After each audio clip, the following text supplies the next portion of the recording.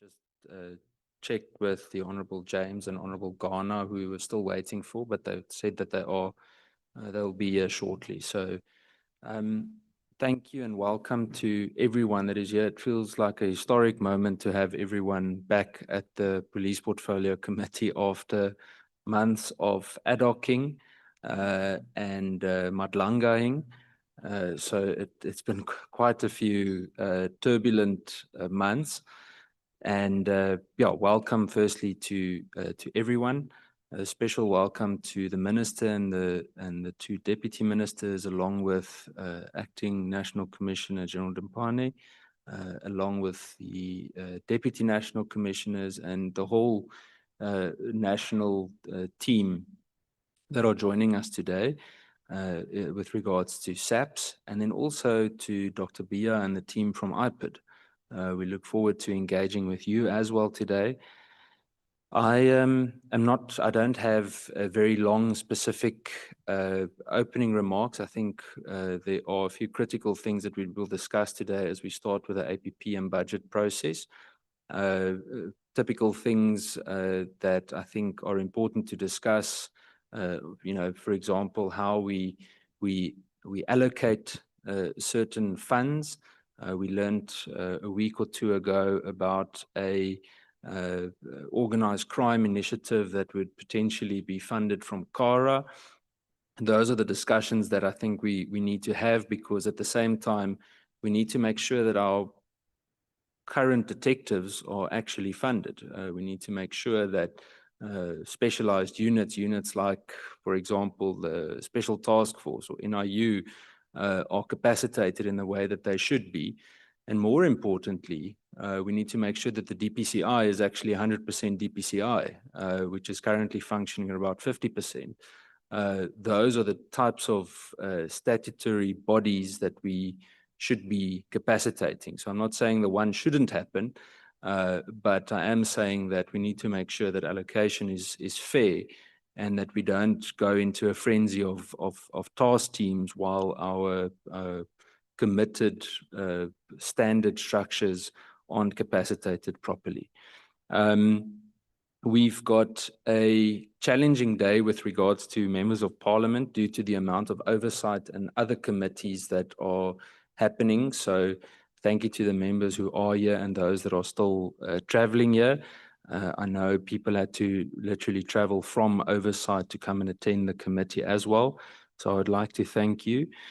And then I am going to hand over to Nicolette, who today is, we've got many acting people at the moment. So Nicolette is also an acting person today.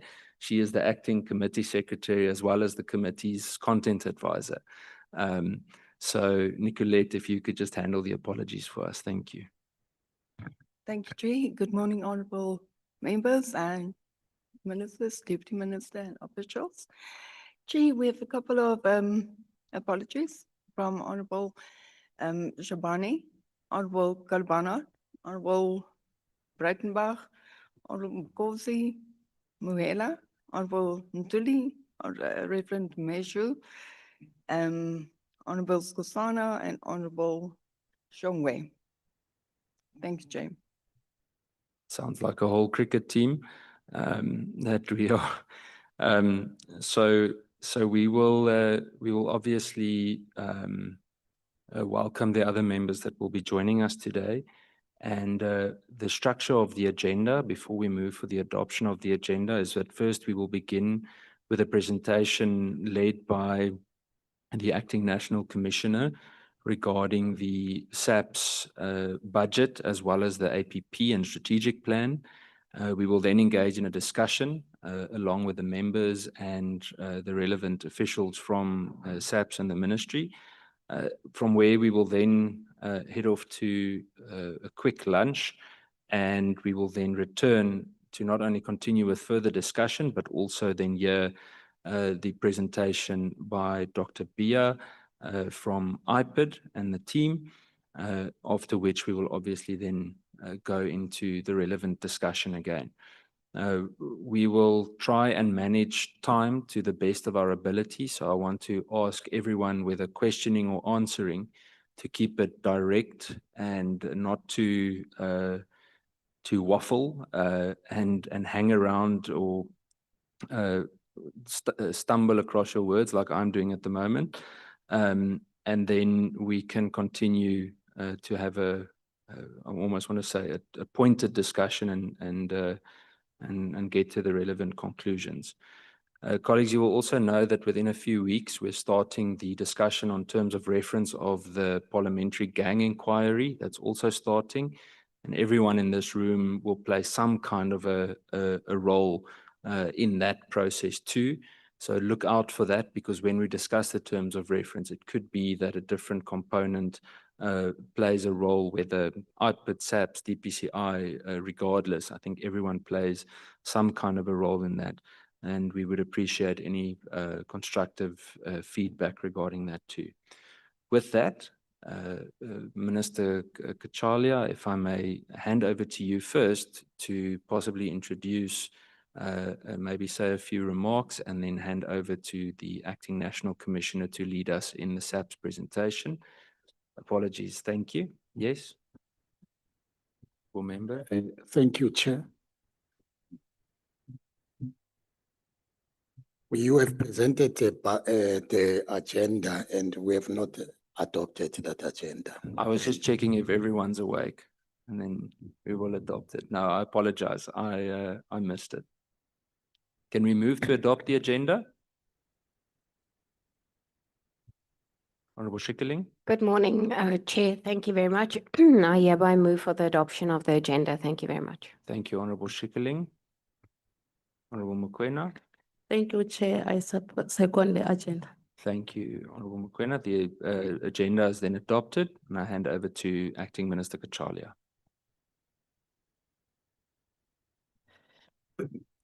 Thank you, Chairperson. Good morning to the members of the committee. Some of them are very famous. Been watching them on TV. And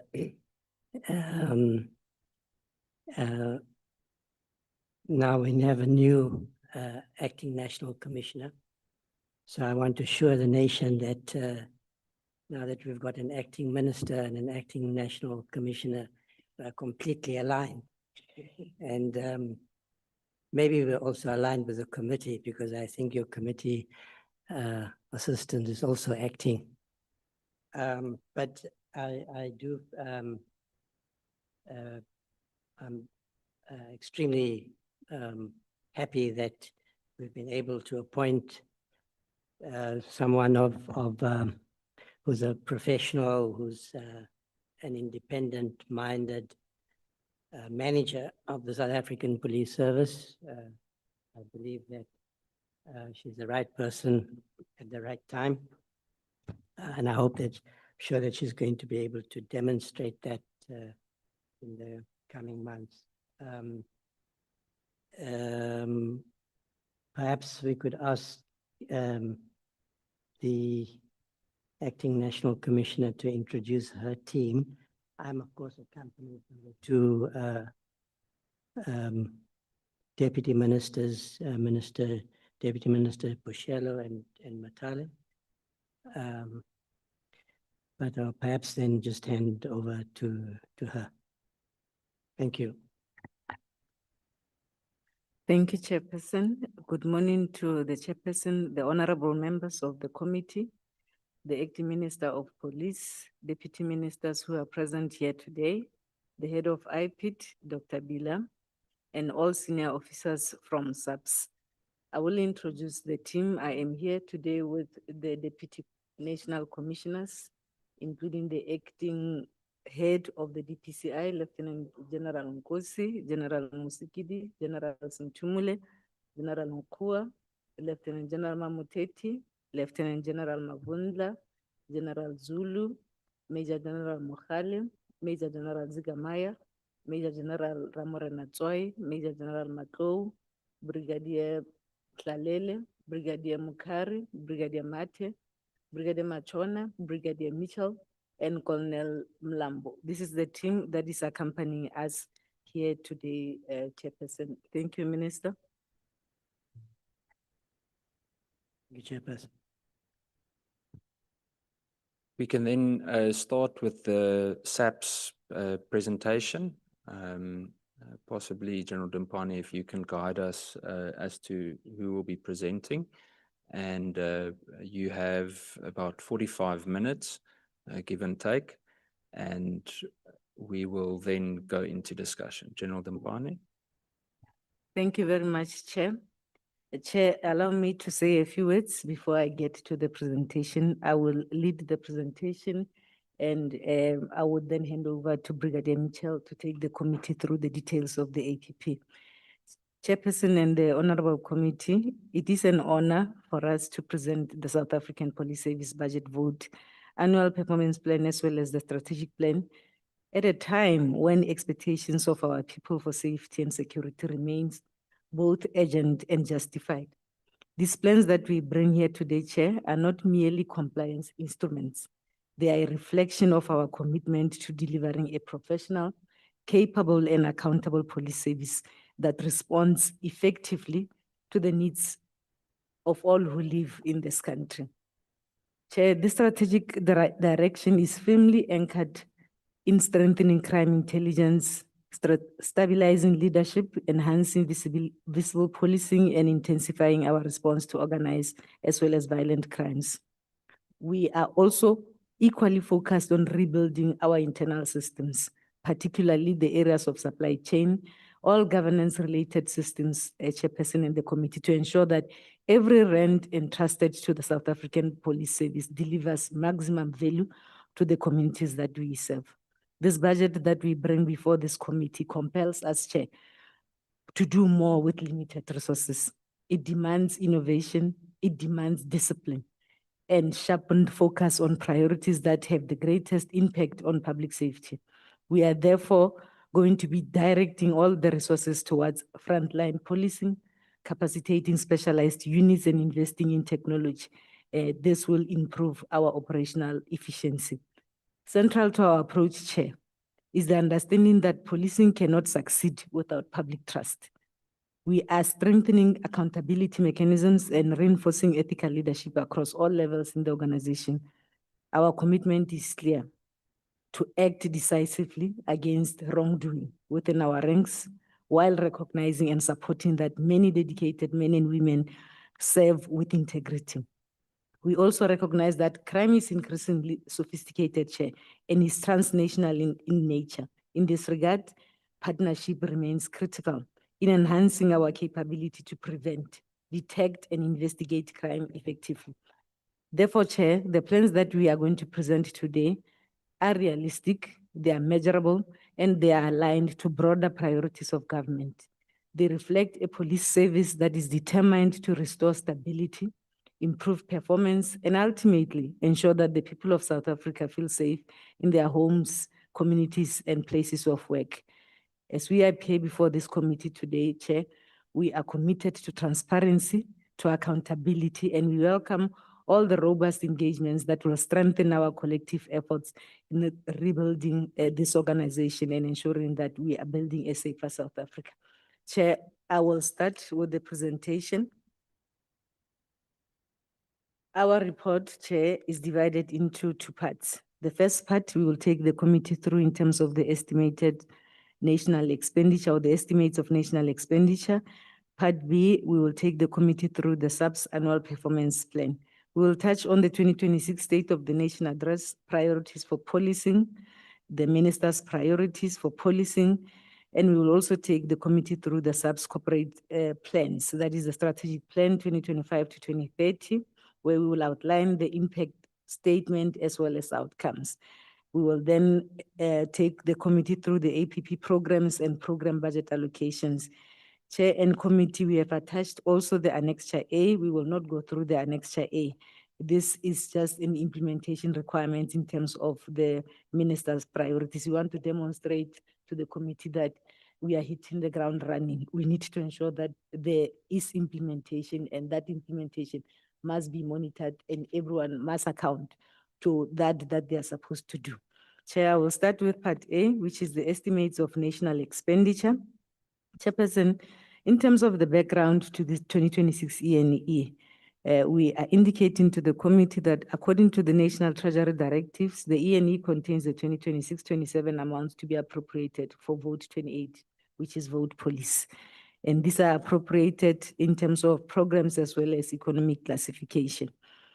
Chair, over 700 million additional funding has been allocated to SAPS over the 2026 medium-term expenditure framework.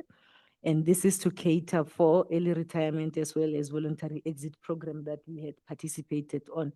Chair, we had over 900 employees that participated on. 568 million has been granted to the department to deal with this particular priority.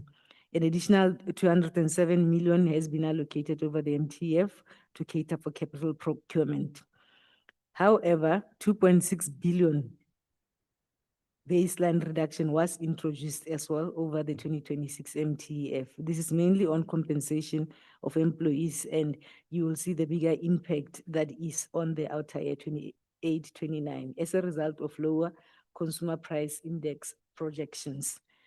Chair, during the previous 2025 MTF, we were allocated 400 million to assist us to secure or to ensure that we deliver a secure elections that is upcoming for this year. So we do have 400 million that has been allocated. Equally, Chair, 75 million from SAPS operational budget was shifted towards the DPCI for the 26-27 financial year, for the DPCI to be able to deal with the project, the partnership with the Joint Initiative on Crime and Corruption. Chair, the next page is an extract of our medium-term expenditure framework, the allocation letter. This is just to indicate the initial allocations as well as the baseline reductions and baseline increases. The initial allocations for 26-27, Chair, was 126.6 billion.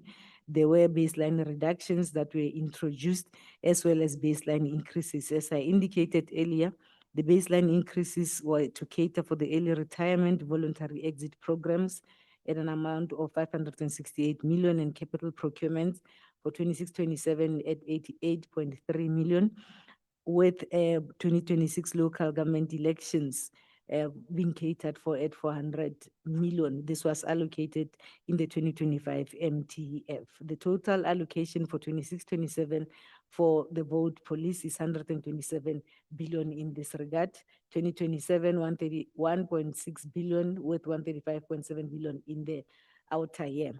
Chair, the next slide is just indicating the 2026 MTF baseline spending trends. We looked at a 7-year period. You will note that for this MTF, our average annual growth sits at 3.9%. Chair, financial programs on the next slide. We want to demonstrate to this committee how this 127 billion has been allocated between our programs. We have 5 programs. We have an administration program, which is program 1, visible policing program 2, detective services, which includes DPCI, is program 3, crime intelligence at program 4, and protection and security services at program 5. Chair, programs reflect broad purposes and functions on which funds are expended. We will demonstrate the average growth as well as the weights. For program 1, Chair, program 1 will receive 24.6 billion for this financial year. This is a 3.2% growth from the previous, in terms of the annual average growth. Program 1's average size within the total budget is 19.2%. Visible policing will be allocated 67.2 billion. This is a 4.2% average growth rate, and program 2's average size within the budget is 53.2%. Detective services receives 25.3 billion for this year. This is a 4% average growth, and the average size within the total budget is 19.9. Crime intelligence will be allocated 5.2 billion. This is an average growth rate of 3.7% with an average size within the vote sitting at 4.1%. Protection and security services is allocated 4.5 billion for this year. This is an average growth of 3.7%. And the average size within the total budget allocation is 3.6.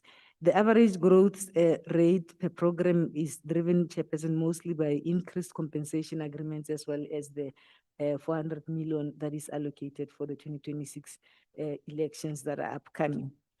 The next slide then allocates this 127 billion in terms of items. These are the economic classification. These are the items that represents goods and services to pursue purpose and function. Current payments, Chair, these are comprising of compensation of employees as well as goods and services, are sitting at an average size within the total budget at 96%.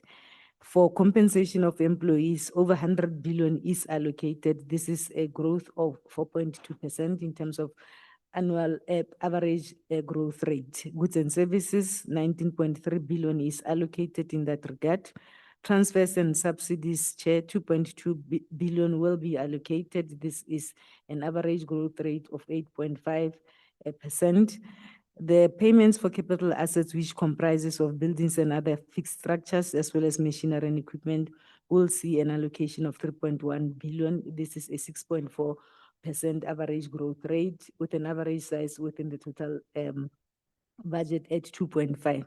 Chair, the average growth rates on goods and services was affected by the previous 2024 MTF substantially reduced operational funding framework. And when you look at the average growth rate on transfers and subsidies, this is as a result of the early retirement project amount that is allocated for this year. That is why you see an average growth rate of 8.5% on transfers and subsidies. Chair, the next slide, we're trying to unpack the compensation of employees budget, the 102.2 billion that has been allocated in this regard. And this category constitutes at least 80% of the total budget. This caters for the wage bill, Chair. In our wage bill, these are salaries, pensions, service bonus, personnel losses, enlistments of students, etc. We have 75.5 billion allocated for this year. We have also catered for cost of living salary adjustments, and this is as per the 2025 PSCBC agreement at 4% increase. 2.9 billion is allocated in this regard. We have also catered for pay progression at 1.5% with an amount of 784 million that has been set aside. We do have a number of allowances, Honorable Chair and committee members, that we also provide for at 4 billion. These are the service allowances that we pay to our members, night shift allowance, detective allowance, etc. Over 4 billion has been set aside to cater for such. Overtime, and this is inclusive of the overtime that we will be paying to our members to ensure that we deliver secure elections later this year. 1.5 billion has been set aside.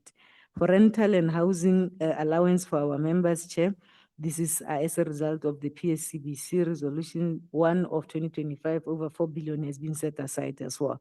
We do cater for medical schemes at 12.4 billion. And when we are done with all these amounts, we have what we call a discretionary amount that we set aside at 924 million. And this is a bit of an increase from last year. Last year, we had around 860 million on discretionary. This year, it has gone up. It allows for us to have an HR plan, an HR strategy that will then talk to the capacitation of our specialized units, promotions of members, filling of critical vacancies. So this particular plan is currently being finalized. We have set aside over 900 million to ensure that we deliver and we capacitate those environments as expected. So over 102.2 billion has been set aside for compensation of employees.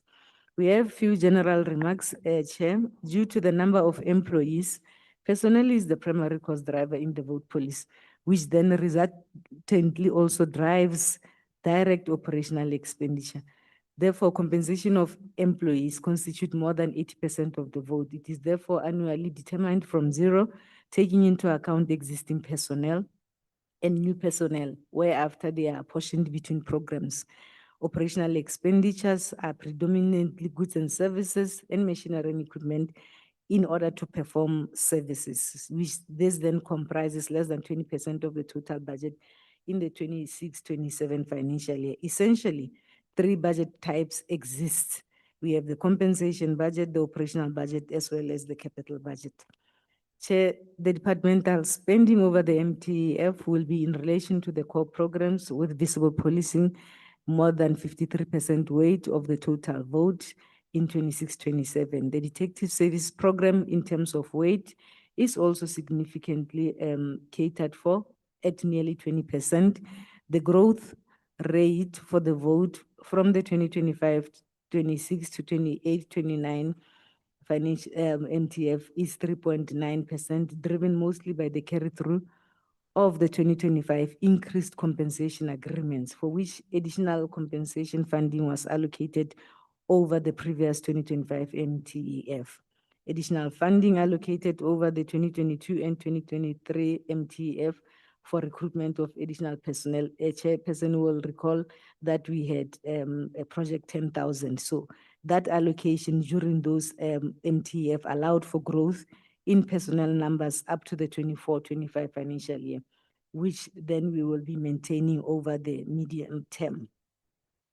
Chair, we have spending focus areas for this MTEF. Our spending focus in the main within goods and services and capital investment categories over the MTEF includes the capacitation of the DPCI, crime intelligence, detective services, functionalities pertaining to cybercrime, and specialized units. We are also going to be focusing on enhancing the financial, forensic, and accounting capabilities at the DPCI to address recommendations from the Financial Action Task Force.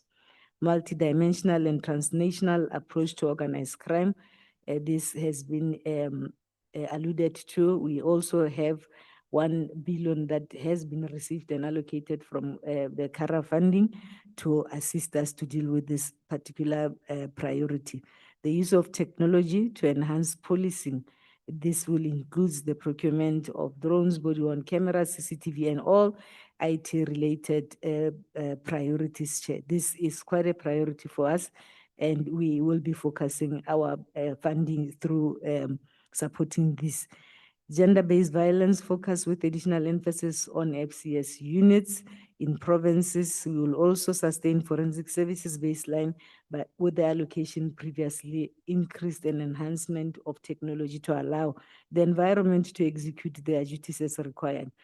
We are also aware that we have to put money aside to ensure that all the recommendations that will come from the ad hoc committee as well as the Madlanga Commission are implemented, and where there are specific reforms that need to be in place, those reforms must be funded in this regard. So this is also our focus area. We are also going to be focusing our spending on the support of effective border security and interventions as well as related innovation. Capacitation of frontline services remains a priority, Chair, with an emphasis placed on maximum allocation of financial resources to provinces, professionalizing the police service through skills development, as well as efforts to eliminate internal fraud and corruption. So we will be focusing on strengthening our integrity units, our internal audit units, so that there is capacity to tackle internal fraud and corruption issues that are currently troubling us. We want to also focus, Chair, on the issues of increased feeling of safety by communities through addressing priority crimes such as murders, organized crime, the issues of control of firearms, gender-based violence. So this is a focus for us in terms of the resources that we are bringing to this table for consideration. Investing in capital assets consisting of machinery and equipment, essentially transport assets, infrastructure, as well as ensuring that where we need to be reached by the communities, mobile police stations are also in place. We also focusing on other critical items to equip our members for effective policing. We will ensure that we procure essential items such as bulletproofs, uniform, and all those critical items that are required for our members to execute their duties. Chair, on Part B, I will take the committee through the SAPS annual performance plan, and we will demonstrate the link to the SONA priorities as well as the ministerial priorities and government priorities that have been given to the South African Police Service as well as the Justice Cluster as a whole. Starting with the 2026 SONA priorities for policing, Chair, we just want to remind ourselves that The President provided a comprehensive roadmap of crime-related challenges and planned responses in the 2026 State of the Nation Address, which provides direction for key departments within the Justice, Crime Prevention and Security cluster, the criminal justice system, including the South African Police Service. A total of 8 crime-related key results, areas, and issues were specified, Chair, all of which requires a direct response from the SAPS in collaboration with key JCPS cluster departments. The President also gave an indication of the manner in how these responses to the crime-related challenges should be addressed. In giving effect to the SONA priorities, departments need to ensure alignment to the APPs of their APPs to the SONA content. Where necessary, departments were required to include outputs and appropriate indicators in their APPs to ensure that the SONA commitments are addressed. The Presidency equally provided a matrix of SONA-related key results areas and key activities. SAPS was then required to demonstrate that this 2026-27 APP addresses all aspects relating to the President's 2026 SONA commitments, the key results areas relating to specifically crime-related issues. Chair, just as a reminder, as I indicated, we do have 8 of these priorities.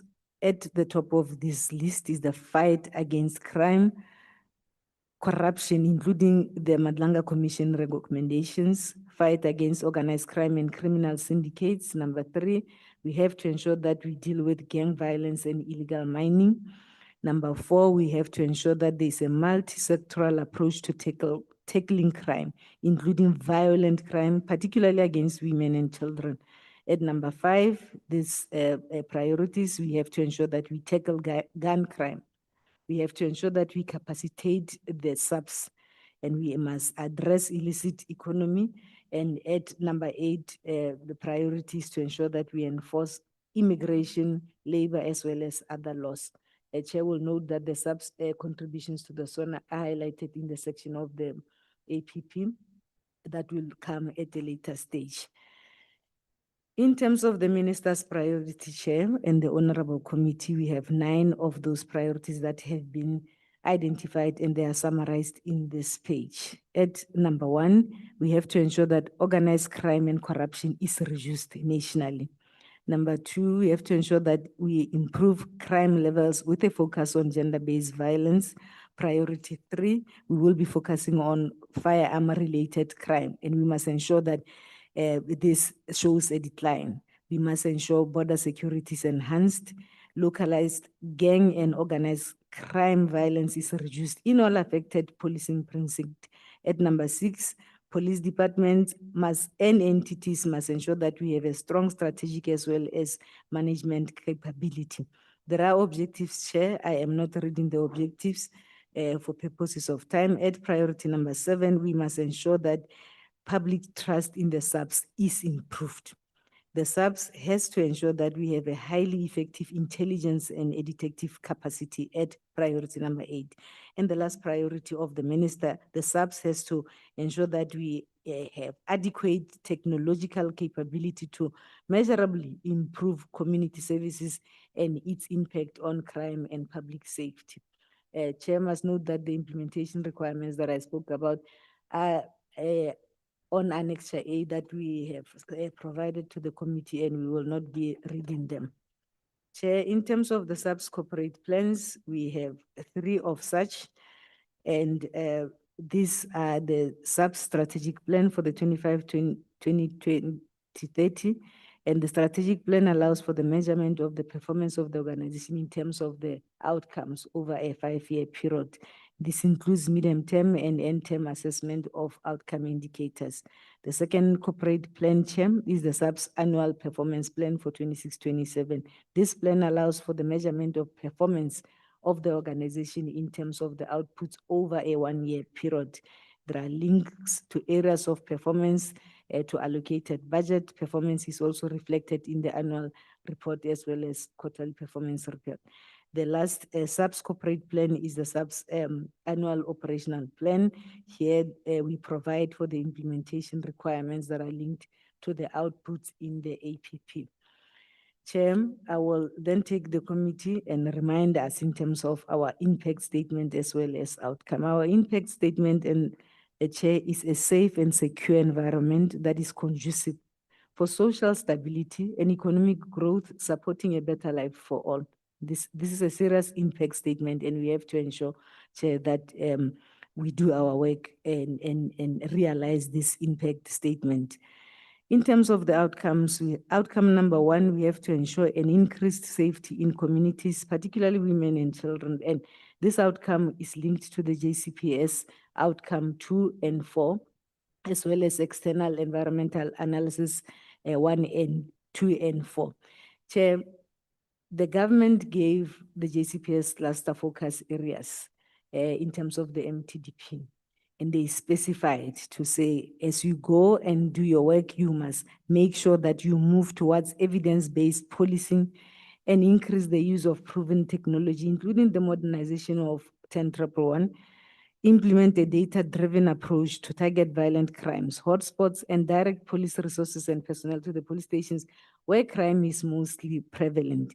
We must also, as the SAPS, work with communities to end crime by working closely with community policing forums and provide safe channels to citizens to report criminal activity.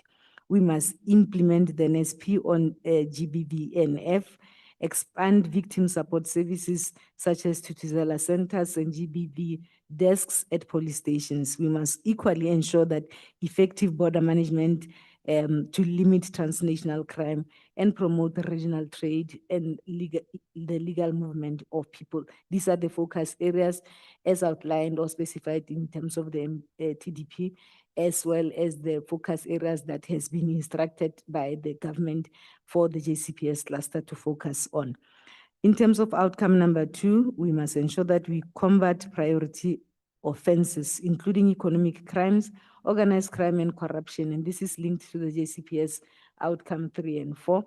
In terms of the focus areas, we must tackle priority crimes such as gang violence, cash in transit heists, and the construction mafia through specialized police units. We must also ensure that we combat infrastructure crime by adopting a multidisciplinary collaborative approach to secure electricity, logistics, water, and other critical infrastructure. We must strengthen South Africa's anti-money laundering efforts to mitigate the pervasive threats posed by illicit financial flows and to also disrupt the financial networks of organized crime and protect the integrity and stability of our financial system. We must ensure within the cluster, all of us working together, that we strengthen whistleblower protections through stronger legislation and implement the national anti-corruption strategy.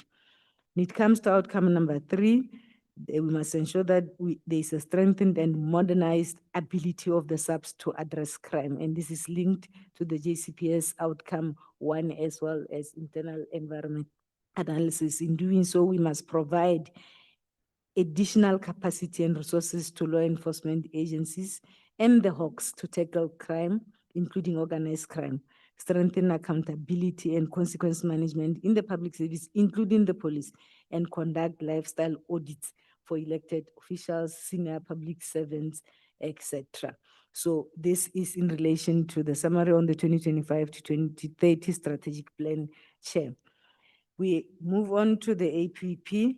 Chair, I will hand over to Brigadier Mitchell to take the committee through in terms of the APP, just to indicate that our APP for last year, the 25-26 financial year, we had 93 indicators. For this year, we have 113 indicators. This is an increase of 20 indicators. And this is mainly as a result that we had to include everything that is required from SONA, the issues of lifestyle reviews, investigative unit processes, as well as add additional indicators within crime intelligence as well as protection services. So we do have an increase of 20 indicators that we will be presenting before the committee as compared to the 93 that was in the previous CS APP.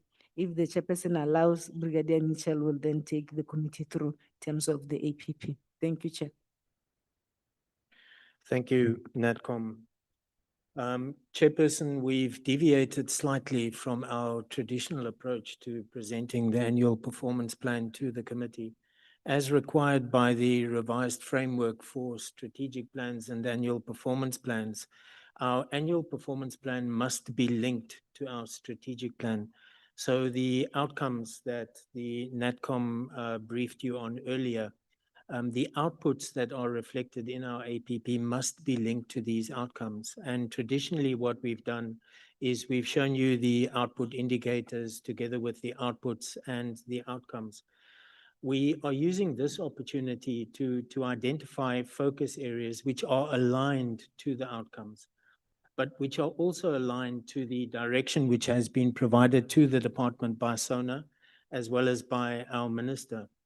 We have 13 focus areas that we've identified, and each one of these focus areas we are able to link to a financial program in the annual performance plan, and of course to the indicators that are relevant to that particular focus area. So we have reduced organized crime, which was raised by the SONA, prioritized by the minister as well. And there we have 3 programs, 2, 3, and 4, which link to the focus area reduced organized crime. A holistic approach to addressing violent crime, particularly violent crime against women and children, also prioritized in the SONA and by the minister. And there again, programs 2, 3, and 4, our key programs, are contributing towards this focus area. Firearm regulation and firearm-related crime, the SONA and the minister prioritize this. Programs 1, 2, and 4 contribute.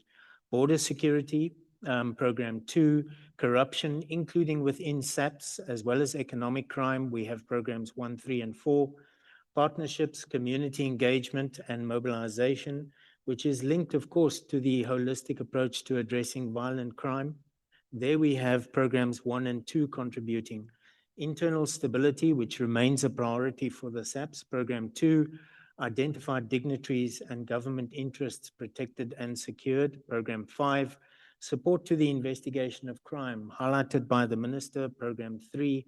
The capacitation of the SAPS, including human resources, training, as well as our operational effectiveness, highlighted in both the SONA and by our minister. Program 1 will address that. Corporate governance, including oversight, regulatory requirements, supervision, and compliance, prioritized by both the SONA and by the minister. Programs 1, 3, and 4 contributing. Infrastructure Development Program 1 and the Modernization of Policing Program 1. We have a specific budget allocation which is made in terms of each program. In the Program 1, Administration, we have 3 sub-programs, the Ministry, Management, and Corporate Services. The total allocated in 26-27 is 24 billion, slightly above the 23 billion allocated in 25-26. Each program has a purpose. In terms of Program 1, the purpose is to develop departmental policy and manage the department including providing administrative support. Corporate services within Program 1 consist inter alia of human resource development, which has been allocated 2.6 billion, technology management services, just over 4 billion, supply chain management, 4.9 billion, of which 695 million is for capital building projects. Human resource management within the department, 2.3 billion, financial services, 1.5 billion, and corporate support, 1.3 billion. Capital works will need to be managed within a constrained framework, even though prioritization of the environment was affected over the medium term to the extent that the total allocation of the department allowed. Apologies.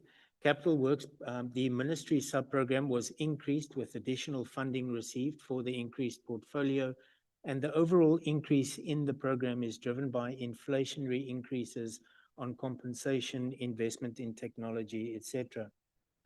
Chairperson, when we look at the performance indicators in Program 1, on the left you will see the focus areas that I introduced earlier. Next to them, you have the performance indicators, the output indicators that have been linked to each one of these focus areas. And as the National Commissioner indicated, the performance indicators within each one of the programs that contribute directly towards the SONA are highlighted. In terms of the capacitation of the SAPS, looking at human resources and training, the number of new entry-level police trainees enlisted annually, where we will target 5,500 during 26-27. Our frontline capability is important to us, as indicated by NATCOM. The staff establishment of members appointed in terms of the SAPS Act at the top 30+5 high contact crime stations, we intend increasing by 2% on the baseline. The number of DPCI SAPS Act members appointed annually, we will again target 150. We targeted 150 last year as well, but as indicated, the performance for 25-26 was 250. This is an indicator that we initially contemplated withdrawing from the annual performance plan. However, due to the prioritization by SONA, it was reintroduced. The percentage of functionaries in designated key posts, our two most important posts at an operational level, our station commanders and detective commanders who have completed the specified training, they're targeting 80%. Human resource development will identify the programs that these two key functionaries, the learning programs that they need to complete, and will actually indicate which of the station commanders and detective commanders need to attend this training. We have a couple of indicators that we had to defer from 25-26. The first basket of indicators linked to the capacitation of the SAPS, looking at operational effectiveness. The police station functionality assessment model still needs to be completed, as well as the SAPS Business Against Crime South Africa project. And finally, the one project that links to partnerships, community engagement, and mobilization, the impact study on the cooperation agreements with provincial and local government. And the reason why these were deferred from the 25-26 annual performance plan, I think we were a bit premature, including them in the 25-26 APP. They were priorities which were given to us by the ministry, and implementation needed to take place in terms of each one of these areas prior to the impact study being done by our research capability. SAPS infrastructure development, the number of new police stations established, we will target 12, 6 brick and mortar and 6 park homes, new mobile contact points procured, an additional 15 above what we procured last year. The number of police stations at which physical security measures are implemented, we are targeting 5. And then we have 2 indicators that talk to the devolved police stations, which are under our direct control as a department.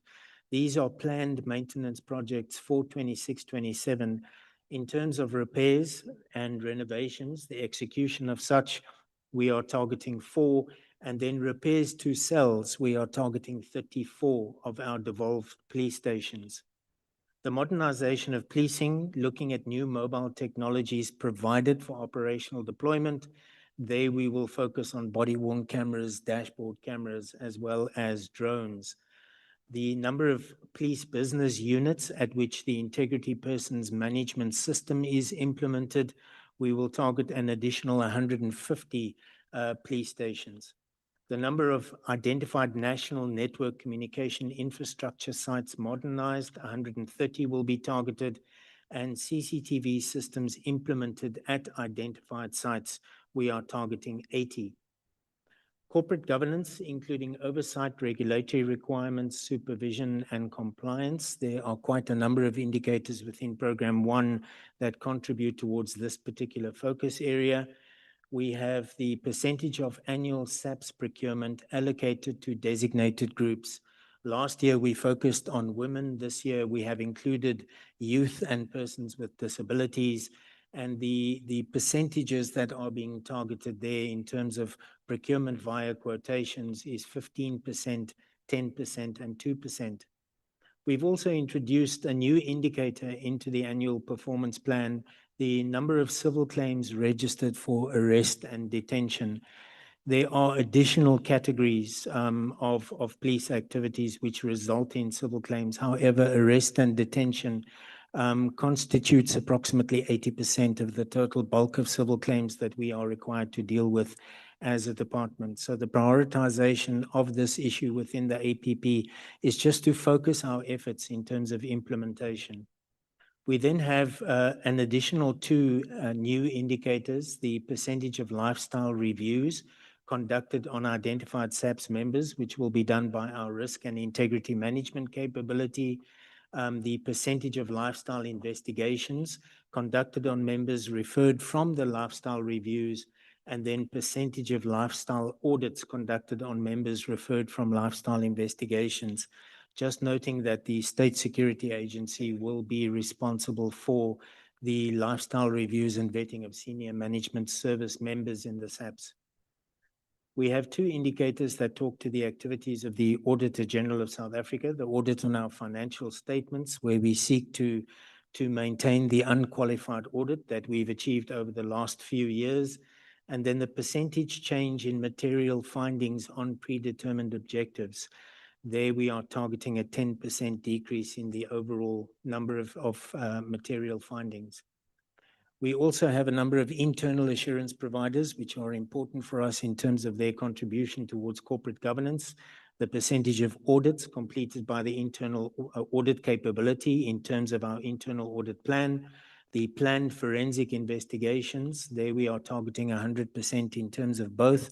And it's difficult for us to include these numbers in the performance indicator upfront because our internal audit capability works through the audit committee of the SAPS to finalize these numbers, which usually happens after the tabling of the annual performance plan. The percentage of inspections executed in terms of our approved inspection plans, which will be dealt with by the DNCs and the provincial commissioners, there we are targeting 255. In terms of the Madlanga Commission and the ad hoc committee, we've got three indicators that we've included in our annual performance plan, two of which fall within Program 1.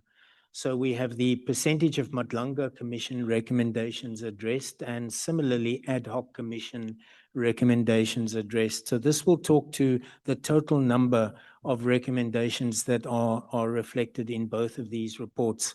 We have no idea how many recommendations we will be required to deal with as a department, but the commitment that we are making is 100% in terms of both. Emanating from these reports, there will invariably be the need for action to be taken against SAPS members.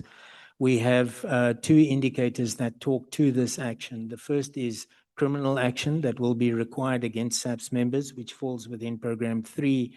But any criminal action against SAPS members requires an immediate departmental response, which is why we have two indicators that talk to the departmental investigations that may be required against SAPS members emanating from both Madlanga and the Ad hoc Commission. To wrap up Program 1, we have the number of SAPS-owned firearms confirmed as lost, where we are targeting 419, a reduction. The corruption within SAPS, percentage of corruption-related disciplinary cases finalized within 60 calendar days. And then just to give you a summary in terms of the performance indicators in Program 1, 37, we had 28 in 25-26, and the 9 new performance indicators relate primarily to our corporate governance initiatives, our need to address Madlanga as well as ad hoc, the extending of the activities of risk and integrity management in terms of lifestyle reviews, investigations, civil claims, which has been added, and additional designated groups were added to our procurement indicator. The program-specific budget allocation for Program 2, we have a total allocation of 67 billion, which is up from the 63 billion allocated in 25-26. And the purpose of this program is to enable police stations to institute and preserve safety and security, provide for specialized interventions, and the policing of South Africa's borders. As the National Commissioner indicated, this program carries the highest weight, 53.2%, and we received additional funding in order to secure the local government elections. The program includes crime prevention, which has been allocated 43 billion, our railway police 1.4 billion, K9 units just over $1 billion, the mounted police 187 million, the youth children and vulnerable people outreach programs that we have 47 million, our flying squads 1.6 billion, and detained persons managing them 385 million allocated. Border security, including ports of entry, 2.7 billion allocated. Our specialized capabilities within the visible policing environment, Special Task Force, 81 million, the National Intervention Unit, 669 million, the TRT, 653 million, and Public Order Policing, 4.7 billion. Just to note that facilities to provide for municipal services are allocated 1.7 billion, leases 1.8 billion, and accommodation charges for state-owned facilities 1.9 billion. General overall increases to this program are driven by inflationary increases on compensation, the securing of events of national importance, such as the upcoming local government elections. In terms of Program 1, the most important focus area, Program 2, the most important focus area for us within Program 2 is the holistic approach to addressing violent crime, particularly against women and children. And this is where the integrated crime and violence prevention strategy must play a leading role countrywide. The murder rate has been prioritized for the department, which we will decrease to 22.2 per 100,000 of the population. We also have indicators that talk to contact crime, where we are targeting a reduction in contact crime of 25%. Our contribution to the ICVPS, each government department is required in terms of the ICVPS to implement specific initiatives. We have a plan which we monitor within the context of our annual performance plan. The hotspot policing approach, which you will recall is one of the directives that was given to us by the GNU to implement our evidence-based policing approach, we will be rolling out to Gauteng and the Free State Province.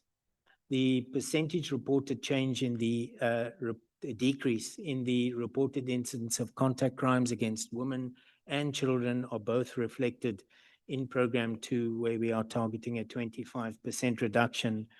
And then the percentage maintenance of our 10111 command center handle ratio of calls, we have lifted that from 80% in 25-26 to 82% in 26-27. This is also an output which is linked to the direction that was provided by the Government of National Unity in terms of the medium-term development plan. Partnerships, community engagement, and mobilization. We have involved the CPFs in our annual performance plan, where we have a CPF self-assessment rating, which is conducted by 200 community police forums during the course of the year, 50 per quarter. We are continuing to target our national and provincial Izimbizos, 20 national and 180 provincial. Number of schools, including special needs schools at which the school safety program is implemented, there we are targeting 300. Firearm-related crime and firearm regulation. The number of illegal firearms recovered, we are targeting 6,427, which is a 5% increase. Identifiable SAPS-owned firearms recovered, 226, a 10% increase. And the applications for new firearm licenses, which is linked to our processes in terms of firearm regulation, 90% finalized within 120 working days. We also have an indicator that talks to the number of reported cases of extortion. And this is unusual for us in that we are targeting an increase due to the general tendency towards underreporting of extortion within the country. We are targeting a 10% increase on the baseline in terms of the number of reported cases of extortion. We have two additional programs within Program 2, Specialized Interventions in Border Security, which are linked to internal stability. There we will continue to address peaceful crowd management incidents as well as unrest crowd management incidents, our National Intervention Unit responding to medium to high risk incidents, and our Special Task Force responding to high risk incidents. Within the border environment, we have a set of indicators, the first of which talks to crime-related hits, where we do screening on our enhanced movement control system. focusing on wanted persons and circulated stolen or robbed vehicles. We have 3 indicators which talk to activities that are conducted by border policing at our ports of entry, the profiling of vehicles at land ports, containers at seaports, and cargo consignment at airports, which are searched for the illegal facilitation of persons, contraband, illicit goods, and or stolen properties. Program 2 remained consistent during 26-27, comparing it to 25-26, 24 indicators included in Program 2. Program 3, the program-specific budget allocation, it's increased to just over 25 billion from the 24 billion in 25-26. 4 sub-programs: crime investigations, which is our general detective capability, the Criminal Record Center, the Forensic Science Laboratory, and Specialized Investigations, which is the DPCI. The purpose of this program: enable the investigative work of the SAPS, including providing support to investigators in terms of forensic evidence and the Criminal Record Center. Crime investigations allocated 13.3 billion, vehicle theft units 605 million, the stock theft units 727 million, and our family violence and child protection units 1.6 billion. There will be a continued focus on forensic services, also taking into account the reprioritization in the previous financial years towards this environment. Specialized investigations, the Directorate for Priority Crime Investigation remains a priority. Effective from 26-27, National Treasury earmarked the budget allocation for this particular sub-program specifically and exclusively, and general overall increases are also driven by inflationary increases on compensation. In terms of the performance indicators that we have included linked to the focus areas, the holistic approach to addressing violent crime features in Program 3 as well. And we have the detective response to the reported incidents of crime, which we are measuring in Program 2. So we have the detection rate for contact crime as well as murder, and the detection rates for contact crimes against women as well as contact crimes against children. The taking of buccal samples, there we have a regulated target of 100%. That is from Schedule 8 arrested offenders. We have a set of leads that we monitor on within the context of our APP. 4 particular forensic leads: person to crime, crime to crime, fingerprint leads, and our integrated ballistics identification or IBIS leads, and the targets for each reflected. Just to point out that there is a difference between the targets in 26-27 and 25-26, because we went through a process of approximately 2 years where we were down managing the investigative leads that were outstanding. We've reached a point where we have largely been able to down manage these leads. And so you will see quite a significant difference in terms of what is being targeted for the leads within virtually each category. Reduced organized crime, there we will look at the percentage of identified organized criminal groups that are related to prioritized crime threats neutralized with arrests, where we are targeting 75% of the total number of identified organized criminal groups that have been identified by the SAPS. Detection rate for essential infrastructure-related crimes remains in the annual performance plan, as well as the detection rate for extortion. Corporate governance, including oversight and our regulatory requirements, these are the 2 indicators which I referred to earlier, the Madlanga Commission and the Ad Hoc Commission, recommendations that require criminal action against SAPS members. Support to the investigation of crime is carried by 2 entities within SAPS, the Criminal Record Center and our Forensic Services. We will continue to look at the results of trial that are updated in terms of guilty verdicts and original previous conviction reports. The Forensic Science Laboratory will focus on the finalization rate in terms of the overall volume of forensic exhibits that it is required to process, 77% being the target there. the percentage of case exhibits or entries exceeding the stipulated time frame of 90 calendar days, which is essentially the backlog that the laboratory is sitting with, 20%. The number of forensic reports or 212 statements that are generated, this is the key tool that is provided to our investigating officers by the FSL, and that has been increased to 110,000 during 26-27. Specialized investigations, the Directorate for Priority Crime, they have a very specific mandate in terms of the priority offenses.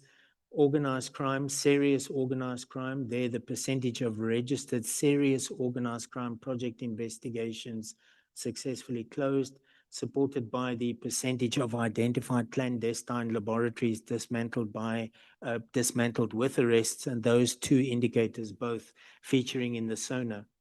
Corruption and economic crime, serious, we have the percentage of trial-ready case dockets for serious corruption, where we are targeting 72%, serious commercial crime, 65%, and then the percentage of serious cyber-related crime support case files successfully investigated within 90 calendar days, we are targeting 70%.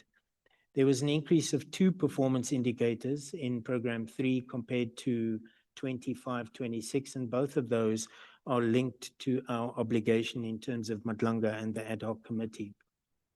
The program allocation in terms of Program 4, where we have 2 sub-programs, Crime Intelligence Operations and Intelligence and Information Management, a slight increase to 5.2 billion in 26-27. The purpose of this program is to manage crime intelligence and analyze crime information, provide technical support for investigations and crime prevention operations.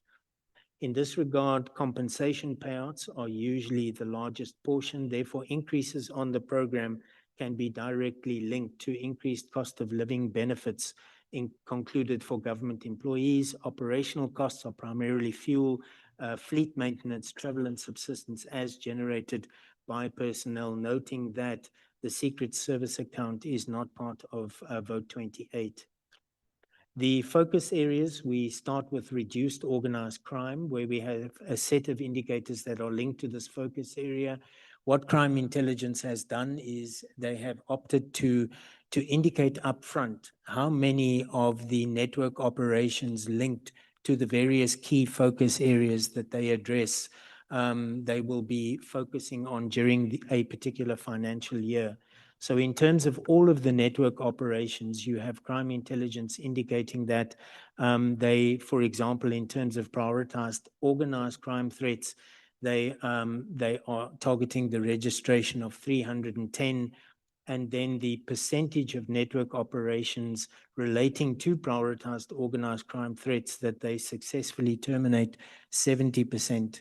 Just also to indicate that these network operations often extend from one financial year into the next, which is why we are targeting 70%.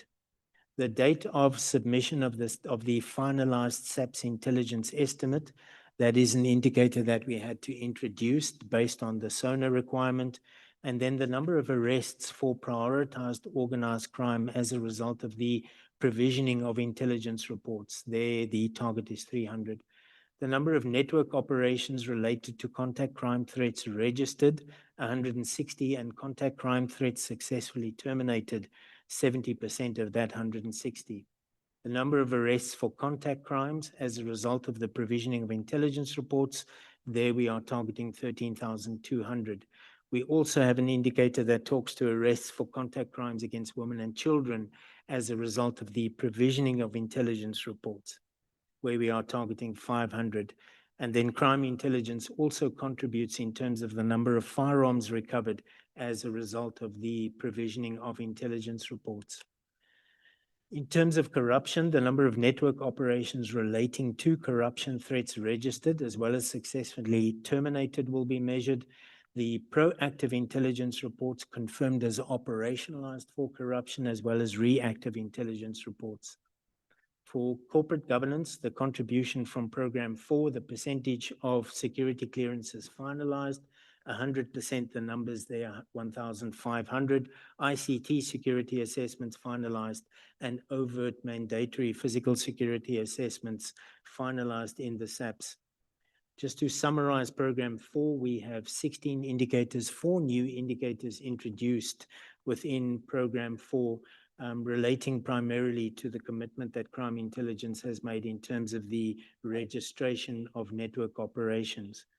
Program 5, we have an allocation of 4.5 billion in 26-27, slightly more than the 4.3 billion in 25-26. There we look at VIP protection services, static protection, government security regulator, and operational support. The purpose of this program is to provide a protection and security service to all identified dignitaries and government interests. VIP protection services provides for the protection of the president, deputy president, former presidents, their spouses, and other identified dignitaries while in transit. Static protection provides for the protection of local and foreign dignitaries and the places in which all dignitaries, including persons related to the president and deputy president, are present. Compensation is a prominent element for all protection security functions with significant overtime costs, and the increased allocation to the program is driven by inflationary increases. We have a total of 12 indicators in program 5 linked to the focus area identified dignitaries and government interests protected and secured. The 2 capabilities that are reflected here are Division Protection and Security Services and our component Presidential Protection Services. The PPS will focus on the number of security breaches during in-transit protection as well as at identified government installations and VIP residences. They have an obligation in terms of strategic installations, which they audit on an annual basis, as well as national key points evaluated, and the targets there are 128 and 219 respectively. The indicators that have been identified for presidential protection services have been increased in order to reflect the critical mandate that they have. They will also look at security breaches during physical protection, as well as security breaches at identified government installations and identified state-protected persons' residences. They also evaluate national key points. And then we have indicators that talk to the percentage of operations provided with information security, including the executive services, the provisioning of sterile environments, the high-risk deployments that are provided in relation to requests received, global security plannings and standards conducted by the PPS, and the percentage of required coordinations conducted in support of the PPS mandate. The summary for Program 5, an increase of 5 indicators within the PPS capability, and that increased from 7 to 12 indicators. As the National Commissioner indicated, we've attached the Minister's policing requirements, priorities for policing, where we've detailed the implementation requirements, which I won't address at this point. Thank you, Chairperson. Thank you, Chair. This concludes our presentation. The implementation requirements for us are key. They will be monitored at the level of the National Commissioner as well as at Ministry to ensure that we account. Everyone must account. Every quarter there must be progress in terms of how far we are. So we just wanted to demonstrate that we are ready. It's all hands on deck. Thank you, Chair. Thank you, General. Thank you, Brigadier. Colleagues, the refreshments were slightly delayed this morning, so I'd just like to grant 10 minutes, if it suits the committee, for everyone just to grab some water, tea, coffee, and a refreshment outside. So can we be back here at 10:30 sharp, where we then can start with deliberations? Thank you.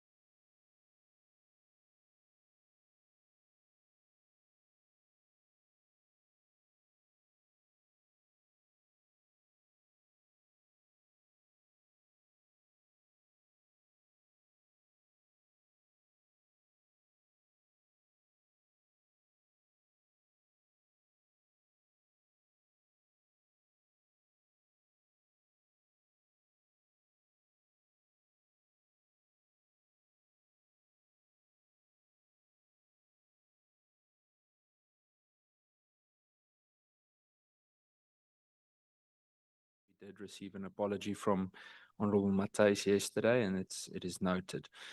I would like to open the floor for a discussion and for questions. I would like to try and keep any comment or questions to a maximum of 5 minutes per member. But I see what the Honorable Schikkerling does. I say 5 minutes, but then she just speaks faster. So she just fits more into the 5 minutes. So you can speak normally and then stick to 5 minutes, please. So may I see a show of hands from where then Minister Kachalia will hand over to you and the Acting National Commissioner to assist us in that. If I may note the Honorable Ghana, Honorable Schikkerling. I'm just going to note the whole row and then go to everyone. Yes. Honorable Ghana, can we start with you?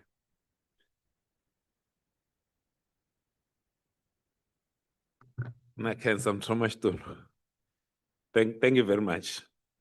And we did the informal congratulations and welcome to General Jimpane, and wish her well in a role as the head of the men and women in blue, and also those ones that don't wear uniform, that works for the South African Police Service. May your tenure be a successful one. And we were joking with DM Matale that you know, if you do your work, and then you might not have to come back here on similar matters that might have led to your the National Commissioner being on precautionary suspension. We've had instances when acting National Commissioner was suspended from the role of being an acting National Commissioner. So suspended from acting. I think it was General Pahlala. He was suspended from an acting position because when he got there, when he started acting, he acted beyond the powers of being an actor in the position. Chair, I want to raise a couple of things in the 5 minutes that you have allocated me.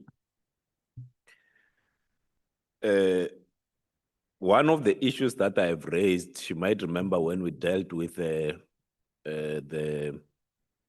25-26 annual performance plan of the police, and it had to be withdrawn and resubmitted because of the issue around the detection rates.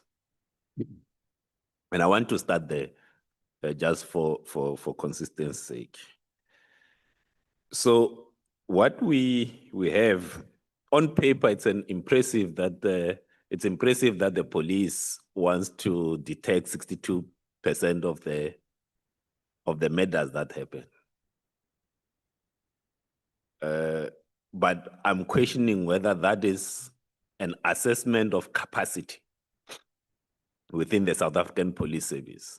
Like what are the changes that will ensure that even half of that target is achieved?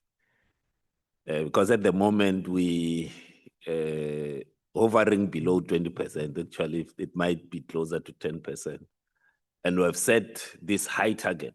And the reason I'm starting there is that if there's one crime, category of crime that you almost with certainty says that it's a real one, obviously there will be people that are murdered and bodies not recovered. But the murder rate tells you, because there's a body, you don't have to deal. It's unlike maybe arson or assault GBH that someone might decide not to report. But the murder, the crime is there.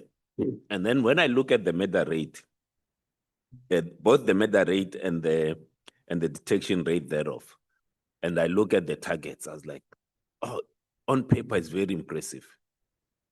But what gives confidence to the police that things will drastically change overnight?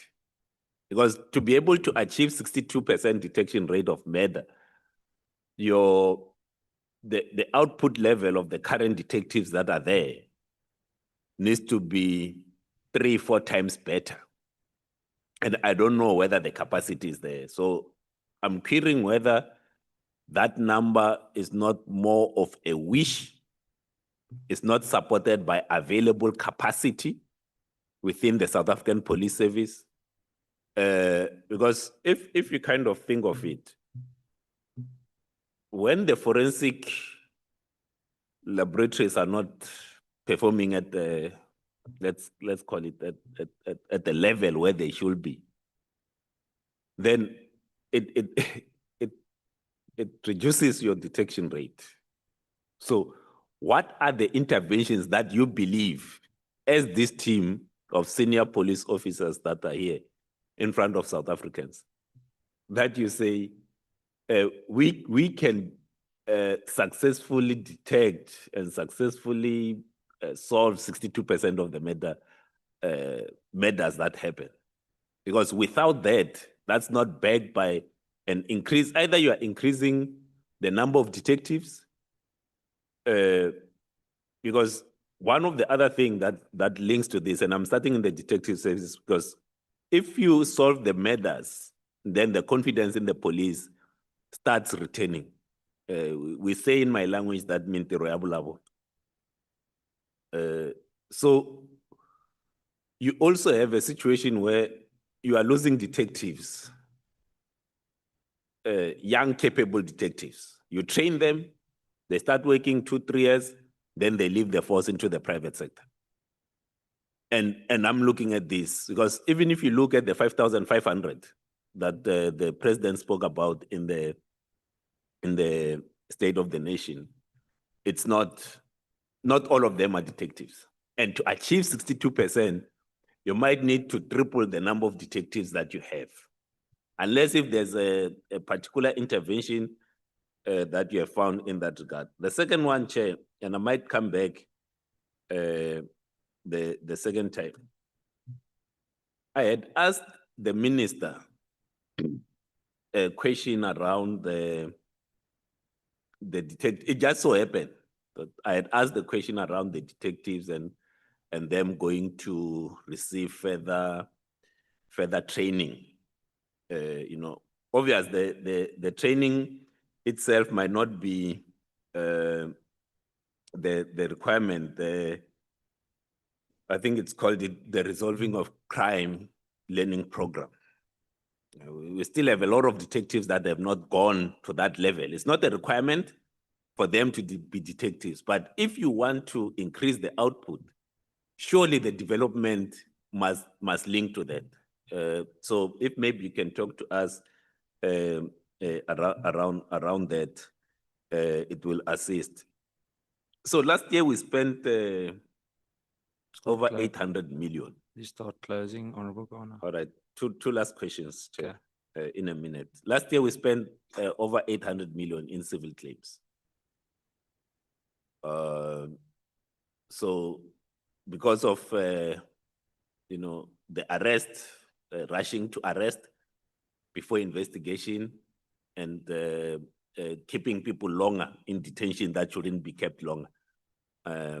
So just to check what is being done in that regard. And the last thing that I did not see, maybe it sits outside of yourselves. One of the things that the president spoke about was the vetting of senior leaders, senior managers at the police. So when you talk of SONA priorities, that is kind of missing, unless if you are saying that is not yourself doing it. But if it's not you doing it, since the president has announced, how many of your senior leaders have been vetted and how many have passed, and maybe those ones that have not passed, what is happening to them? Because the fights, as I said it on the 4th of July last year, that we see in the police have got nothing to do with protecting South Africans and everything to do with the tenders at SAPS. So these lifestyle audits, and I'm not so sure if you are doing it yourselves or who is doing them. Are you investigating yourself? Are you auditing yourself? And if you are, who's going to audit those amongst yourself who are doing the auditing? of the other members of the South African Police Service. Thanks very much. I'll pause here. If time allows, I would like to come on a couple of other issues. Thanks. 100% Honorable Ghana. Thank you. Honorable Schikkeling. Thank you, Chair. I'll try not to speak so fast.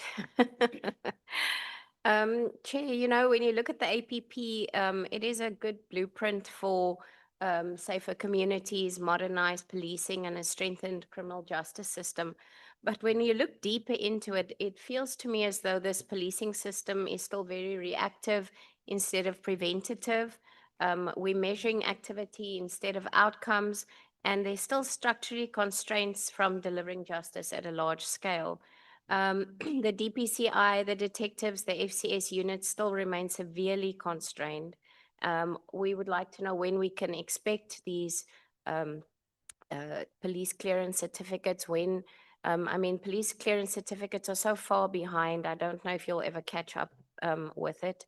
Surely the higher ranking police officials should have these clearance certificates much quicker than normal South Africans. What I would like to know, please, is I'm really concerned about the forensic science labs.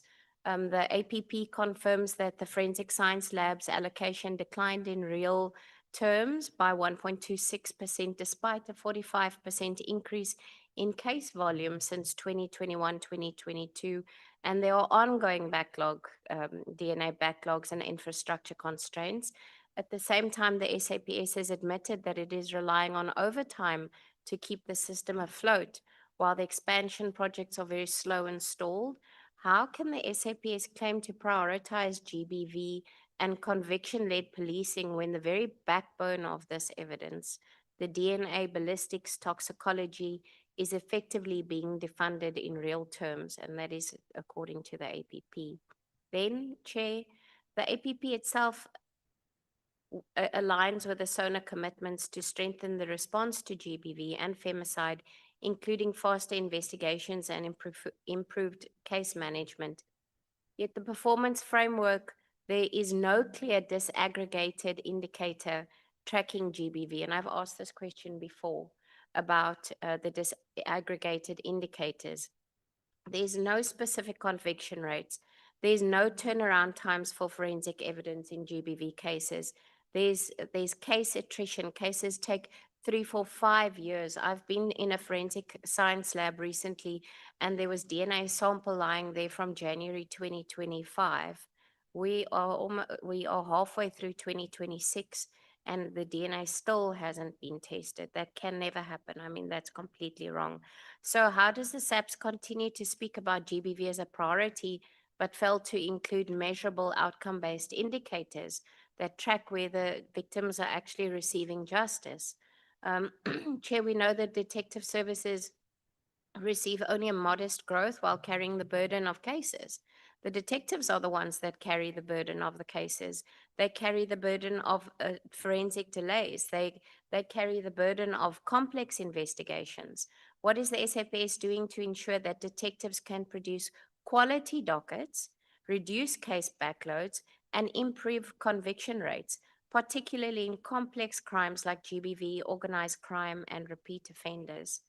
Operation Chanela and the sustainability thereof. I mean, we obviously welcome high visibility operations, but they're dominating the policing model at this stage. What is the SAPS's long-term strategy to transition from repeat high visibility operations to actual sustained intelligence-led prevention-focused policing? Because we just keep going back to the same thing, and there's no real follow-up. And then when I speak about intelligence-led policing, the policy framework requires intelligence policing, yet measurable indicators still remain limited. What proportion of operations are intelligence-led driven? How many target organized crime networks or repeat offenders? And how many result in successful prosecutions rather than arrests alone? Because there doesn't seem to be any cooperation between the Department of Justice and police. And if there's not a good working relationship, then we're actually not going anywhere. Chair, my last question is the APP appears aligned to the NDP, the MTDP, the NPP, and the ICVPS. But the paper says the real question is whether this alignment translates into coherent, properly resourced and measurable system or implementation. What concrete evidence can the SAPS provide that this is more than just paper alignment and this is actually going to translate to arrests on the ground and a safer South Africa for all our communities? Thank you very much, Chair. Thank you, Honorable Schikkeling. Then I would like to hand over to the Honorable Mako. Yes, no, thank you, Chair, and greetings to the Minister and the Deputy Ministers. And let me as well join the chorus by congratulating the Acting Commissioner. We hope that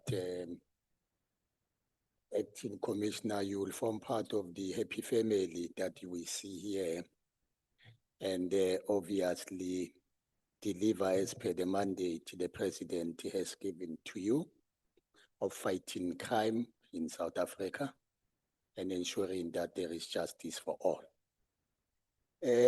Chair, we also welcome the presentation of the annual performance plan that was presented here. And my question will be based on the staff capacity in as far as the recruitment of 5.5 thousand members annually. And the presentation merely covers that you are setting it as a target that you will be recruiting 5,500 members annually.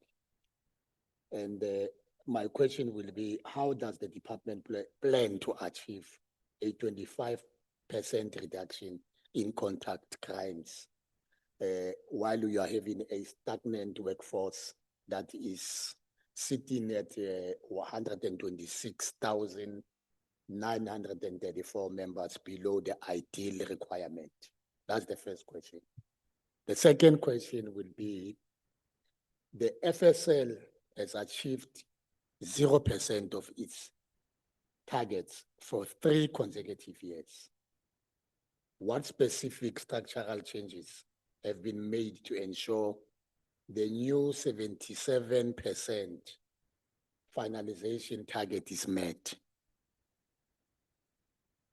And Chair, this go again beyond setting a 10% reduction target in civil claims, which specific disciplinary measures are being enforced against officers whose negligence leads to 813.4 million annual payout for unlawful arrests. Now, your APP targets the rollout of body-worn cameras and drones. Yet the internal analysis states this remain unfunded. The question will be, how will this be procured in the 2026-2027 cycle? And I think, Chair, I will come back if time permits. These were the 4 questions that I wanted to register in the meeting. Thank you. Thank you, Honorable Mokoena. Thank you very much, Chair. Let me take this opportunity and greet our acting minister, both the AMs and the newly appointed acting commissioner. I wish you well in your new responsibility.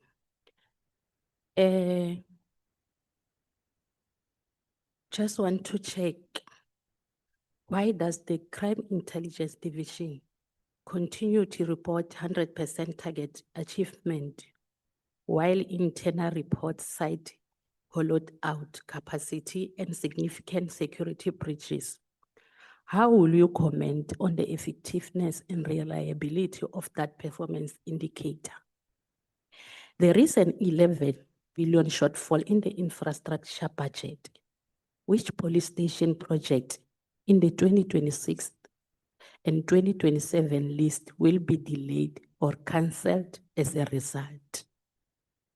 Following the AGSA's findings that 30% of result from your previous performance indicators were unreliable, what new pre-vetting mechanism has internal audit implemented for this financial year? I think this one, Mr. Ghana has touched it on lifestyle audit. I just want to check with you that how will you ensure independence of the lifestyle audit execution? Has the formal service level agreement with the special investigating unit been concluded to conduct the targeted lifestyle audit of the SMS members? I thank you, Chair.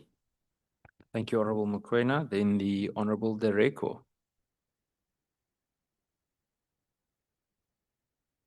Thank you, Chair. Greetings to the acting minister, the deputy ministers, and our acting national commissioner and the team and the members. Chair, my question is on the declaration of gender-based violence. Following the declaration of gender-based violence and femicide as a national disaster, what is a specific portion of budget that has been reinforced to address matters related to gender-based violence and intervention? Furthermore, how is this allocation going to be monitored to ensure that it has a measurable impact in terms of its implementation? And secondly, Chair, is on financial controls. In the last financial year, the department had an irregular expenditure. Can they please take us along as to, out of that irregular expenditure that they have accumulated, how much have they recovered from that? And is there any consequence management measures in place on funds that seems to have element of illegality? And Chair, the third one is on extortion. We have witnessed for many years now that, especially in provinces like Eastern Cape, extortion is very high. And the department, APP, seeks to increase the reporting of extortion cases to 10%, by 10%. Given the fact that the department's its own risk analysis highlighted the threat of violent retaliations, what concrete measures has the department have in place in order to protect the victims and the small business owners who come forward to report these cases? Does the department currently have enough capacity to protect the victims and the people who come forward with regard to this? And lastly, Chair, we'll also speak about the Operation Chanela. Will the department shift from reporting solemnly on the volume of arrests to also reporting to the convictions rate, so that at least we can strike balance in terms of the arrests and the end product of those arrests? Because the narrative that is out there is that people will open a case and then after 2 months, 3 months, you see that person free. But if we can get statistics in terms of how many cases have been opened and out of those cases, how many have been convicted, it will also assist to see the work of the department and also to account to the community out there and move away from this negative narrative of people being arrested just for formality and thereafter you'll see them loitering on the street. Thank you, Chair. Thank you, Honorable Member. Honorable James. Thank you so much, Jay. Good morning to the acting minister, acting national commissioner, the deputy ministers and the SAPS management. Thank you so much for the presentation. I want to start off with something that's very topical and nothing was mentioned about it, SANDF deployment. A complete failure, a big disappointment to us as South Africans. Why haven't we heard anything about that deployment? Minister's priorities as well as the SONA priority. And I'm really, really disappointed that nothing was said about it in your presentation. Nothing was said about the fact that we haven't had a single report since the deployment in terms of successes, in terms of informing South Africans where we are, what has happened, is it working, is it not working? If anything, since the deployment of the SANDF, there's been more deaths on the Cape Flats.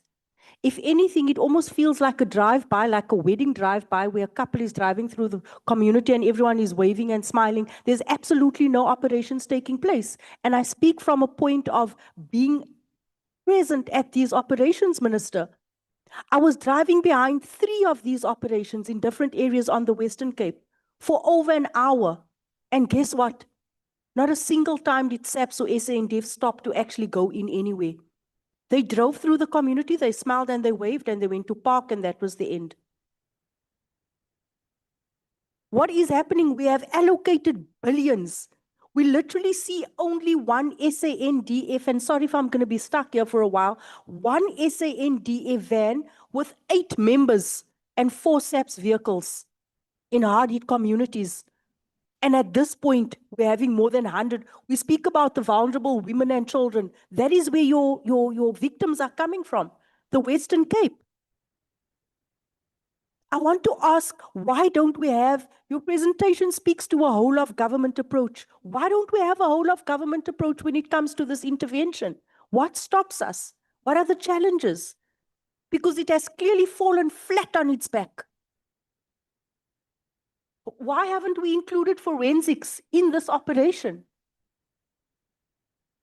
It's not there. There's no intelligence.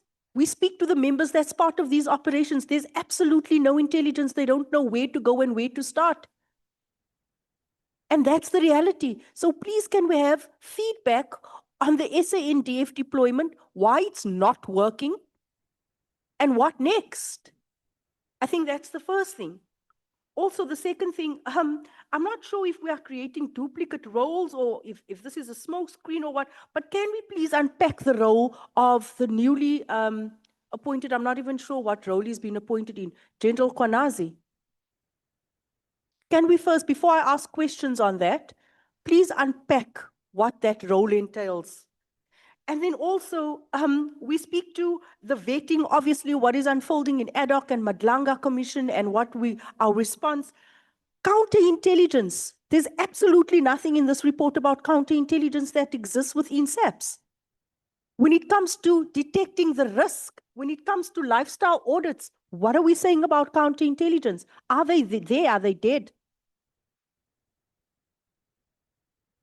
And are they active? And what is the budget allocation for counterintelligence? Or is it no longer needed within SAPS? Because if we had an active counterintelligence in SAPS, we wouldn't be sitting here today with an acting minister and an acting commissioner.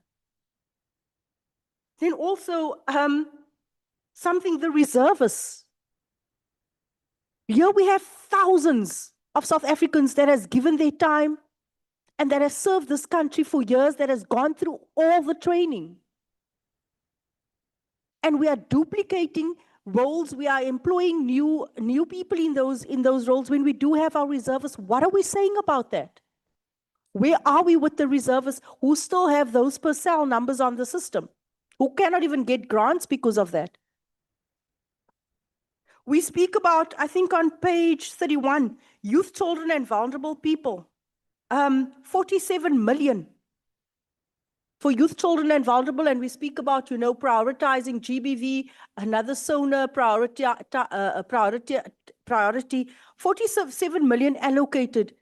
And we speak about crime prevention. When there are hundreds of children on street corners begging, and our policemen are driving right past them, as if that's not a crime. What are we saying about children that's been abandoned on every street corner on the Western Cape, throughout South Africa? But we speak about a budget of 47 million. We speak about border security, 2.7 billion rand. Does this include scanners? We heard in the ad hoc committee about one scanner.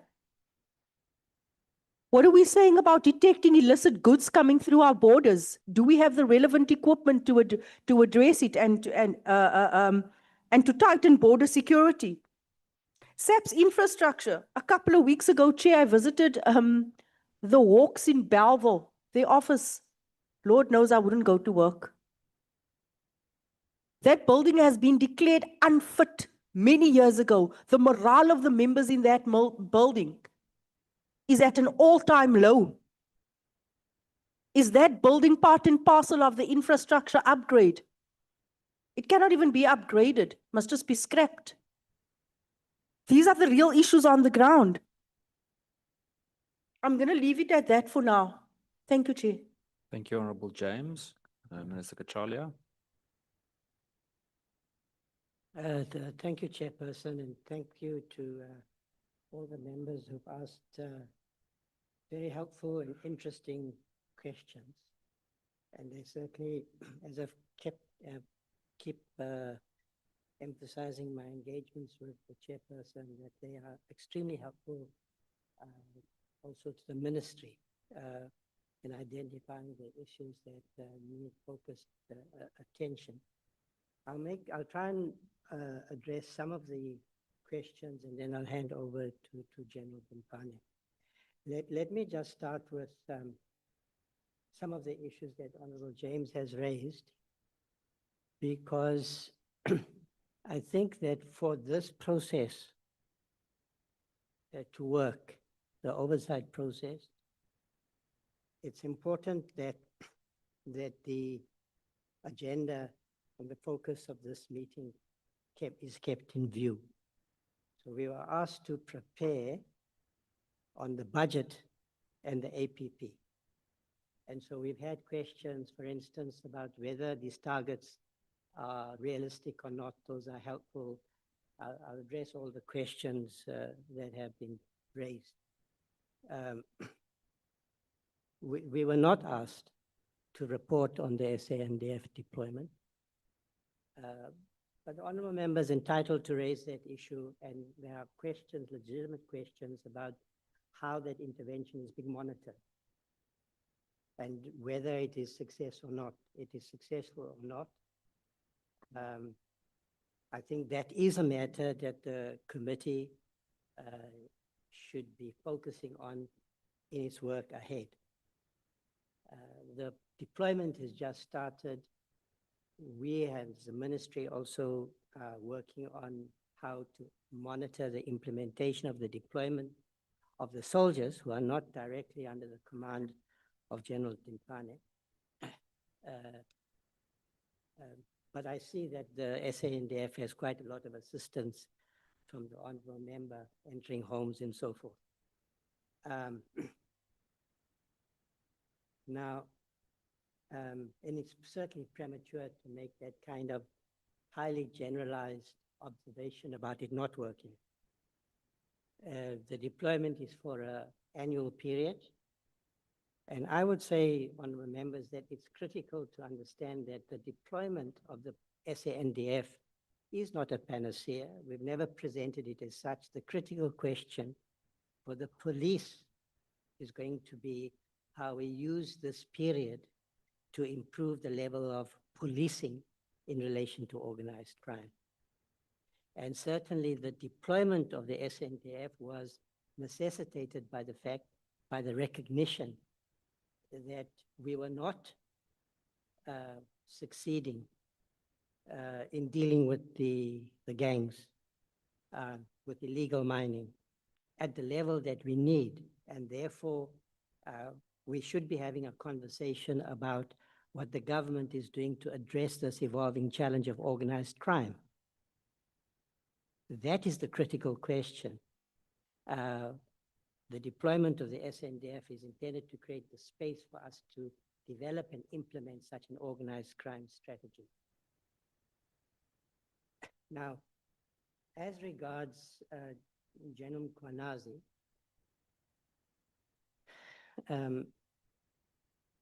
we have elevated him to a very senior role at a national level to deal with organized crime. So he will head up the Priorities Committee on Organized Crime in the Net Joints.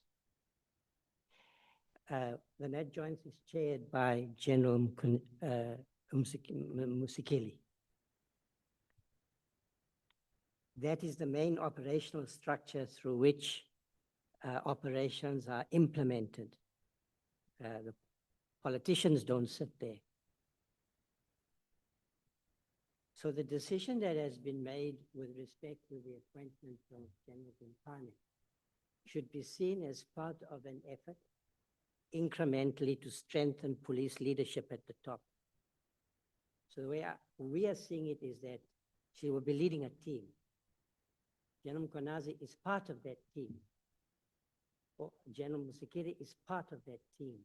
And they have distinct roles, and their responsibility is going to have to work together as a team. Because this idea that you have one national commissioner that does everything is wrong. What we need at the top at SAPS is a collective leadership that combines the skills and attributes of a number of key office bearers, if you like any large organization. And may I say, there's no need to be angry about this. If you ask the question, we'll give you an answer. General Mkhwanazi's appointment has been in the media. It's not hidden, it's been publicized. And I hope that his appointment also at national level will be appreciated, because we're making decisions about how to implement an organized crime strategy. And a decision about leadership is critical. In the documents before you, there is also the focus on the DPCI, which you might want to think about as our FBI. General Nkosi is here. The DPCI, the commitment is to build out the capabilities of the DPCI, also as one of the lead agencies fighting organized crime. Now, Honorable James raises the issue about children.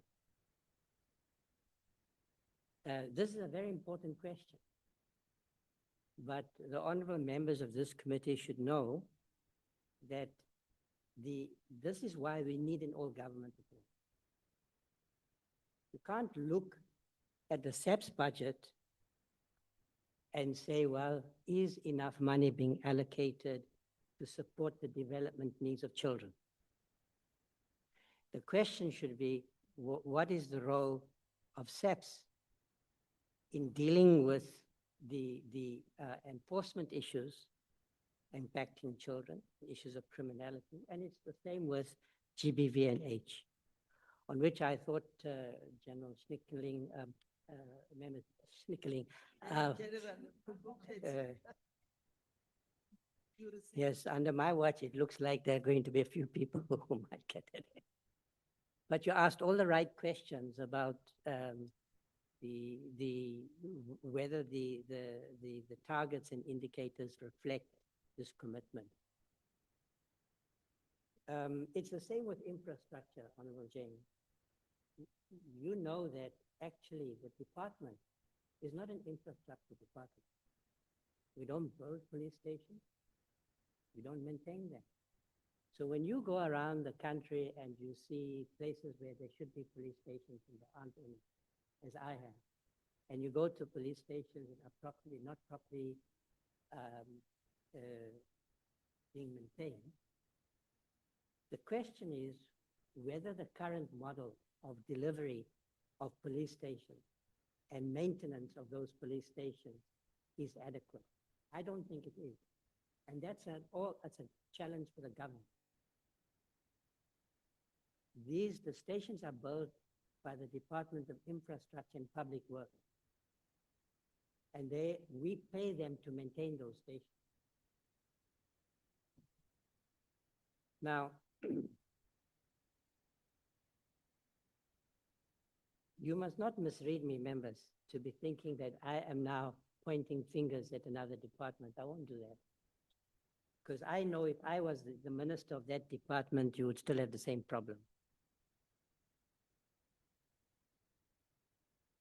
It's a challenge that we haven't succeeded in dealing with over the last 30 years.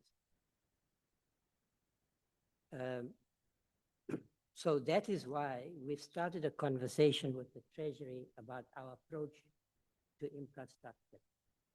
And it arose out of a conversation I had with Deputy Minister Matale, which is, if the current model is not working optimally, not like it's not working at all. I visited many stations, new stations. I was in the Western Cape over the long weekend and visited what do we call it? Not a pilot, the ones where it's a temporary satellite. It was a fantastic structure. I mean, for a satellite, really secure, because that's one of the problems we have with using the satellite option, that the police officers there may not be safe. But this was a solid structure. So we have started a conversation with the Treasury around PPPs, whether we can use the PPP model. One of the priorities in my conversation with the new acting national commissioner is to be the implementation of that model. And my understanding is that there already are 27 stations that have been identified by GTEC for the implementation of that model. But if that model can be implemented, which involves the private sector, it could possibly, I don't want to be making promises, it could possibly transform the infrastructure landscape of policing in this country.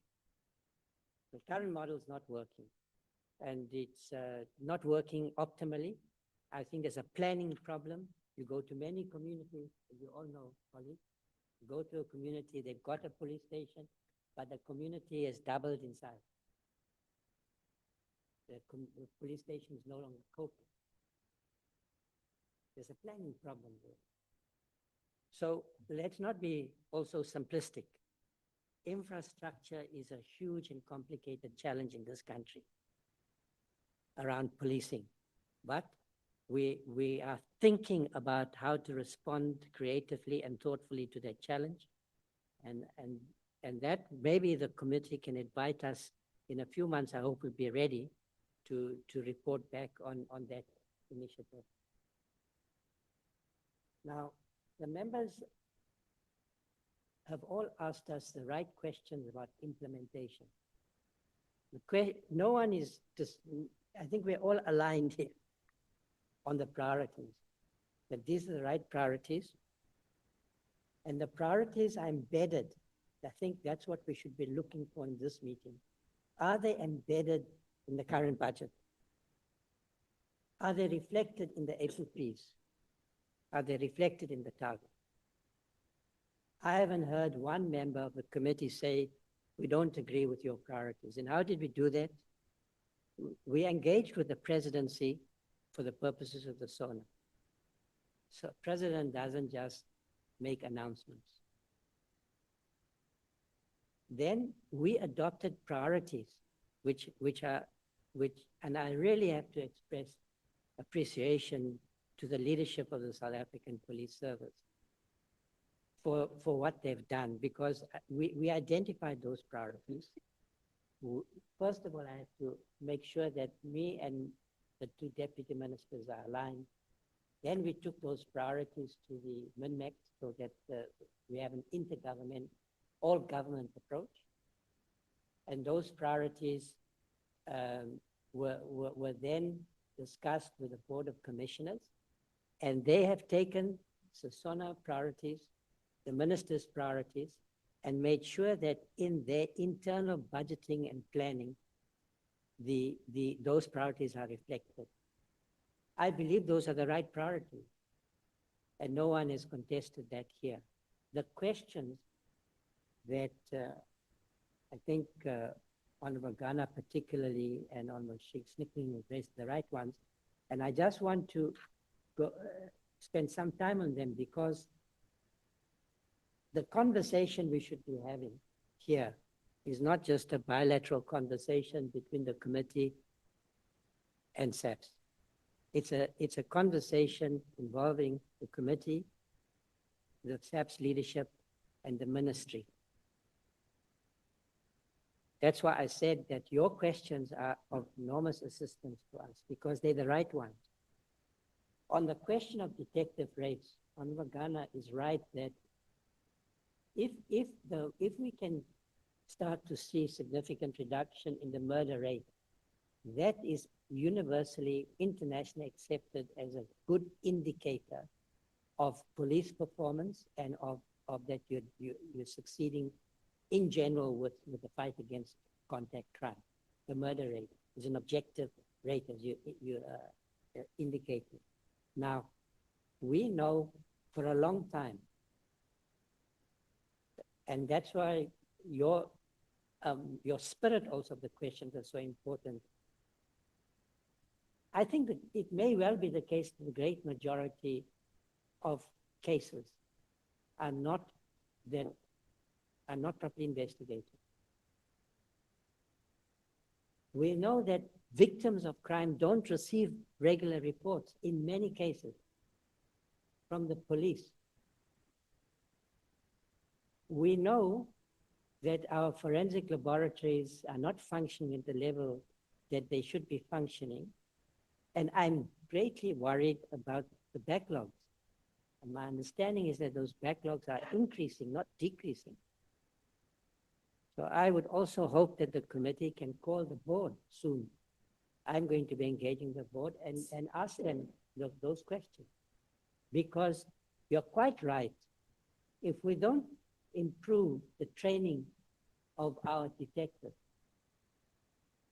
and General Timpane, General Zulu are here. They must hear the questions you're asking because they are the right questions. They're also my questions. I think we've got alignment in the budget and the APP. The question is how are we going to achieve these targets?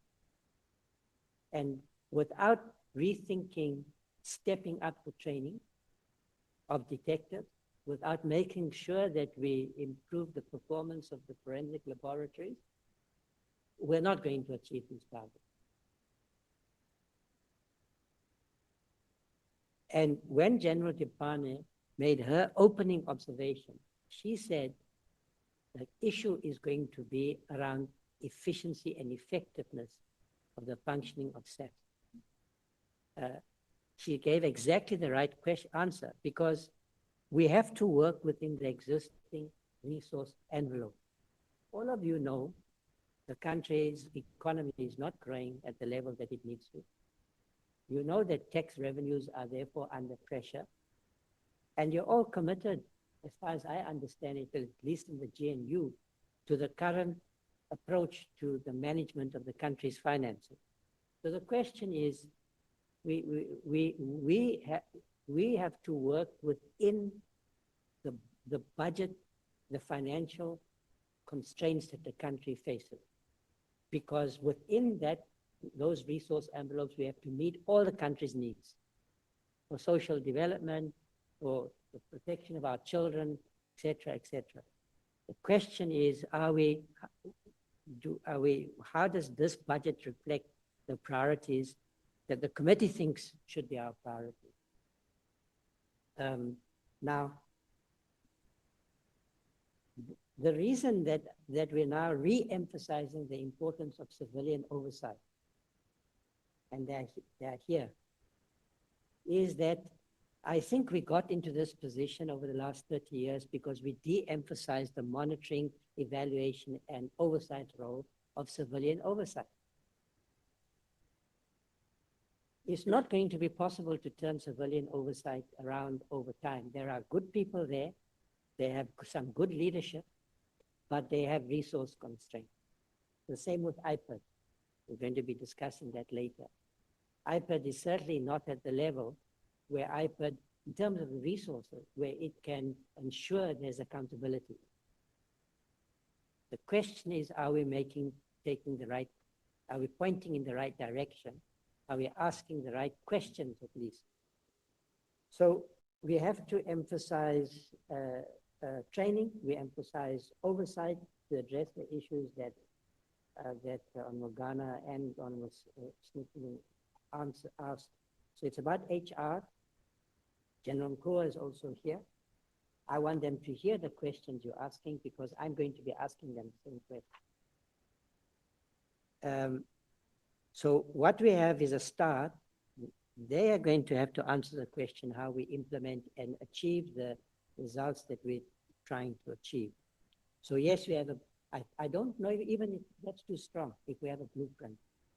We've taken some important steps to align. We don't have a blueprint yet. And I'm sure that you're going to be in your oversight role, even putting us all under pressure, especially those of us in the political process to say, what are you doing? What haven't you done? And I welcome the pressure, but I am saying we're at the beginning of this reset agenda. Reset. It's going to take years. I think we should start be thinking, not in a year, we should start thinking in the next 2 decades. Not like to postpone what we need to do, to take systematically, to take steps every year from now on to build the kind of police service that we're trying to build.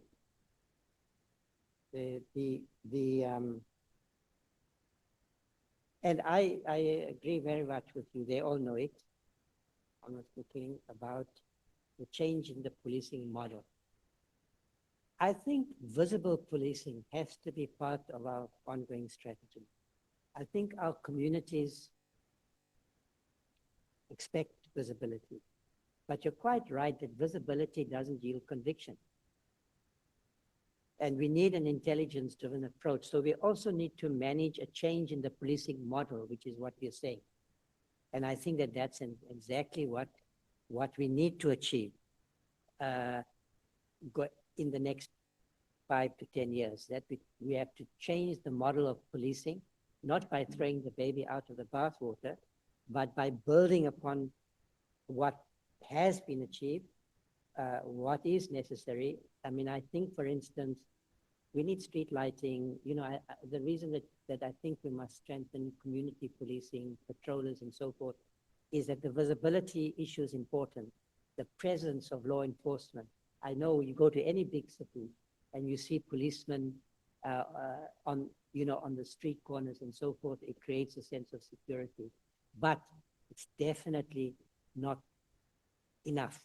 We need to implement a new policing model, not only to reduce the levels of organized crime, improve detection rates. Significantly, I don't think we've got 10 years to improve detection rates. That's what I'm saying. I think we have to show improvement year on year. If I don't address a question, it's because I'm not sure of the answer, and I'm sure that the team. But the issues, so GBVH, I just want to keep emphasizing. We are emphasizing the importance of this because we see the classification, the decision that's been made by the president as a call to action. Say what's happened in the last 30 years, what must now improve.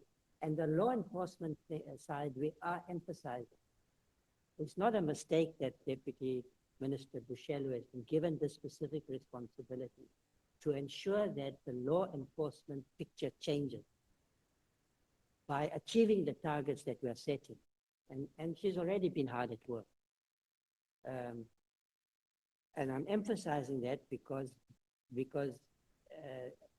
to underscore the fact that this is a priority. And in the area of technology, another area that the committee is identifying, I think the department has to improve its ability to absorb new technology, to identify. We're now in the era of post-digitalization away in the AI. I mean, I don't think we have the internal capabilities yet, because this is a new, in a way, it's an evolving capability to see what law enforcement capabilities there are, as well as risks that come from the AI revolution. But we don't have to go that complicated. Body cams, drones, they've done well in the Western Cape.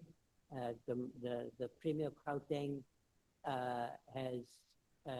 has bought more drones, I understand, for us than we've been able to buy. But that's where other parts of the system step in and help. So I think technology is an area, again, the deputy minister has been to China where they focused on this matter, whether there's a possible partnership with the Chinese. You all know that I think, you know, the Chinese have gone for surveillance state. They have cameras everywhere. And before I got into this portfolio, I might have said from a human rights point of view, I'm uncomfortable. But our society, one, is prepared, I believe, for more surveillance. If it means less privacy and more surveillance, and therefore more safety, that's the model they go for. And I visited that operational center in the Eastern Cape, run by Agri South Africa. I know that there are different such initiatives in different parts of the country, also by SAPS. And I want to say to the National Commissioner, you know, I think we must tackle this thing once and for all. We need one big operational center which is properly equipped, you know, properly staffed, so that we have real-time data on where crime is happening and who's involved in this criminal activity. And it's an area we've been talking about for the last 30 years. There have been some initiatives, but it's time for some bold action. The lifestyle audit, the Minister of State Security announced after the SONA, or was it in the SONA that the President announced that the lifestyle audit will be carried out by the Department of State Security. We had already started my conversation with the National Commissioner then, General Masemola, because he'd already started implementing many of the conversations that we are currently having. He was working quite hard. And so all of this, I would say it was not something that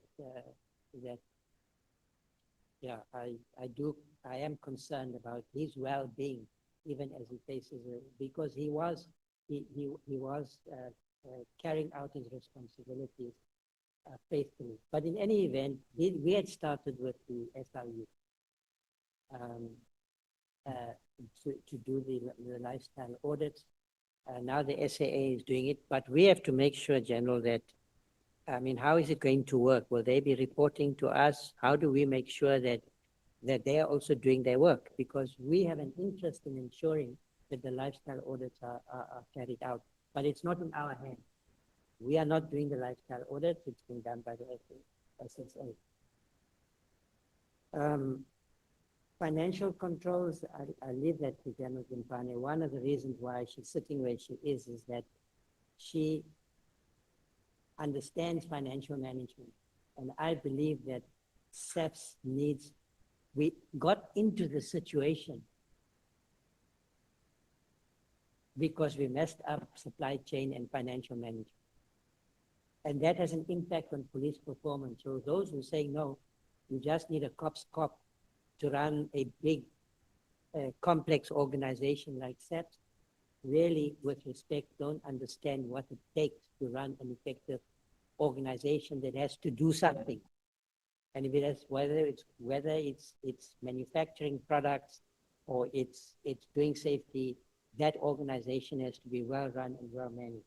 And it has to manage its finances properly so that resources are not wasted, resources are properly allocated, and so forth. The extortion question is an important one, Honorable Director.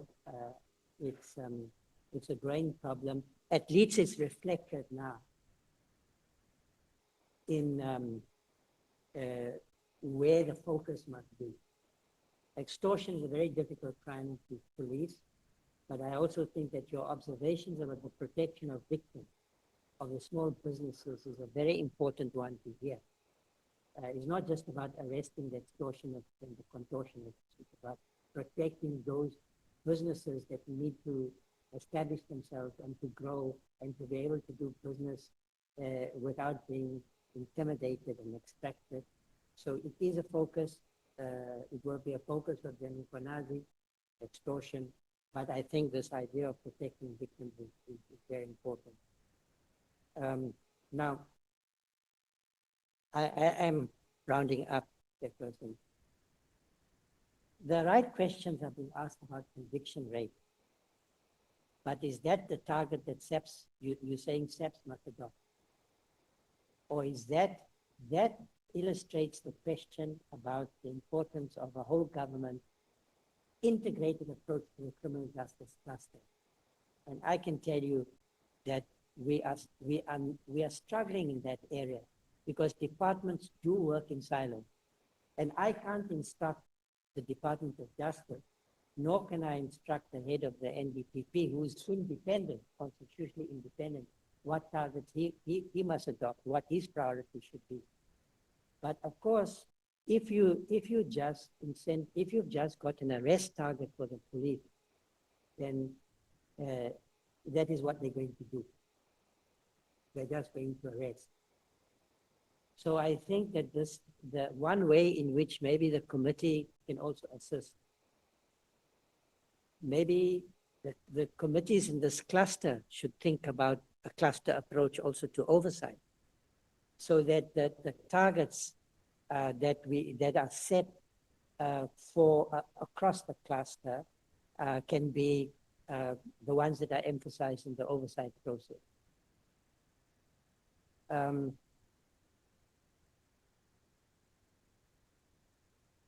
Yeah, so I would like General Gimpani to deal with the matters that I haven't dealt with, Chair, if you don't mind. Thank you, Chair. I think why I emphasized the implementation requirements that we have attached is precisely for this. And I agree totally with the questions and concerns and the comments from the committee. What will be required from us is the agency of dealing with this and accountability. A lot of things, honorable members, I'll touch on specifics and then I will hand over. Are things that have been there. They have been there. I think what has been lacking, for lack of a better word, is accountability in terms of this that we said we were going to achieve. I'll start with the question specific, perhaps from Honorable James. We don't have scanners? Do we have money? We have provided for this. Even for this year, we have put money aside for this. The operational efficiency, how we do things, the procurement and acquiring of these are things that has been happening that has taken long. So funding is put aside and we will ensure that we hold ourselves to account to ensure that those resources such as scanners that are required are procured at the right time and to ensure that we allocate to provinces to do their work. So funding has been provided. As limited as it is, it then says we need to be efficient in how we do things. We need to collaborate more. We need to ensure that there is no wastage. The issue of civil claims was raised. This is an issue. That is why we said elevate it to the APP, because it can be an issue that we talk about and there is no accountability. So you will see, Honorable Ghana, that somewhere we have elevated this thing of the civil claims as a result of unlawful detention, precisely because we want to monitor, hold those that are responsible to account in this regard. It was never there. And there is an area where there are a bit of leakages and we need to ensure that the relevant people are held to account. We also have a plan in place that is driven from legal services to also zoom into it. Is there a possibility of collaboration and corruption in this particular area of civil claims? So that is the main reason why we have elevated it to put it before us to ensure that we do not lose sight in terms of this. So operational efficiency, as well as accountability, and as well as understanding the goal that we have to achieve. All the things that must happen, as the minister has indicated, everything is on the APP, aligned to everything that the country requires us to do. It is upon us to ensure that we are performance driven and we hold ourselves to account in this regard. The issues of GBV, we have 1.7 billion set aside to tackle all the activities that talks to GBV.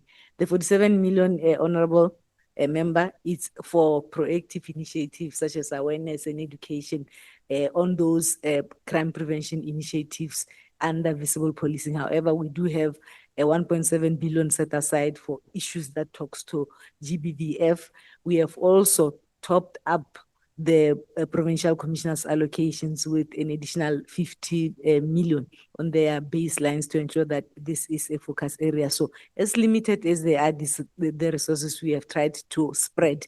What we need is for us to be efficient, to be innovative in terms of how do we then achieve collaboration, as well as partnership. General Sintumule will touch on what we are busy working on in terms of our collaboration with Business Against Crime to improve the efficiency within the investigative space as well as forensic investigation.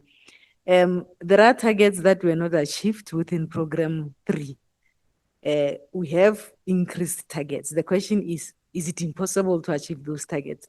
Where we are sitting, it is not impossible.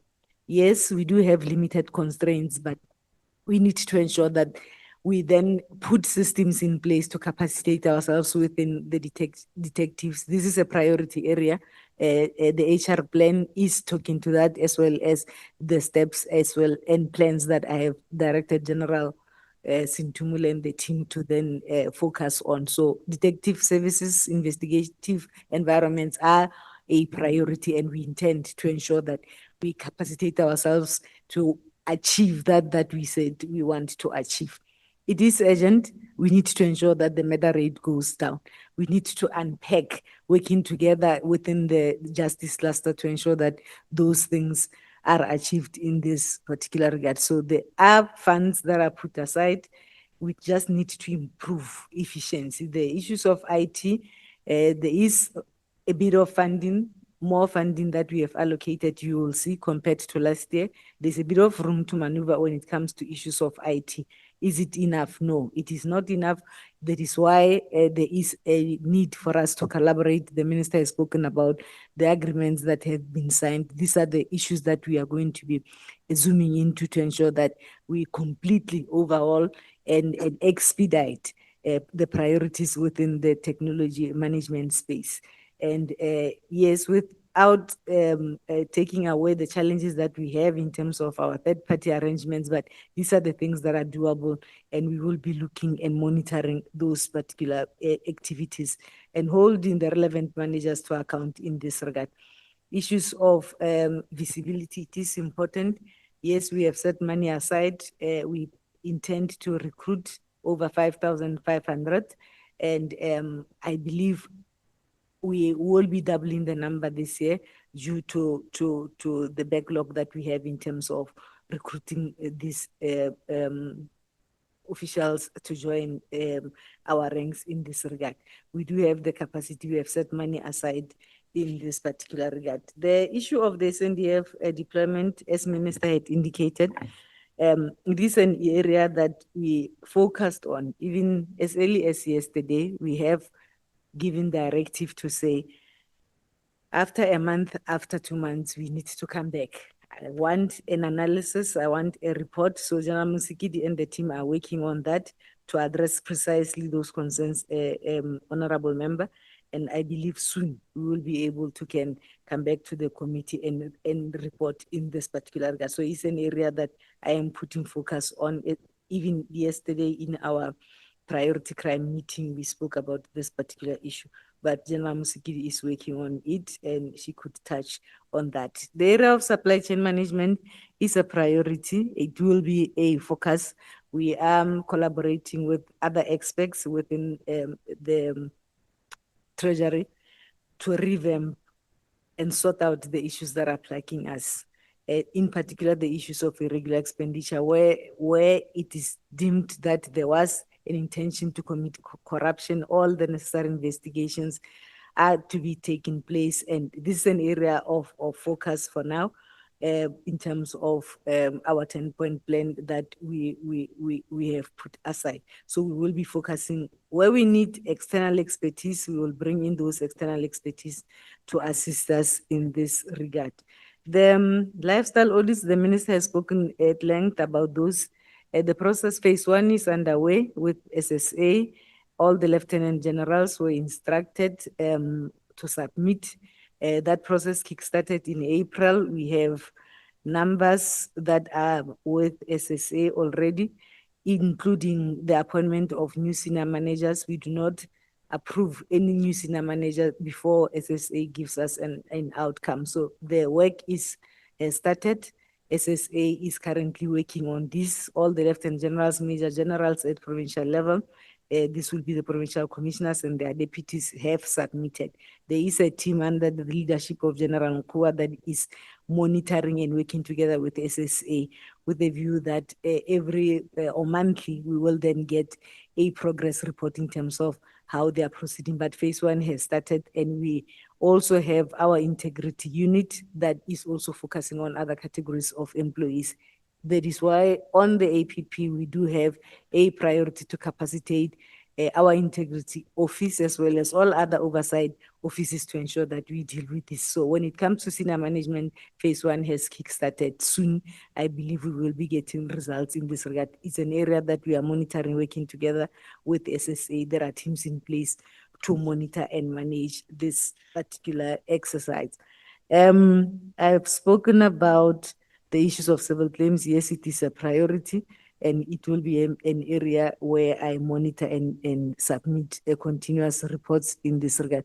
What is required is efficiency in how we do things. What is required is innovation and more collaboration with all stakeholders so that we are able to then deal with our issues. Chair, I don't want it to be long. I want General Sintumule to touch on and give comfort on the plan that we have in place to capacitate the detectives so that they are able to achieve this that we have presented on the APP, because it is achievable. We just need to be urgent in how we do things and to monitor and to account for ourselves. The issues of training in terms of prioritization, the resolving of crime learning, it is on our training plan. General Zulu will touch on that. This is a priority. We need to ensure that we have sufficient detectives that are sufficiently trained. So the resolving of crime as a learning priority is on our training plan. We can also touch on that. Forensic capacity, yes, we need to ensure that we increase our footprints, and General Sintumule will touch on that as well. There is a forensic lab in KZN that we have launched. We have set money aside to ensure that that lab is fully operational in this regard. So soon this year, I believe we would have achieved that. There are processes in place to get that lab to be fully operational. And how we increase our footprints, we are having discussions with Business Against Crime. She will elaborate in terms of that. So we are ready. The implementation requirements are there. We will have to have robust monitoring and accounting systems in place. And we do have an idea from my side as well as the ministry and other oversight structures. How are we going to make ourselves to account? If we do not achieve, then we need to indicate why are we still here if we came here to present and we are not achieving that we are supposed to achieve. So the implementation requirement plan as per Annexure A will be a tool that we utilize to monitor and make ourselves to account in this regard. The funding is there, though not sufficient. We have tried to spread it according to these priorities, but innovation, accountability, efficiency, as well as collaboration with all the relevant stakeholders and other structures will ensure that we achieve this that we have presented today. If you allow, Chair, that I allow General Sintumule to touch on the detectives and the conversations that we are having with other stakeholders, and then General Musikidi on the other issues that relates to Program 2 that will include the SNDF deployment. However, we want to give comfort that we will come back to the committee to unpack this particular report, because I've given that instruction that we need to put together that report. Thank you, Chair. General Sintumule. Thank you very much, Chairperson, and good morning to yourself, to the honorable members, to the Minister of Police, Deputy Ministers, and all colleagues in attendance. I have been listening attentively, and also I must say I welcome the concerns raised by the honorable members in relation to detective services.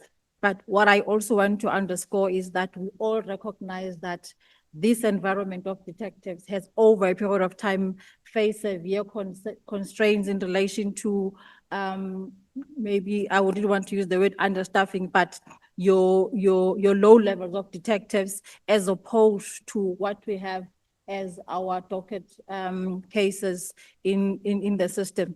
And most of those will be more than 2 years. So I think that also coupled with your attrition that we have spoken about, the issue of forensic backlog also not assisting us in achieving our detection rates.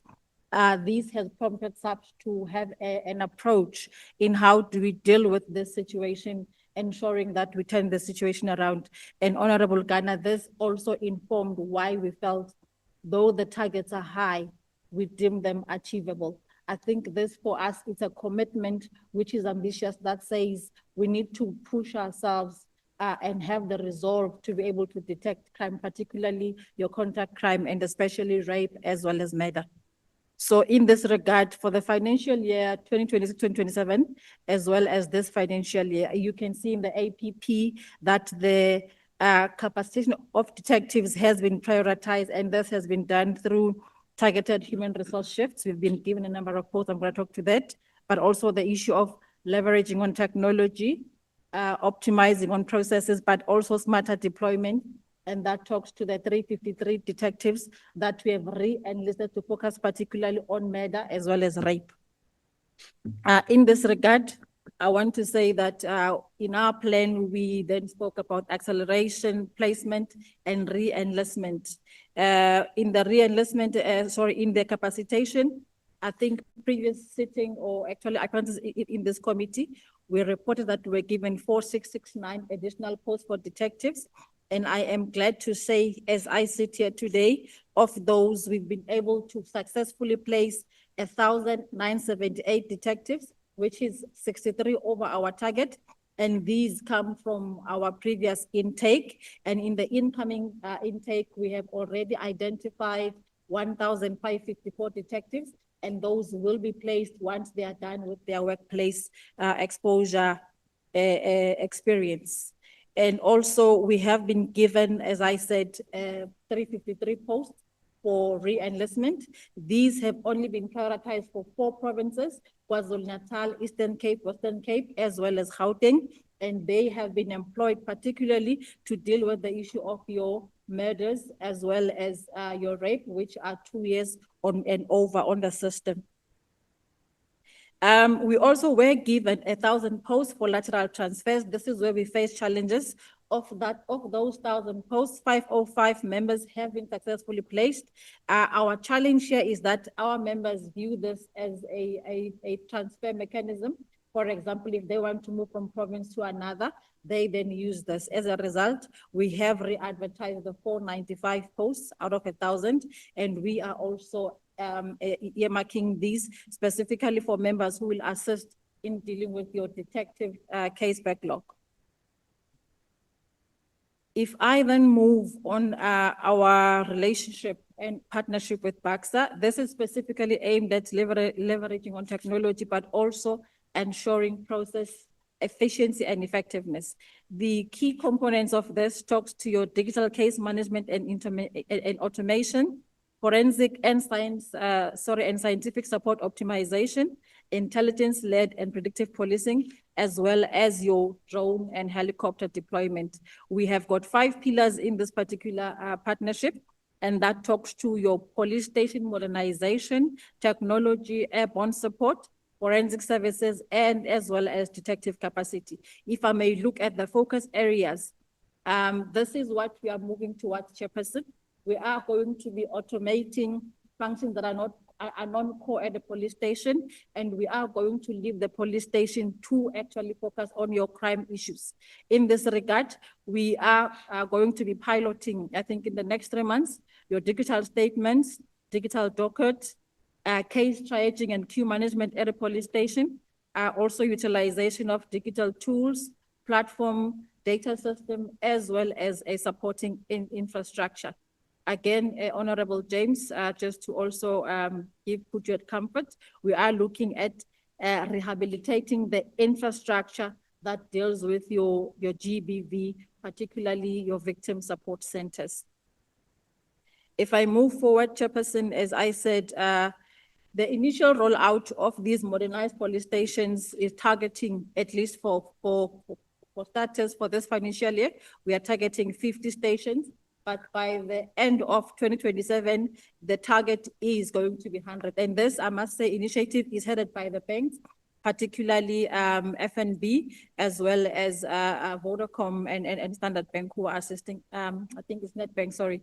And these are aimed at transforming service delivery through upgraded community-centric facility. If I may also, enlighten the committee, we are going to have what we call digital zones, Chairperson, in each police station, where people won't have to go to a police station for non-core services, but those will be on a side which is going to be a digital zone, and they can be able to access your statements, your affidavits, your certification. So these will not be done at a police station. So the police station will be purely for serious crime issues, and then the digital zones will be able to migrate those non-core policing functions. And I think the first, as I mentioned, your police clearance certificate will not be done at a station, affidavit creation statement, drafting, accident reporting, those will be done in that digital zone. And our second pilot will be looking at, again, easing the burden, Honorable Ghana, on the detectives over and above the docket load, the issue of administration, data capturing. So this will, the second pilot will look at your full docket digitization, as well as also full digitization of your firearm permit system. I'm not sure, General Muteti, if I can move forward. Sorry, General Dimpane. But also in terms of forensic science laboratory, our biggest issue again is that we have got volume of exhibits that we receive. I think for the last financial year, we received almost 800 exhibits, and that is inclusive of ballistics, DNA, as well as chemistry. However, the infrastructure is now really compromised and it's under severe constraint. The only thing we need to do now, and we are doing so with speed, is to expand the footprint of forensic science laboratory. If we don't do that, we will forever be lamenting on your increasing boxes in the passages, and also samples that have been sitting in passages for a while. So in this regard, we did report previously in this committee that we engaged the CSIR. That agreement is almost completed.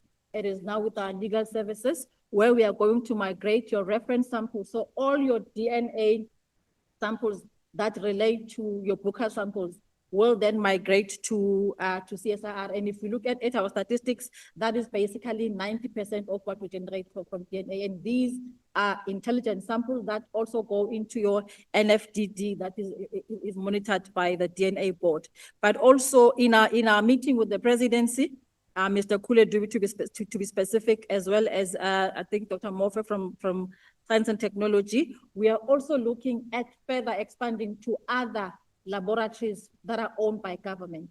So that meeting is taking place this week. There are laboratories that are already capacitated that we can also leverage on and try and offload some of our functions, particularly from Plattekloof and Arcadia, to be able to at least ensure that our laboratories are not under strain. And in this regard, we have been given 393 posts by General Nkua. These posts have been identified through the current pool of constables who all have the relevant science qualifications. I think, Chairperson, I will stop it at that, and I thank you for the opportunity.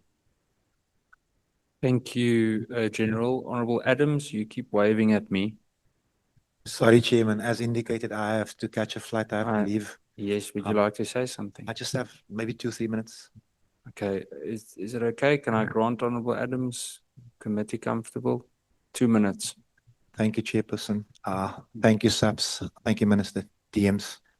I welcome to the new position, Acting Commissioner. I can imagine it's going to be a testing situation.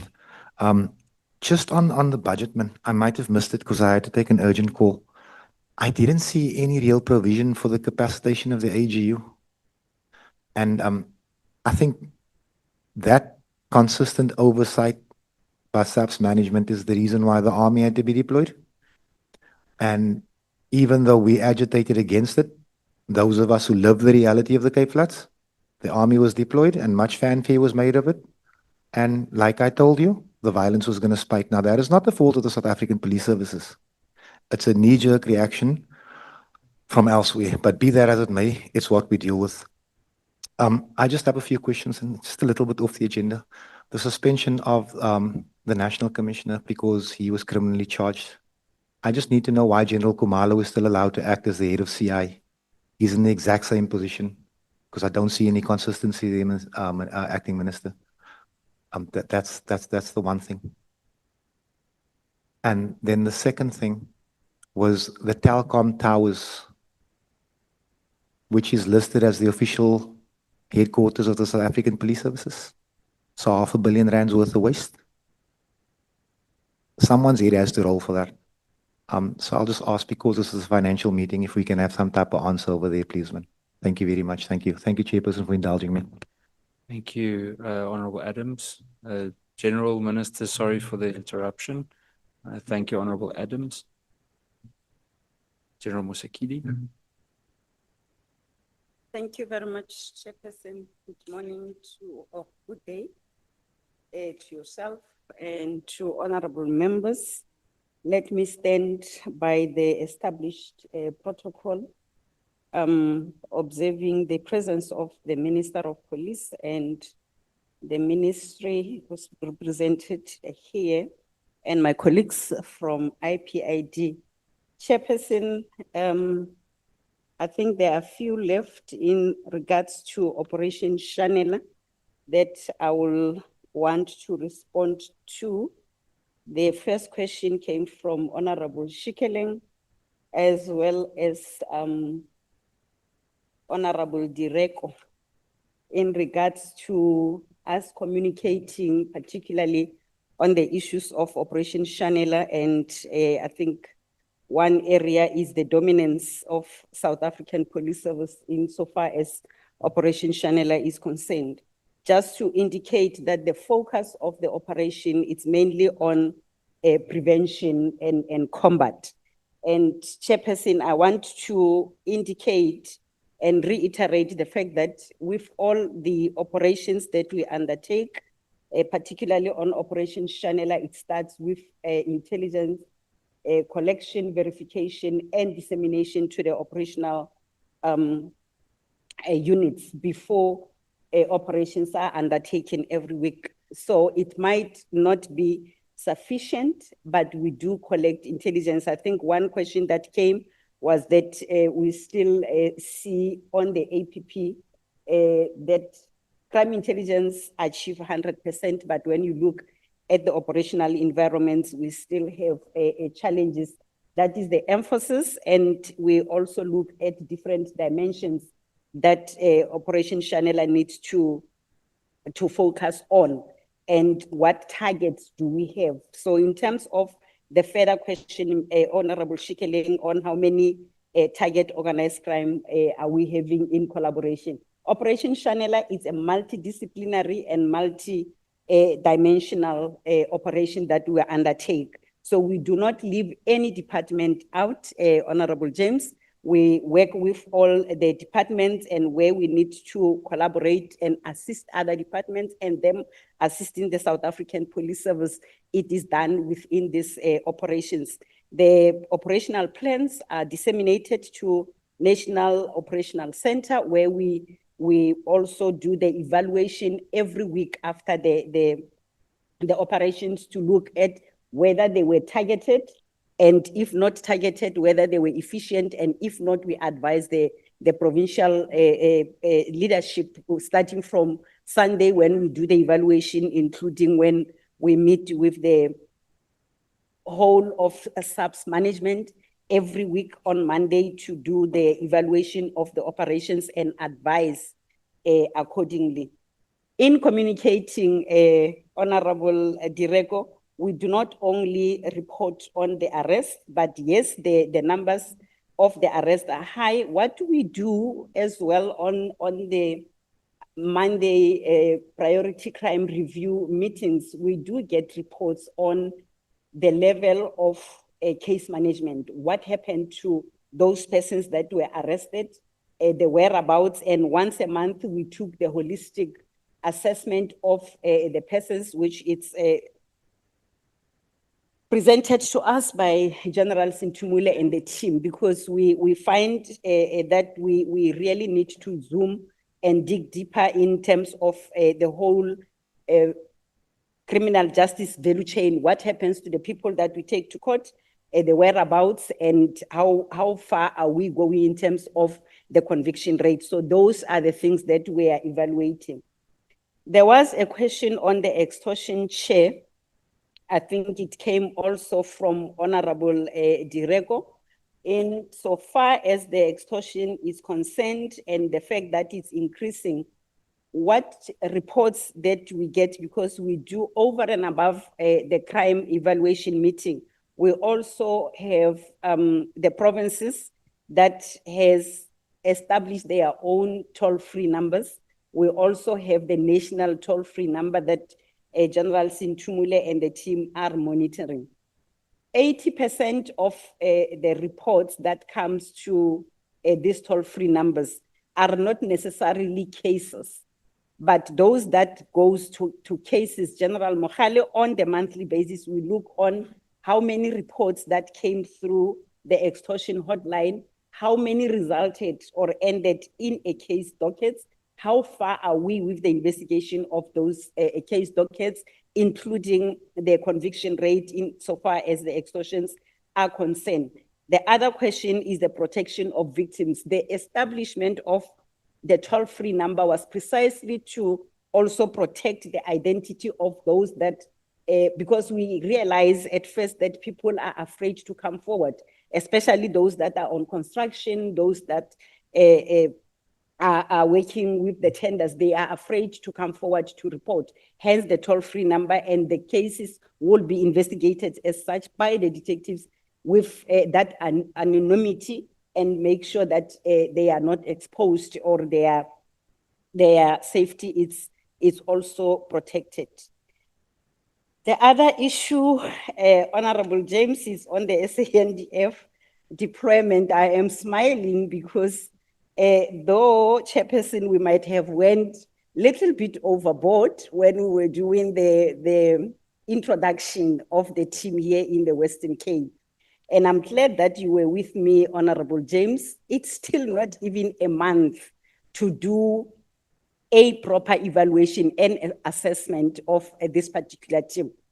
You need a time frame so that you can look at what happened yesterday and what is happening now. So the reports that I'm having as the acting national commissioner have indicated, I look at the period same time last year and same time, holistically looking at the whole Western Cape, because the intention over and above the 27 stations that we have identified, we have 17 of those that are prioritized as gang stations in the Cape Town area alone. And out of this 17, I can indicate that on a daily basis, we are able to deploy to all the stations using both the Operation Prosper, and where Prosper cannot achieve, we augment those teams with our own lockdown 3. So we do have 2 teams that are operating here in Western Cape to make sure that we cover other areas. And the results that I'm having, Chairperson, although significantly we cannot, one murder is one too many. But if you look at the numbers, same time, this period and compared to now, there are stations that are fluctuating where you will see a decline, but in general, there is a decline. There might be still numbers that are reported a week, but when we look statistically, we still have decline. I think the question that will come is, out of the reported, out of the murders, what do we then do? Because it does not only end with the prevention. Prevention goes with the detection. When we detect, which I think colleagues spoke about, when we do that detection, how many do we arrest? How many do we take to court. So these are some of the issues that we are still working very hard on with our detectives to say we cannot only look at the numbers that are declining, but that one person or those two people or the three people, because of late we find the multiple murders, and we know that in the gangs is multiple murders. So we need to do the inroads. Again, is the issue of intelligence. I think Honorable James further spoke about the counterintelligence, but here you need the real intelligence that must be collected. So part of the lockdown 3 was to identify a certain group of young intelligence collectors as and when we are introducing them to the work, but that goes to training. So what General Sintumula was doing was to make sure that we train and build this capacity to make sure that when we do the intervention, we do the intervention with this team that will not be known even by myself. I don't even want to know them, because all that I want is that collection, is that analysis that will give effect to the operations on the ground. I will very quickly highlight on the issues that the Acting National Commissioner already spoke about in regards to the border security, to also emphasize and indicate that in the border management space, it's multiplicity of departments that are operating. I think the question was very specific in terms of the scanners. Yes, we will put aside a certain budget to address the issues of equipment, looking at holistically how we deal with technology policing within the borders. But then I need to indicate that because we have basically 4 main departments that are operating in the border space. We have South African Police Service, South African National Defence Force in terms of the fencing and our border. We have BMA that is physically at the border gates to ensure the movement of people, illegal movement of people and goods. You have the South African Police Service and SAPS in terms of others, but you do have other departments. So what we are looking at, I think we last week we had a meeting, we call it a technical border management meeting that reports to the IMC on border management, to also expand and look at a triple P in terms of resourcing the border management and technology policing, not police, policing in the border space. But in terms of buying the equipment, if SAPS buy equipment, we are not expecting SAPS to do the same, or BMA. So it's that collaboration on what type of technology that will all of us operating in the space be able to implement, interface, and work together, so that we do not end up as the same government having to duplicate resources, but how do we assist one another in that space? We still do have a very critical role. I know there is a discussion, Chairperson, we were supposed to even appear before a joint committee in terms of the border management. So I must say, as the South African Police Service, we do have the responsibility in terms of Section 205, 3 in terms of us operating in the space. We do have the responsibility as well in terms of Section 199, 7. And lastly, from my side, there was a question, a chairperson that talks to the children and the removal of children. When we do this, we align ourselves with the multidisciplinary approach, number 1. 2, but what law dictates, what are the provisions of the law, I think specifically was on the issues of removal of children that are loitering. We have key departments in every area. We have the Department of Social Development that must lead when we get to other issues. There is a Department of Education where it gets to the issues of children being at school. We have obligation and responsibility in terms of Section 205(3), in terms of Section 110 of the Children's Act as the South African Police Service, to ensure that if such is detected, it's reported accordingly to a relevant department and the removal is done. Chair, we do not just remove, because the question will be remove to where? But we're working collaboratively with the department to ensure that relevant forms, I think Form 4, Form 5 are completed. And when completed, there is an identified either a greenhouse or a wide door where the children should be removed to. So you do not just come in and remove, because children cannot be forcefully removed. Constitution provides as well that in every action that we undertake, we need to do that at the best interest of a child. So we do not just intervene where we are not supposed to be intervening. Hence, Chairperson, we are also signing number of MOUs with different departments. We have done that a year or half ago with the Department of Basic Education, where we are looking at the collaboration between these two departments so that we do not get into the space that will eventually be in violation of the same laws that we are trying to enforce. So we will continue to collaborate, we'll continue to work with other departments, and we have different priority committees that we look at depending on the vulnerabilities of certain sectors and dimensions when we are doing this. We have also incorporated the issues of vulnerable groups, women and children within the broader organized crime plan, so that we do not have, or we do not divert into looking at the issues where vulnerable groups, children, and crimes against women are concerned. So we have incorporated that so that we are going to be monitoring all of them. If all goes well, I think, Chairperson, we have submitted our first report in this regard to the IMC on GBV, and I'm hopeful that this time we will have an active reporting to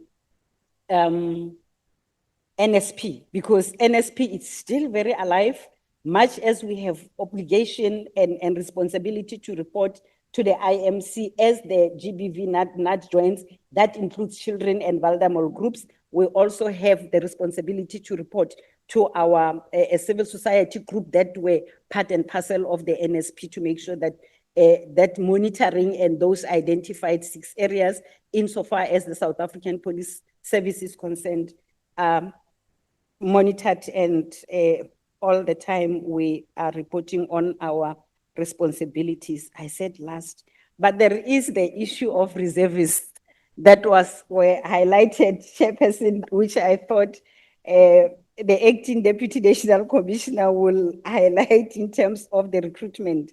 I think over years, Honorable James, we had issues on the reservists. Basically, when the concept was adopted, it was looking at volunteerism in terms of a reservist policing is concerned.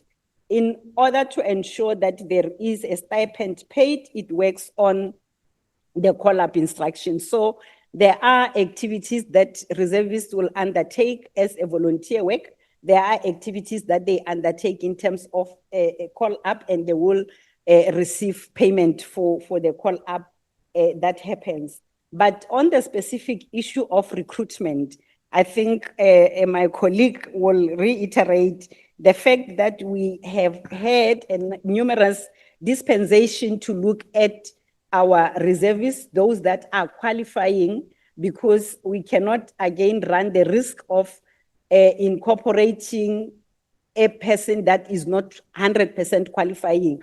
There are prescripts that were set, there are criteria that was set in terms of reservists to qualify, and all those that were qualifying, I can assure the committee that they were taken in, they were taken to training. Those that are not complying, others were sent back on the remedial, and they will come back. But I think the dispensation that we are having now, there was a moratorium in recruiting of reservists until we clean up this space and see what type of reservist policing we require in the service, so that we do not find ourselves sitting in the same problem where we cannot incorporate people into the service that are not qualifying just because they are reservists. But Chairperson, I think so far we have put a hold into a new recruitment until we clean up the system with those that we are having. I thank you. Thank you, Chair. I think we have covered majority of the questions. Safe to touch on Honorable Adams' questions. The capacitation of AGU. This is on top of our priority, Chair. We have spent around 200 million in terms of expenditure on these units, in particular in 4 provinces, that will be Western Cape, Free State, Eastern Cape, and Gauteng. However, the conversation I'm having with management is we need to use these units as an exit strategy. As we exit in terms of the ongoing operation, we need to ensure that those AGA EU units are capacitated. So there will be an analysis. This is on a priority list that I've had a conversation with management, in particular in Western Cape. So we will be having a strategy to analyze the current capacity. Is it giving us what we want? Is it capable to assist us to sustain as we exit in terms of the current operations, because we need a sustainable strategy to deal with the issues of gangs. So this is part and parcel of those issues that are on our table as a priority. The issue of telecom towers, it is a matter that a forensic investigation was sanctioned by DPW. We are yet to get the outcome of this, and I believe if there was any wrongdoing and anything has to happen in terms of those that were involved, that particular report will assist us in this regard. I think we have covered everything. I'm not sure whether the minister will touch on the other issues, but I believe these are the questions that are on the table. Work is to be done and it is to be done efficiently. All these that the colleagues have explained are there. We just need to improve how we deal with things, how we improve our efficiencies in this regard. And we are ready, Chair, to deliver in terms of this that we have presented before the committee. If I have left out, perhaps the minister will wrap up in terms of this that we have presented, Chair. But I believe we have captured a majority of the questions that were on the table. Thank you, Chair. Thank you, General. Thank you, Minister and the team. I'm going to give another opportunity for the members to have another bite. And then after that, we're going to try and make sure that we finish before lunchtime. We will have a brief break, and then we'll start with IPID. So that is the aim. Honorable Ghana, I've already noted your hand. Honorable Schikkeling. Let's start with you, Honorable Ghana. Thank you very much, Chair, and I appreciate the energy that's displayed by the Acting National Commissioner and the Deputy National Commissioners, and in arguing that the targets will be achieved. And I want to give the team a chance to achieve the targets. Even though everyone accepts that they are high, but one of the things that I did not hear, it's around the retention of detectives. Because on average, I think the detective service is losing no less than, on average per month, no less than 300 on average. That was the official response that we received. So that's the first thing. The second thing, it's the reputation of the South African police service at the moment. It's at the, we can agree that it's at an all-time low. And one way of changing the reputation, it's through the work that's being done and how the members conduct themselves. One of the big frustration, it's around, I think Minister were talking about visible policing. The availability of vehicles to, just for visibility, but also to respond to to matters of criminality.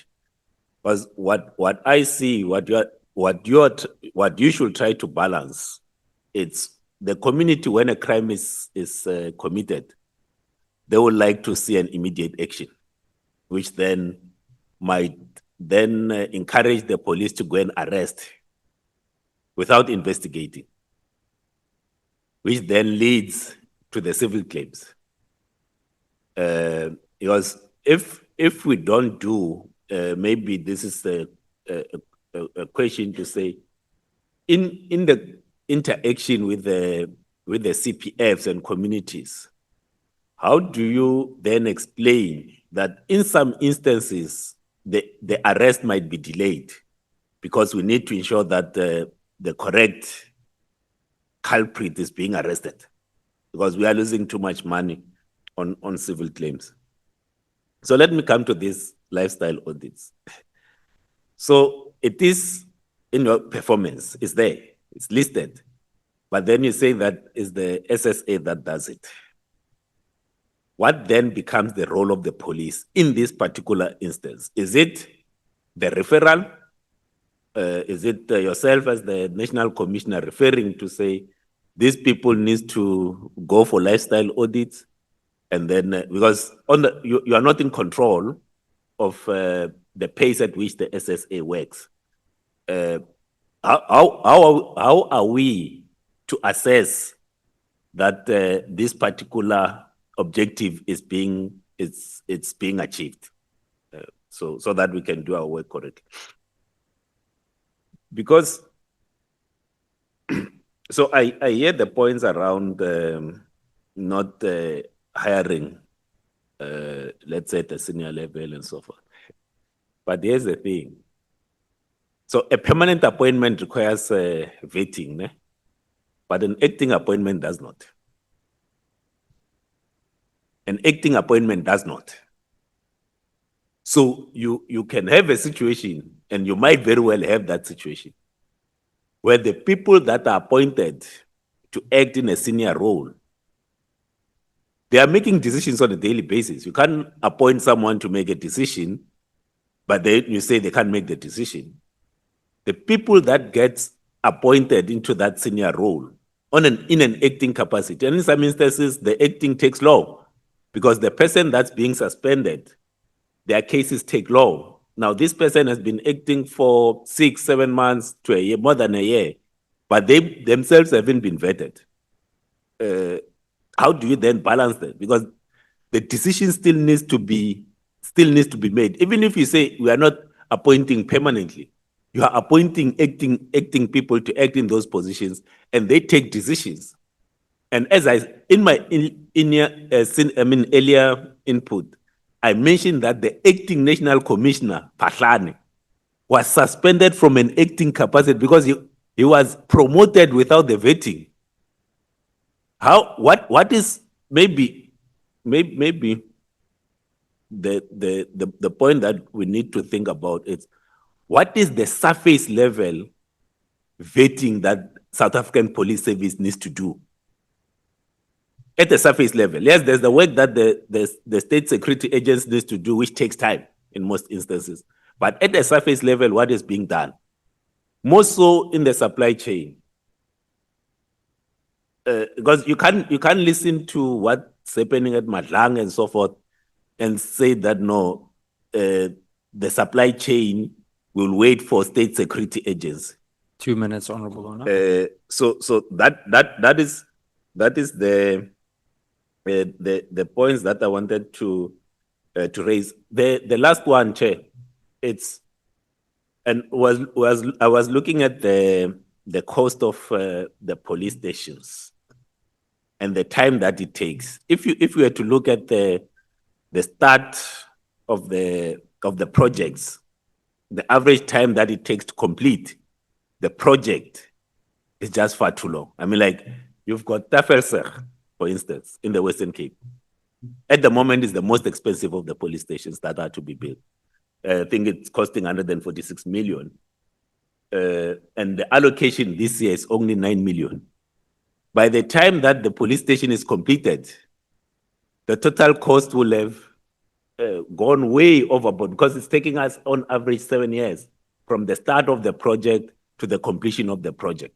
Yes, accept that it might not be your direct to say it's you, but what is, because you are the one who require this service.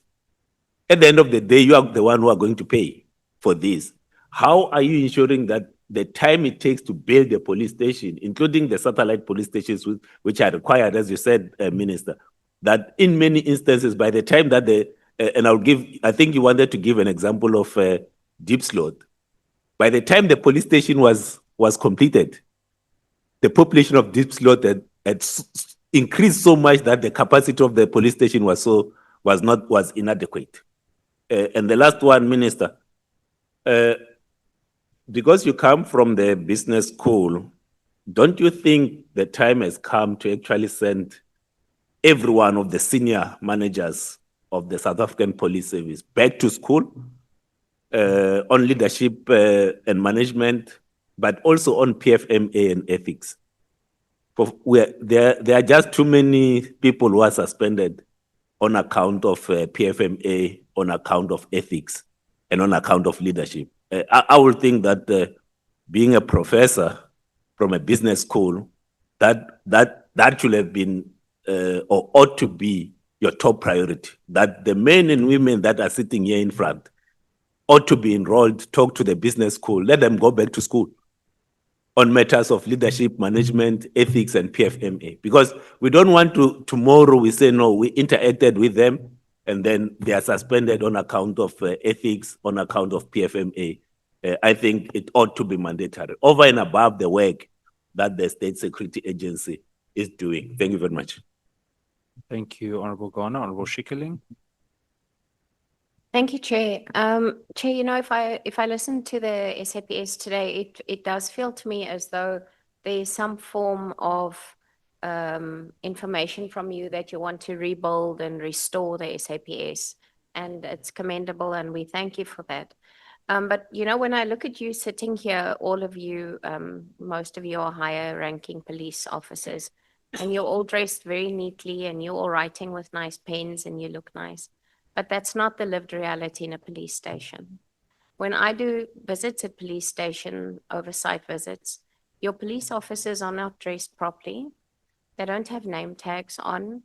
Some of them don't even have pens to write with. And part of the problem why they don't have pens to write with is because your supply chain management system is corrupt.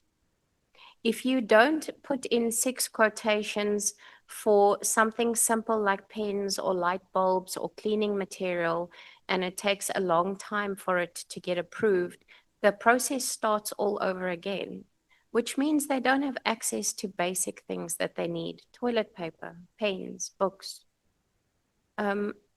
This is completely unacceptable, and I really think that is why you have to decentralize supply chain from Pretoria to provinces so that they can cut the red tape. If they need a tire, and that is one of the reasons why we have so many vehicles standing, because it's small parts. They need a tire, they need a mirror on the side, something like that. But it takes months for them to have this approved through the supply chain management system. Why can't we just make sure that we devolve these powers to provinces? It's very unnecessary. I want to use an example of the K9 unit that we visited. And I must say we were pleasantly surprised when we visited the K9 unit. But they can't purchase dogs. They have 97. You have place for 1,001 dogs. They can't purchase dogs. There's 97 because the BEEE regulations make it so difficult for suppliers to supply dogs to the South African Police Service. So you would rather, instead of supporting a South African company, you would go and look overseas and try and purchase a dog from overseas to come to South Africa, which costs 3 times the amount. That doesn't make good business practice. It doesn't make financial sense at all. I cannot understand why we would do that. And I mean, if I look at something that I think seriously has to be addressed, is the police training colleges. If we don't fix our foundation phase, it's like going to school and looking at children in grade 1 and grade R. we don't fix our foundation phase, they're going to get to grade 4 like they are now, and they can't read and write for meaning. And that's exactly what's happening in our police training colleges, because our police training colleges are not equipped to ensure that we're giving the correct caliber training to these recruits. We taking in 5,500 new police officers yearly, but our attrition rate and the rate at which people are leaving is actually higher. But again, I want to use a simple example. I was at a police station to assist somebody, and I must say they were very good after I was there, and they really did assist me. But to complete a docket took almost 2 hours. And it's because they're not trained properly. They don't know how to complete the paperwork, and that comes from your police training colleges. It can never be that we can take an affidavit or a statement from somebody, and because we can't translate it properly because the dockets have to be written in English for court purposes, we lose what's happening in the translation, and it takes 2 hours to help one person. I mean, that's 2 hours that could be spent on something else. So our systems have to definitely improve. And then, Minister, you yourself now said that the reason why General Mkhwanazi and General Mosekile are going to work together is to diversify and disseminate responsibilities, and I think that's good. But honestly speaking, we're now at that point in South Africa where we have to expand policing powers to provinces that are capable to do it. Clearly, holding all the power in Pretoria is not helping us anymore. It is not assisting anybody. It is not assisting South Africans, and it is something that I think we have to address with urgency to make sure that we can necessitate and capacitate the SAPS in provinces so that they can run I want to say a Rolls-Royce performance in every province instead of having a broken down Golf, if it makes sense, just so that we can improve on what we're doing. Because if we don't change these things, nothing is going to change. And my last question, Chair, is just on the limited integration in the criminal justice system. There's no shared performance indicators and accountability mechanisms that exist across the SAPS, the NPA, justice and correctional services. And who is going to be held responsible when cases collapse along these lines in this chain? Because we see it almost on a daily basis. The police arrest somebody, in 2 days' time, they're out on the street again. And that is making your work more difficult, and it is making South Africa less safe. So can we please just have clarity on that? Thank you very much. Thank you, Chair. Thank you, Honourable Schikkerling. Any of the other members? The Honourable Director, you can start, and then Honourable James. Thank you, Chair.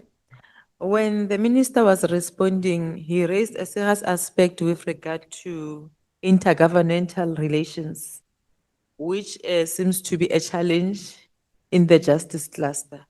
So is there any specific mechanism which can be put in place in an administrative level in order to address that matter of the intergovernmental relations within the justice cluster?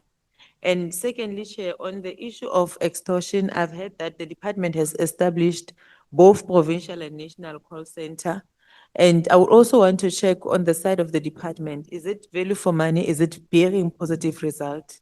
If we can also get clarity on that one. Thank you. Thank you, Honourable Member. Honourable James. Thank you, Chair. I'm going to go back to crime prevention. Now, we cannot have, what concerns me, General Mosekile, is we cannot have a budget of 47 million when it comes to protecting women and children, and there's no enforcement, I think, like the Minister said. I understand earlier on when you referenced Section 10 of the Children's Act in terms of whose responsibility it is to act where children are in direct danger. We also know that there's a national instruction basically for SAPS that allows SAPS to actually respond to these cases, especially when it is after hours when you don't have social workers. Now, I'm also saying we cannot basically shift and I don't want to say blame shift. We cannot look at and every time we reference and we mention children, we say, no, this is the responsibility of the Department of Education, or this is the responsibility of DSD, particularly where we know that we have social crime prevention, and particularly where we know where children are in spaces of risk We need to ensure, number one, the priority as per the Children's Act, that we take those children to a place of safety. Now, you asked earlier on, you know what, we cannot just remove. Removing is the last thing. It's so traumatic. I've been on scene with quite a few of these cases, and that's the absolute last thing that we want to do. But as things stand right now on the Western Cape with the high levels of drug abuse and gangsterism, children are abandoned and children are at risk. Children are sleeping outside, they're going without food, they're being abused, sexually violated. Every day I'm getting hundreds, dozens of cases of children being sexually abused, going without food, are going to these homes. So I'm saying to you, at any given point, we need to ensure that our police stations, our victim-friendly rooms are adequately equipped to absorb these children. And at any given point, whether I go to SAPS at 1 o'clock and 2 o'clock, because sometimes in these drug and gang infested areas, Minister, your social workers cannot just enter even without SAPS on their own because of the risk. So this is something which, and even when we do have removals, Minister, you don't even have vehicles. Your social crime prevention is mandated to respond to such cases to ensure that that child, that minor does not get into a van but into a vehicle. There are many times when we cannot remove because SAPS does not have the resources. That's the reality, and this is what I'm trying to say. So we cannot say that when a child is found loitering on a street corner, Western Cape, a social worker can just pick that child up. This is why we have social crime prevention. This is why we have the vehicles to actually stop, because when that child is standing on the street corner, that child is at risk of being raped, being murdered, being abducted. It is the responsibility, the primary responsibility of SAPS to ensure that child's safety, to load that child in the vehicle, take that child to the victim-friendly room, track the parents, bring the parents in, get the social worker, and the social worker will then deal with the case further. So that is a must that we have to do. If we are addressing gangsterism on the Cape Flats, we cannot wait for that child to get into a pelapos or into the gang before we go and rescue that child. It is our responsibility, social crime prevention, to act to ensure that that child is safe. And then basically we notify DSD and we have all of those social workers on standby. I must say the social workers on the Western Cape are quite effective. They have been responding adequately. But the thing is, with our SAPS members, where all of these children are at risk and in these gangs right now, we find that SAPS members aren't even aware. And I appreciate MP's question on, don't you think it's time that some of our members gets back to school? They are not even familiar with the process in terms of what forms to have at the police station. So they don't know about the Form 22, the Form 36, how to do that. And it is needed in the Western Cape. So if we are saying we are allocating a budget of 47 million to address women and children and crime prevention, we must ensure that we have the capacity, that people are educated and empowered to actually ensure that we have value for money when it comes to the spend of 47 million. So we cannot approve a budget where there's loopholes.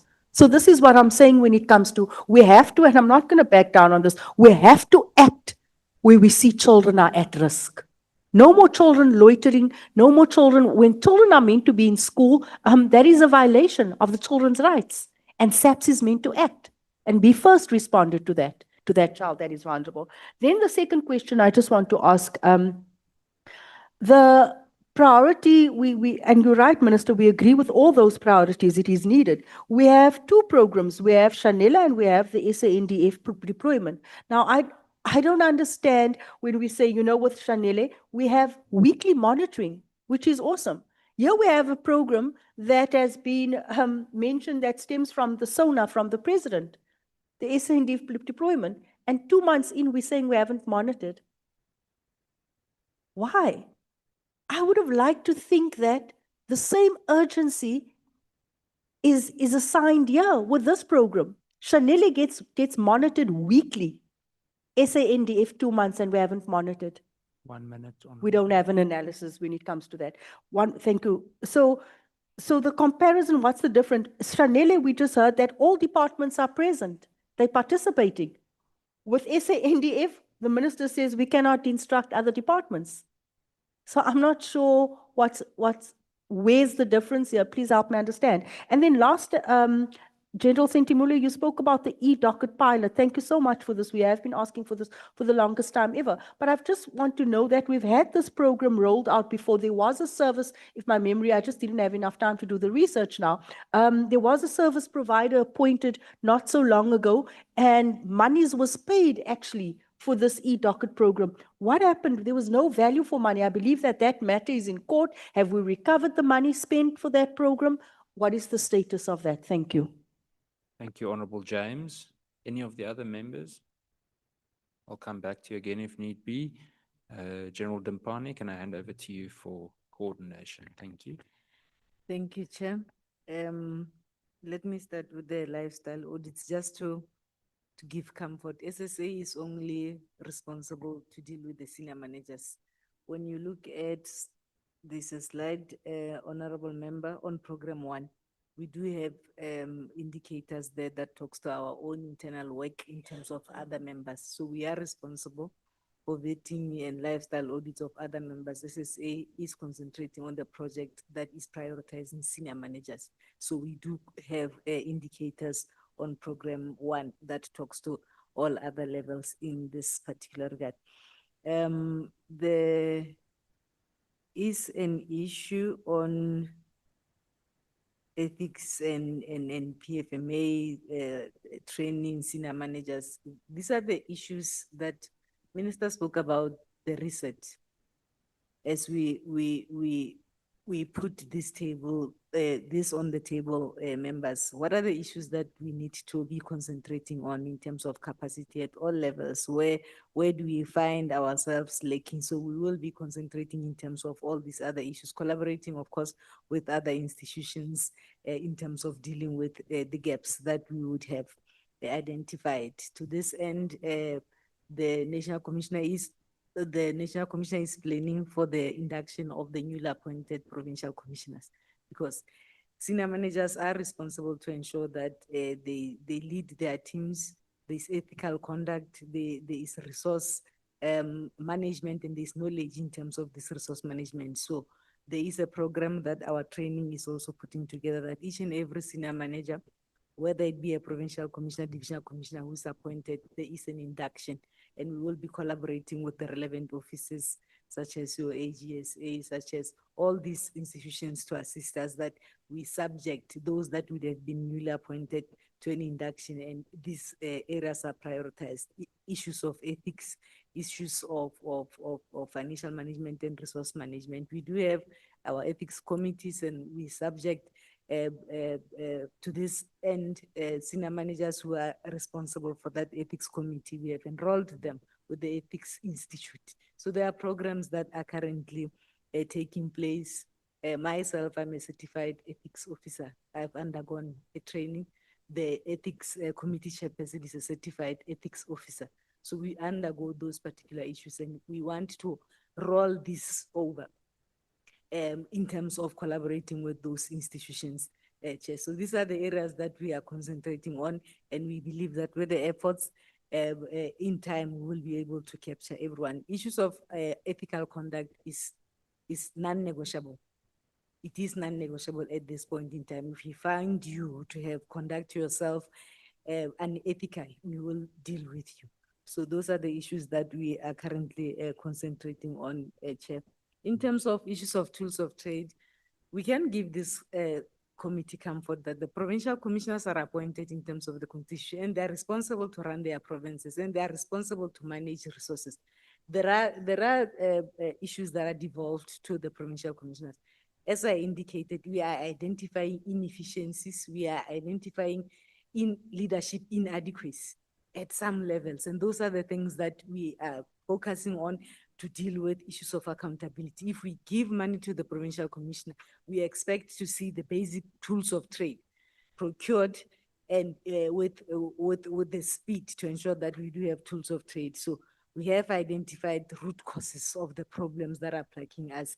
However, we do note all these issues that the members are putting on the table. Those are the issues as and when we deal with accountability, as I indicated, and monitoring, we will be improving in relation to these particular issues. The monitoring of the SNDF project, that is a priority, Honorable Member. I spoke about it yesterday in the very same meeting. So General Musikidi and the team have been required to then put together so that together with China, so it is a program that we can continue not to monitor. So they are, will be producing reports, and I believe soon when those reports are required by portfolio committee, those reports will be produced in this particular regard. I believe General Musikidi will touch on, we have had the issues of prioritizing of issues that relates to protection of children. General Musikidi will respond to those, but we can give this committee an assurance that the vulnerable groups, the issues of GBVF, this is on top of our priority. We do have our social crime prevention units across the country that are also resourced to deal with these particular issues. But General Musikidi will expand, or if there's a need for her to also clarify on the questions of Honorable James, she will come in. I don't want to waste a bit of time. And General Mavunda on the e-docket, what has transpired in terms of this particular project, she can touch on that. And lastly, on training, are our police training colleges equipped and producing the quality of police men and women that we require? General Zulu will touch a bit on this and expand on the training of the detectives. Perhaps in that order before we hand over back to the minister to wrap up on other issues that we might have left out. I will request General Musikidi, General Mavunda, and General Zulu on the training colleges. Thank you, Chair. Thank you once more, Chair.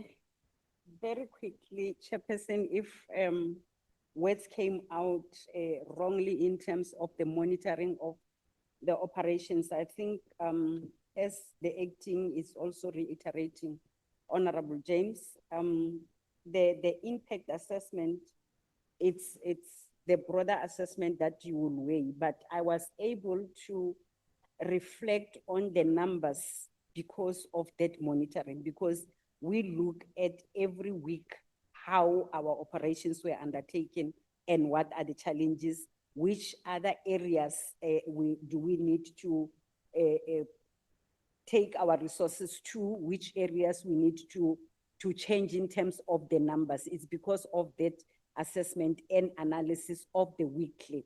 I think the next question of how do we distinguish between Operation Prosper and Operation Shanela. Shanela, it's a holistic crime prevention approach that relates to the priorities of the provincial commissioner, of the district commissioner in the whole province, the whole country.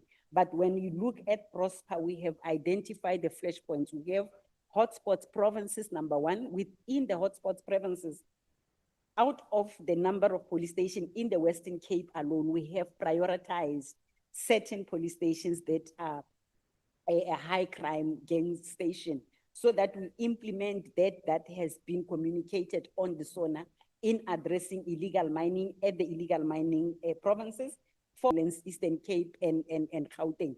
And Gauteng, you will also have both illegal mining and the gangs. So the distinction between these two is that where we deploy, much as there will be the Operation Shanela deployment in any other area, where there is a flashpoint on certain dimension or certain commodity that we want to address, that is where Operation Prosper is. But when we look at the holistic overview of the week's operations, we look at everything.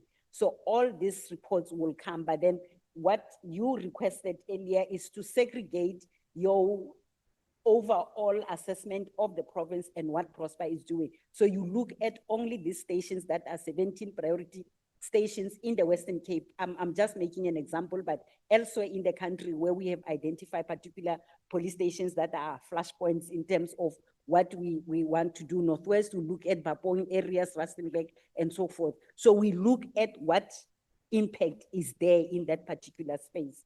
And I know that it might look as if it's 2 months, But we came to the portfolio committee and presented that we have breakdown of how this deployment will happen. The first month, it's mobilization of resources.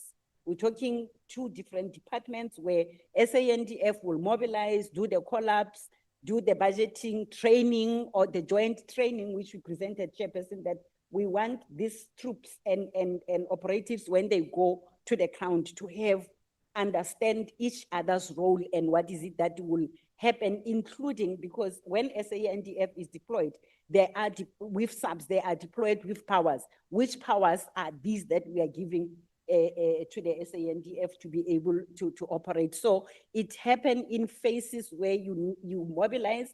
After mobilization, it was the training. After training, then we disseminated this operation and which areas. I think where you have been with them meeting and greeting, it was the scanning process of the operatives. But I think when they operate, they work on the intelligence that was provided and they will go to specific areas to do so. So I want to apologize if it came as if on a weekly basis we are not monitoring what the operations are, because if we wait for a month, we might not know what are the challenges that are happening on a daily basis. For an example, we now know what to communicate with our counterparts. I've been briefing the acting national commissioner in terms of other areas where we have deployment, where we need to tweak and change, where we need to look at other type of resources that we require, because the ones that we are having might have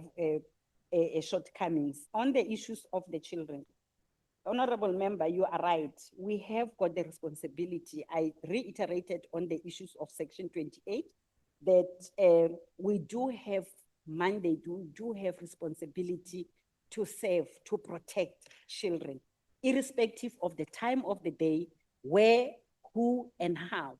However, my reiteration was over and above your face a response that you will see that this child do needs protection. There are other processes that we must also undertake collaboratively. I also spoke about the MOUs that we might have signed with other departments that over and above what is the responsibility and the mandate of the South African Police Service, where we foresee the possibilities that here we need to intervene as the South African Police Service, what steps and processes we need to undertake, but that need to be undertaken within the confines of the law. But we are not going to leave out our work. And on the child protection issues, it doesn't even leave General Nkosi here next to me out when it gets to the issues of trafficking. So it is all of us responsibility. ICVPS says who comes in, when, and what happens. So crime-wise, police will be everywhere. But in terms of other departments that needs to come in particular areas of our response, that is where we are saying here, we need to collaborate with this department here, we collaborate with that department. When it gets to the issues of football, we need DBE, we need the small business when it comes. So it is the whole of government that we are saying in terms of responding to particular areas will require a certain or other departments to come in, but not in any way to say as the police we will just pass and see where is the department DSD. And we know in terms of numbers, we have police stations everywhere, but we don't have DSD offices everywhere. Hence, we need to have those MOUs. We need to have all those training that we are taking our frontline officers in terms of them having to undertake National Instruction 8, 3 of 2008, National Instruction 7 of 1999. So these are all the measures that we are taking. And from time to time, we also report on the VFRs. They are meant for that, but we do have certain departments that we need to interact with as early as possible for the early intervention. Thank you, Chairperson. Thank you, Chair. I think I skipped one on the retention of the detectives. The committee will recall that recently we introduced the detective allowance. We are done with the implementation. There is a detective allowance in our effort to retain the detectives. We have introduced that particular process. And we are then, we believe and hope that our detectives will be motivated. Obviously, we cannot say we can only motivate the detectives and retain them through money. There are other efforts, but we have introduced the detective allowance.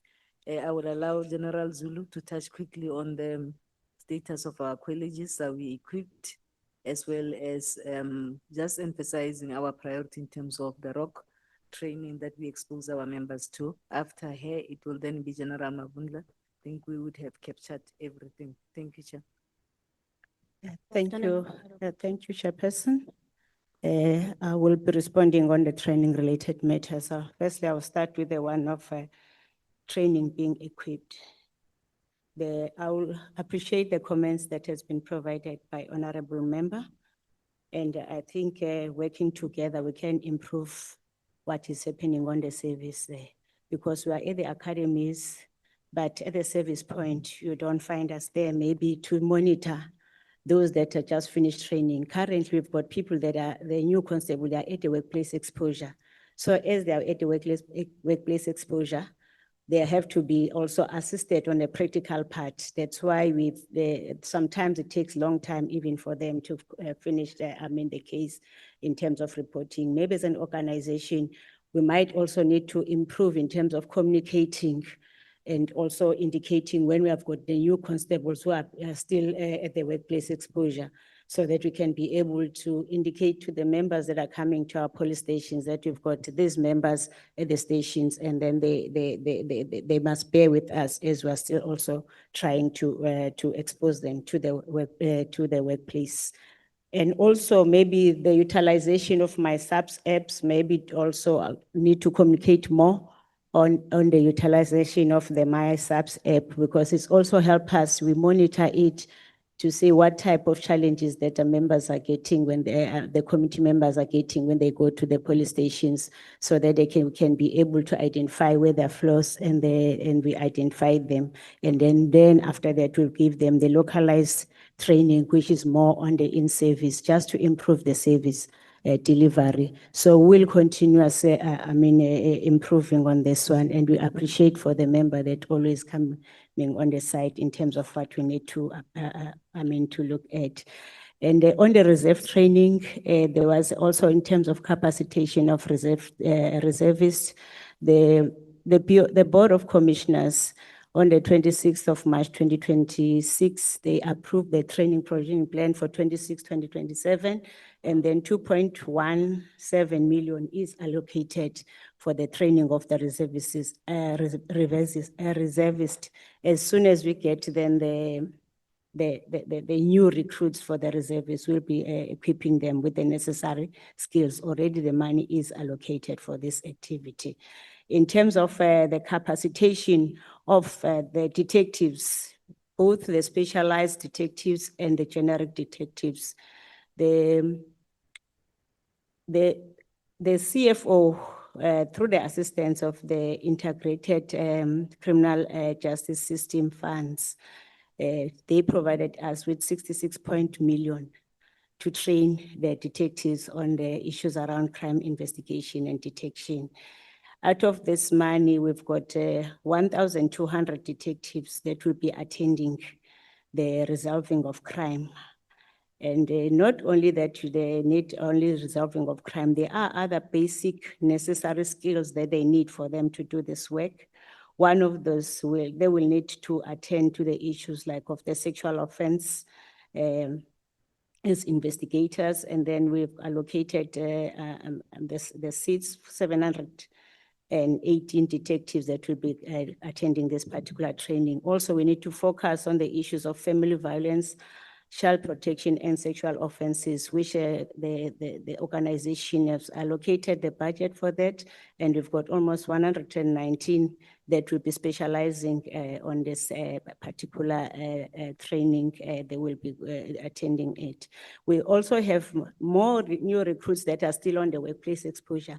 As soon as they go back to the detective environment, before they go to the resolving of crime, they need to go to the course, what you call the basic crime investigation practice. That is a program that allow them to go to the specialized, more specialized on the rock. So we've got 1,206, which will be accommodating those detectives that are currently at the police station doing workplace exposure. And also we have got a lot of other courses that we're also providing for the new recruits to make sure that they get into the work as possible.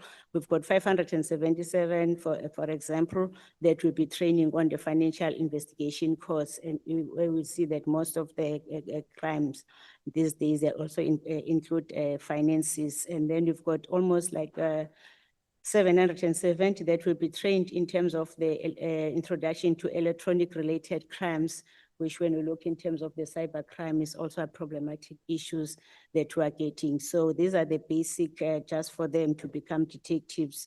And we also look in terms of the detective commanders, because for them to operate well, they need also operational management and leadership. So the organization will be spending 36.5 million for just training the detective commanders to make sure that they get the necessary skill that they need as a detective commanders, and also improve the services on the ground.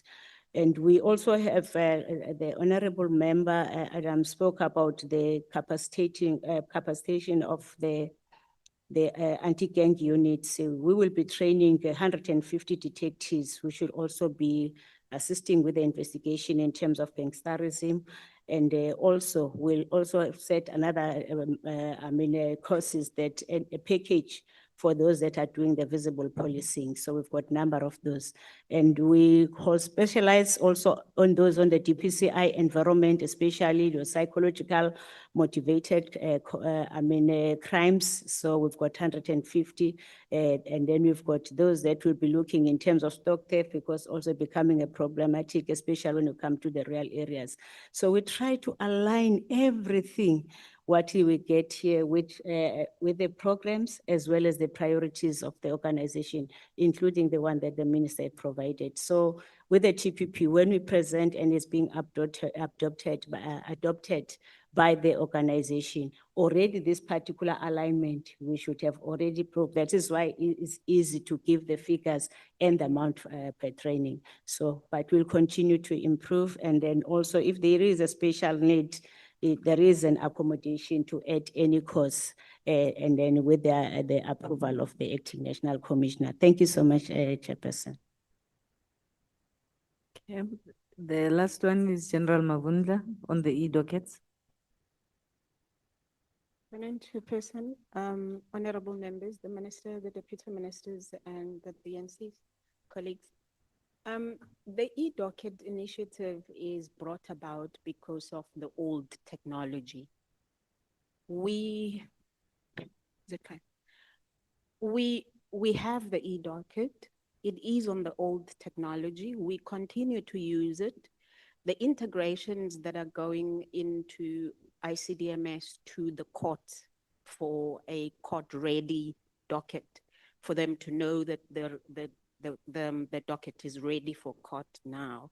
Those integrations are continuing. They are used by the other sister departments in the IJS, in the integrated justice system.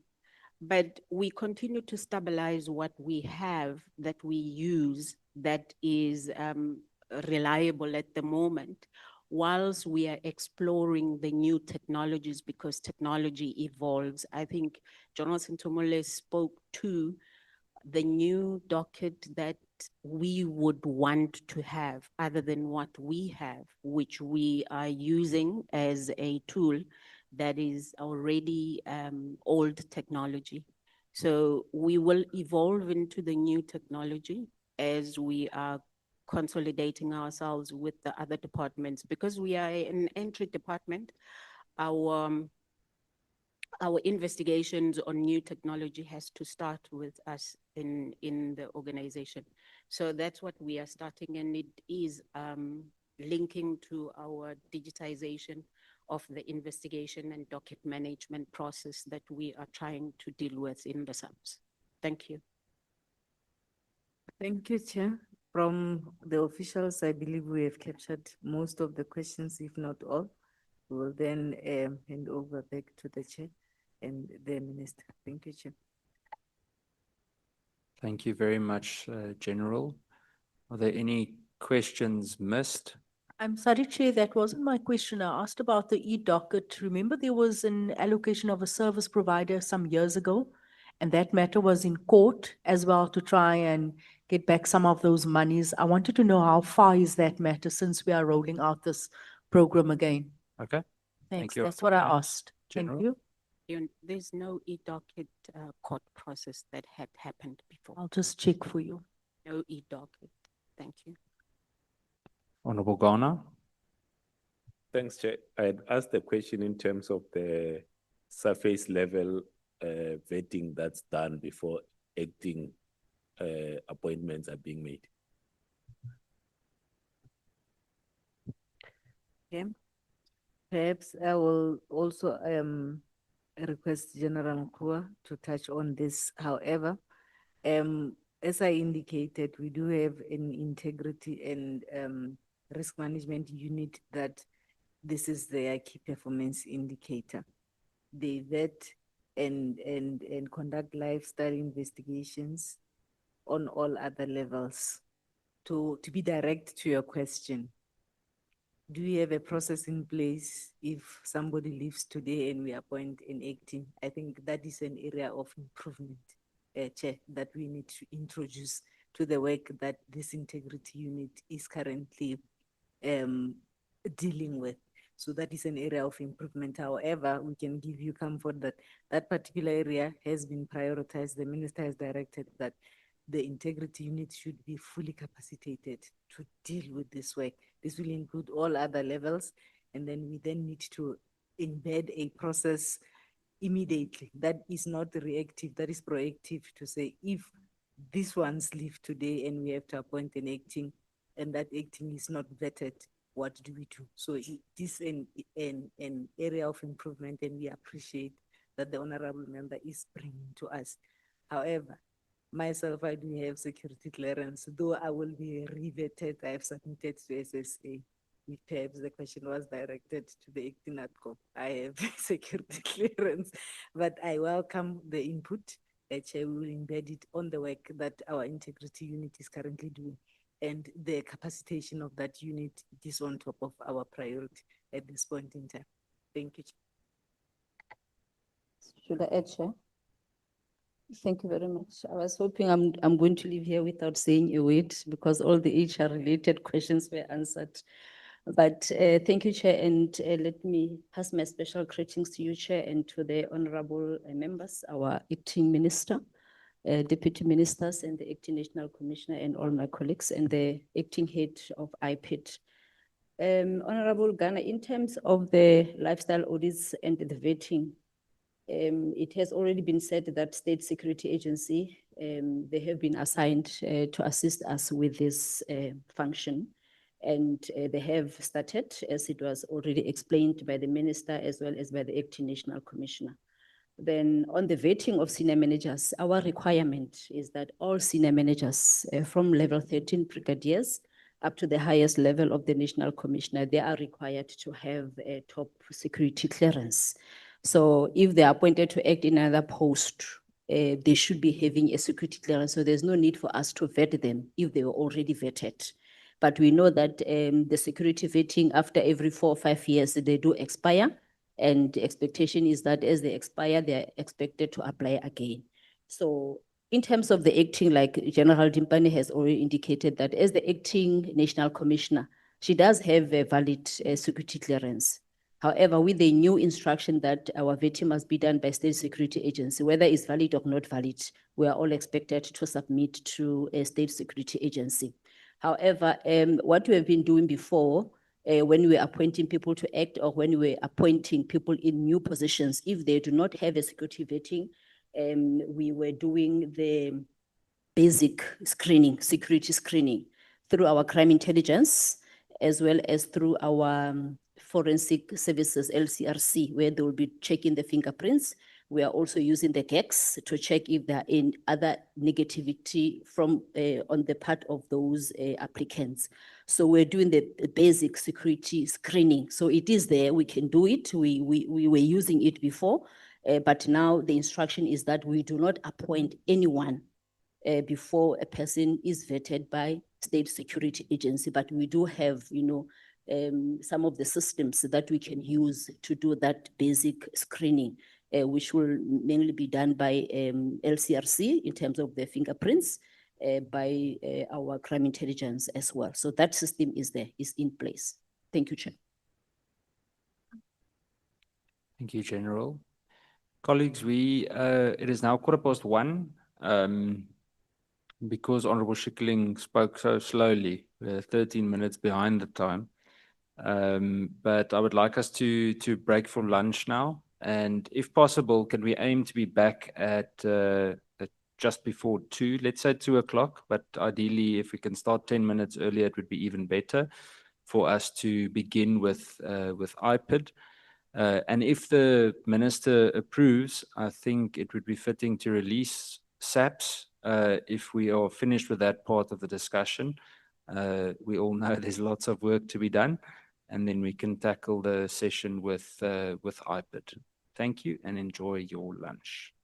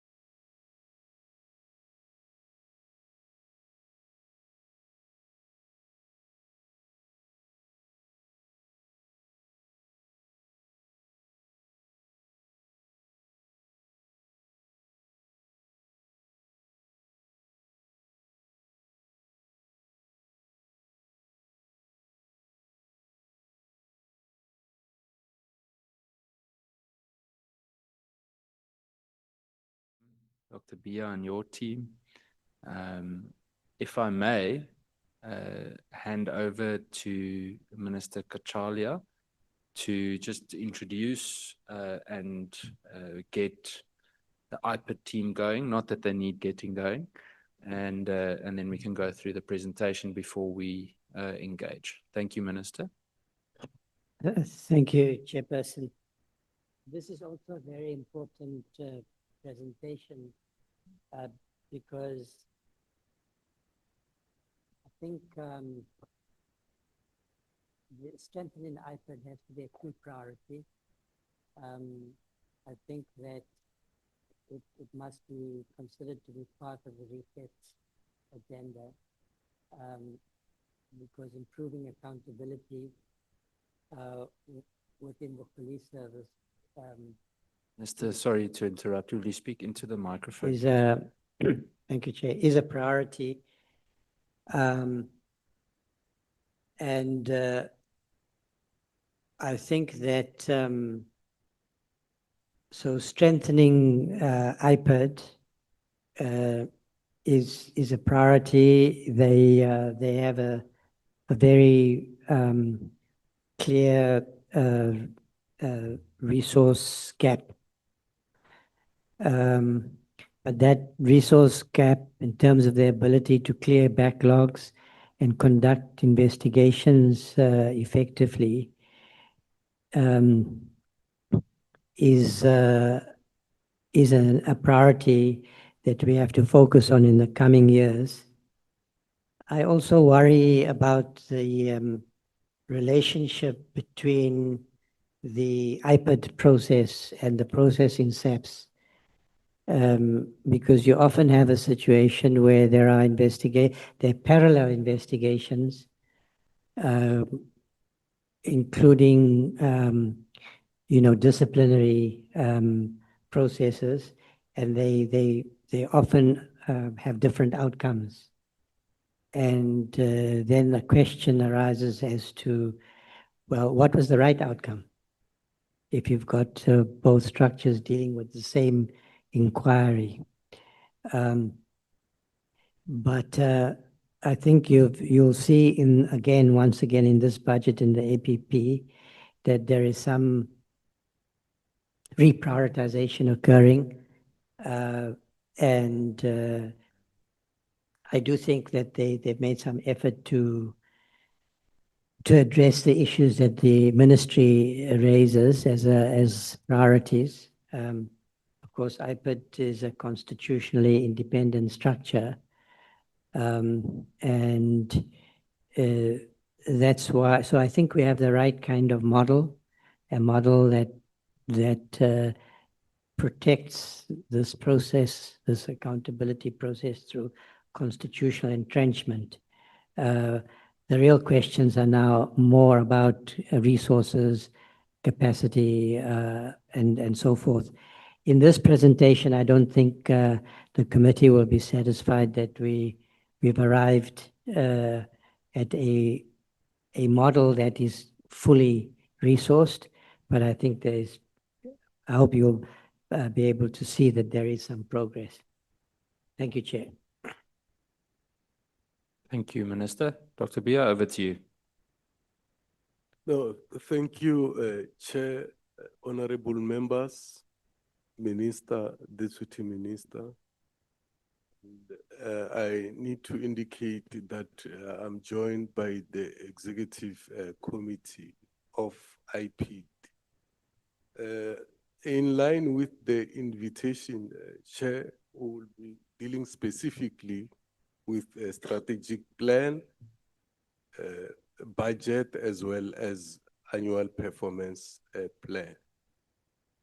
I just want to highlight key aspects in line with our 9 priorities. One such an aspect has been highlighted by the minister, and of course it has been spoken about in this house many a time. That is to reduce backlog. We are taking that as one of our key priorities. And we can report that we have, for the first time in the previous financial year, completed more than our intake. So our completion rate was very high within the previous 5 years. So we are doing well in that area. And of course, one key consideration based on what is happening within the country is to strategically reposition ourselves to be able to deal with complex matters of corruption and organized crime within the SAPS. And by so doing, we are establishing a forensic investigation unit, which will be housed at a national level. We also have other critical consideration, which is in line with the crisis of the country, and that is gender-based violence. These are 3 key highlights out of 9 other priorities. And on that note, Chairperson, I will hand over to the CFO who will deal with budgetary aspects, followed by Ms. Litla, the head of strategy, who will cover the issue of APP. Thank you very much. Thank you so much, Dr. Bila. Greetings to the chairperson, honorable members, the minister, deputy minister, and colleagues. Chair, allow me to take the committee through the budget allocation that has been made for IPID over the period of 3 years, from 26-27 financial year to 28-29. Chair, as the minister has already indicated in his opening remark, we continue to reprioritize our budget allocation by mainly reorganizing our functions so that we are able to deal with the core functions of the department. Chair, as a result, you'd noticed on slide 4, yes, thank you so much. You'll notice, Chair, that we are now operating with 3 programs, and mainly to share the budget allocation that has been made to the department. The first program, Chair, is our support service, where we housed quite a number of support service functions to support the service delivery program, which is program 2. And you will note the budget, Chair, administration, we have allocated about 32% of the overall budget of the department. And the second one, which is the service delivery program, investigation and provincial coordination, we have allocated 64% of the overall budget, Chair, because this is where the service delivery takes place. The last program, which is legal compliance, information, and stakeholder management, this is what we call an enabling program to our service delivery program. And we have allocated 4% of our overall budget. Chair, moving to economic classifications, the overall budget, Chair, of 447 million, 69% of that budget has been allocated to compensation of employees, while 29% is sitting under goods and services and 2% in machinery and equipment. Chair, I must indicate that this budget, particularly sitting in goods and services, is accommodating your contractual obligations. So it's what we call a fixed budget, mainly for IPID operations, while compensation of employees has been reprioritized mainly to increase more resources in case of capital resource, particularly covering some of the functions that have been introduced, like the one Dr. Bila has touched on forensic capacity. Moving to the next slide, Chair, this is the breakdown of program 1, mix of corporate services, departmental management, finance, internal audit, and office accommodation. This office accommodation is mainly your earmark funds for office leases in all provinces where IPID exists, particularly where there are rented offices. And members will also note that the bulk of the budget in this program it's sitting at compensation of employees and mainly to accommodate their statutory functions. This is where you host your risk, your internal audit, your SPM, ICT, communication, security, and internal control. Those are statutory functions that we are expected to have.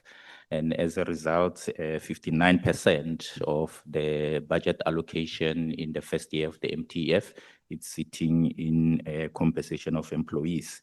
And 38% of the overall budget, which is 54 million, is sitting in goods and services, mainly to cover, amongst others, your regularity audit by AGSA, your operational cost, as well as your leases.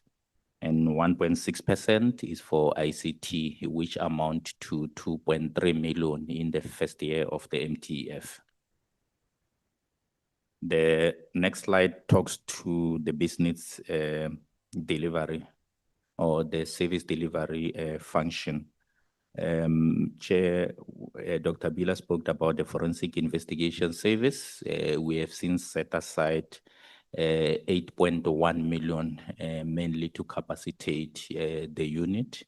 And we also have investigation management.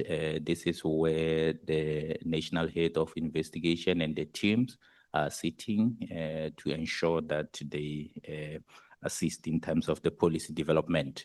And then the last sub-program within this program is investigation services, which account to 95% of the overall budget for this program. This is where provinces are sitting with investigators. And the bulk Chair, of this budget is sitting in compensation of employees. As Chair and members will know that we are labor intensive. We are relying more on the number of investigators. So the bulk of this budget, we always make sure that we recruit more numbers as and when we identify any savings. Goods and services of this program is sitting at 68 million in the first year of the MTEF. Followed by 6.8 million of machinery and equipment, mainly to address our investigative tools of trades, amongst others, your vehicles. We continue to replace our aged vehicles as and when we identify savings within. The last program, Chair, legal compliance, information and stakeholder management. We have allocated the bulk of the budget to the sub-program 1, which is legal compliance monitoring and quality assurance. As Chair will recall that previously we made a commitment to establish the quality assurance so that they can work closely with our investigators to ensure that the quality of our docket is up to the required standard. We also have the policy research and information management, which is taking the 4.6 million of the total allocation. And lastly, stakeholder management, accounting for 3.1. The total, Chair, like in other programs, the bulk of the allocation is sitting at compensation of employees, accounting for 15.6 million. Because we will expect more numbers to assist in executing the functions that have been introduced. And the second will be your goods and services, 4.3 million, mainly for operational cost. Now, Chair, the following slide, we continue to put this across when we meet with National Treasury, as and when we meet with the committee, to say if we have to look into the IPID Act, sections that have not been fully implemented due to the capacity constraints. After being quantified, we are saying IPID require not less than 463 million over MTF, mainly to address the backlog cases that Dr. Bila spoke about earlier on, and other operational challenges that we are currently unable to fund, but we continue to reprioritize what has been allocated to us so that the service delivery cannot suffer. Now, Chair,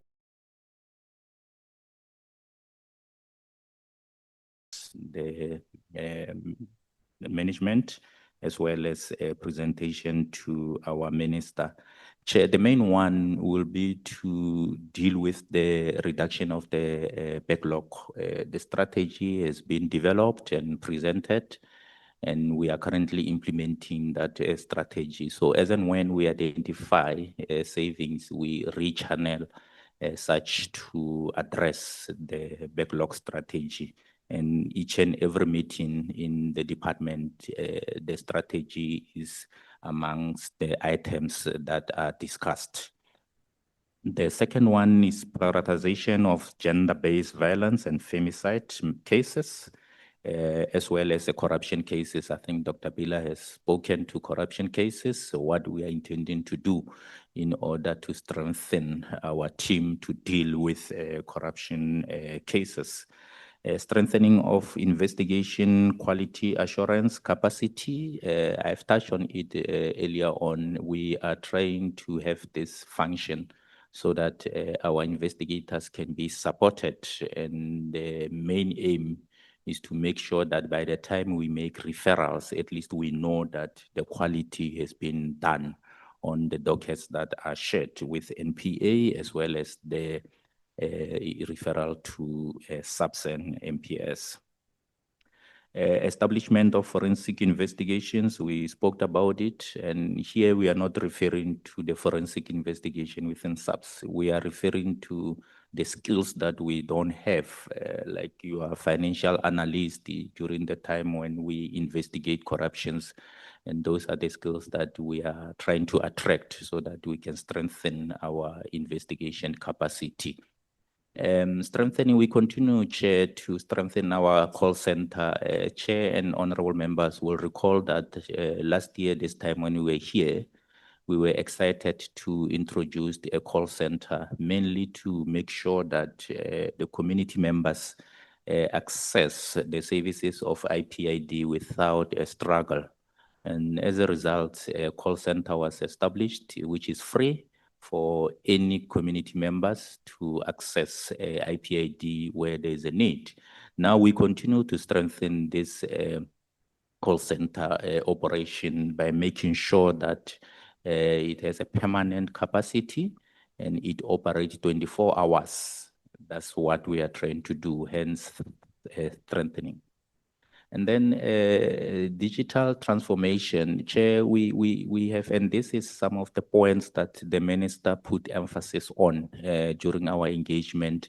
We have developed what we call ICT implementation plan. And in that plan, there are projects that have been prioritized. And amongst those projects, Chair, we are expected to modernize our operations. And we have also made a commitment amongst ourselves that each and every time when we identify savings, we will make sure that ICT implementation plan is prioritized because it affects the operations of IPID. We are also at the final stage of development of a case management system. As Chair and honorable members will recall that the current case management system that we are using is an outsourced, and we have been one of the risk of using the outsourced case management system. We've set aside money to develop our own. We are almost at the final stage of that process. Strengthening stakeholder relations, we continue to work with stakeholders, our key stakeholders, particularly when we engage at the different forums, and we have set aside a budget just to make sure that we work, particularly when we've got community outreach programs.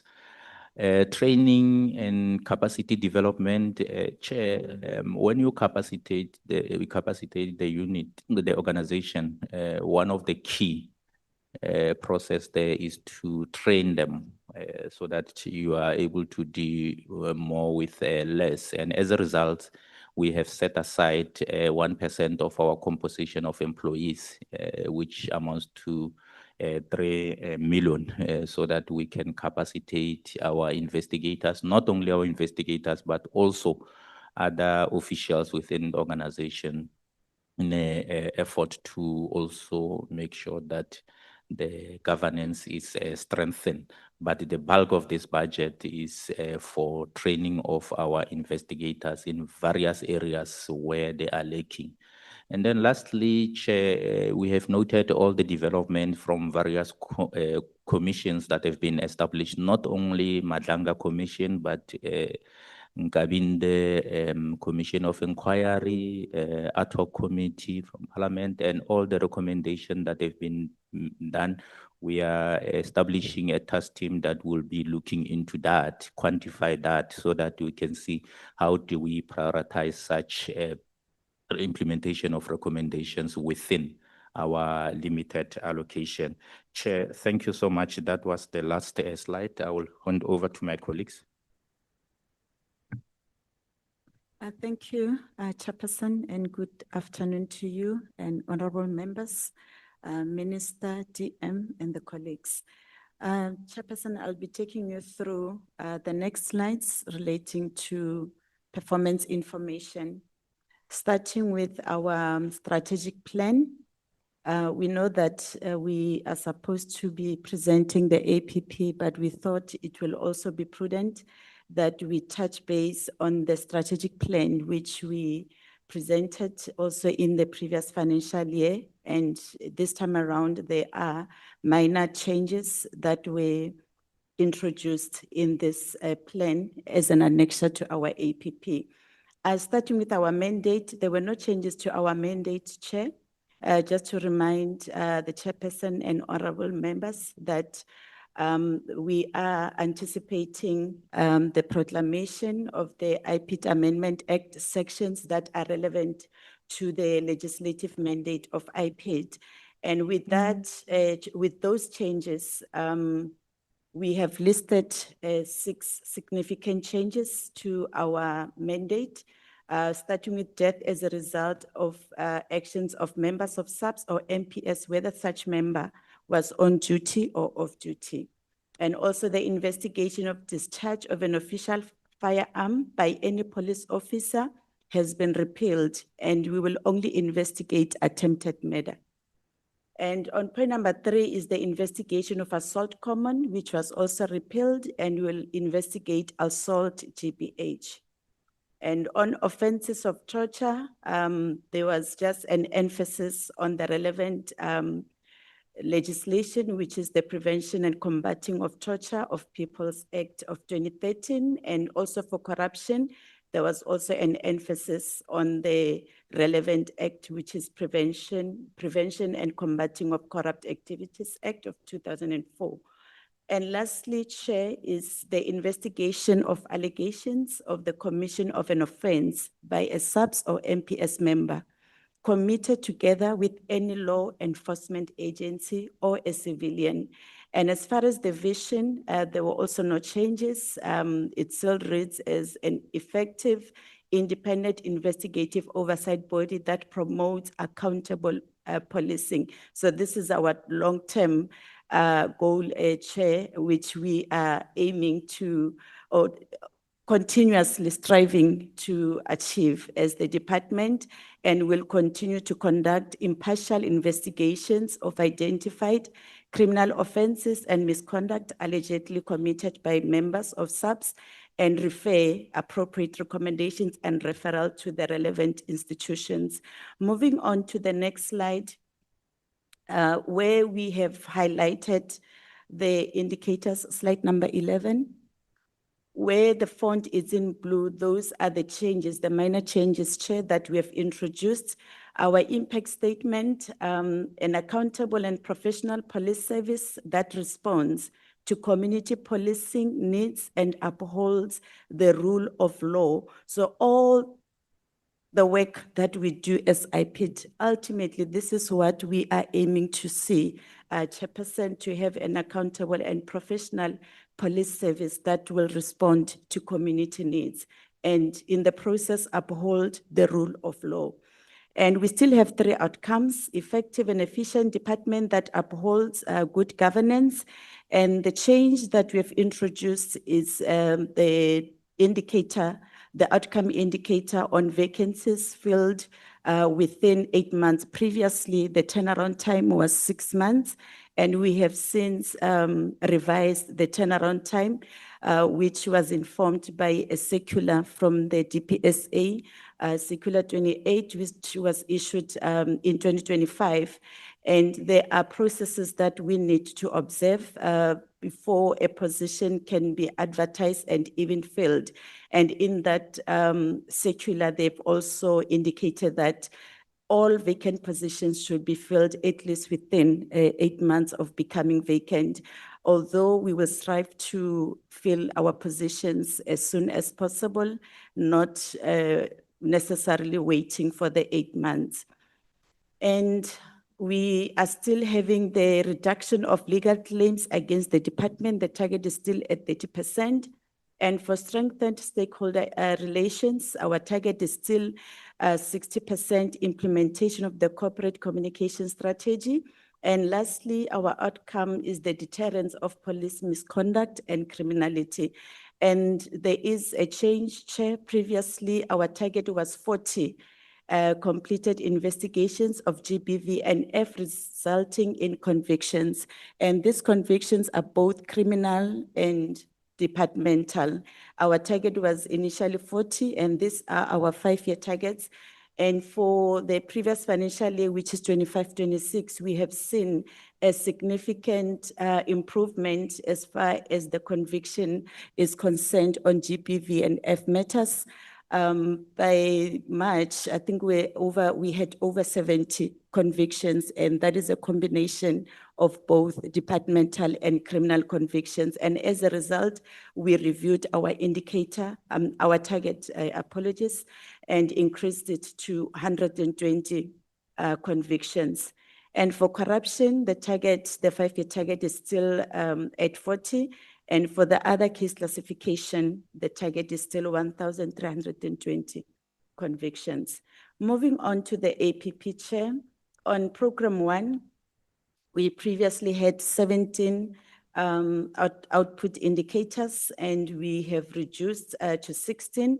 The one indicator that was discontinued is percentage implementation of youth development strategy. This indicator, we implemented it for about 3 years, and we were attracting youth through an internship program. And we have since realized the impact of that as a result of that strategy that we've been implementing. The youth representation in the department has increased. So we are still going to continue to monitor the internship program, but at an operational level. Starting with the first indicator, Chair, I think the chairperson, apologies, the CFO had already touched on this one, on the implementation of ICT. We are still retaining our target at 80%. And the next one is the implementation of annual internal audit plan. We are still retaining the target at 90. And for the implementation of risk mitigation strategies, we have increased the target from 70 to 80%. And for vacancies, vacancy rates, we are still retaining our target at 10%.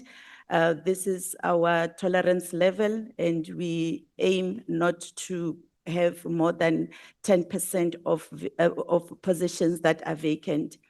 Youth representation, we are still retaining our target at 20%.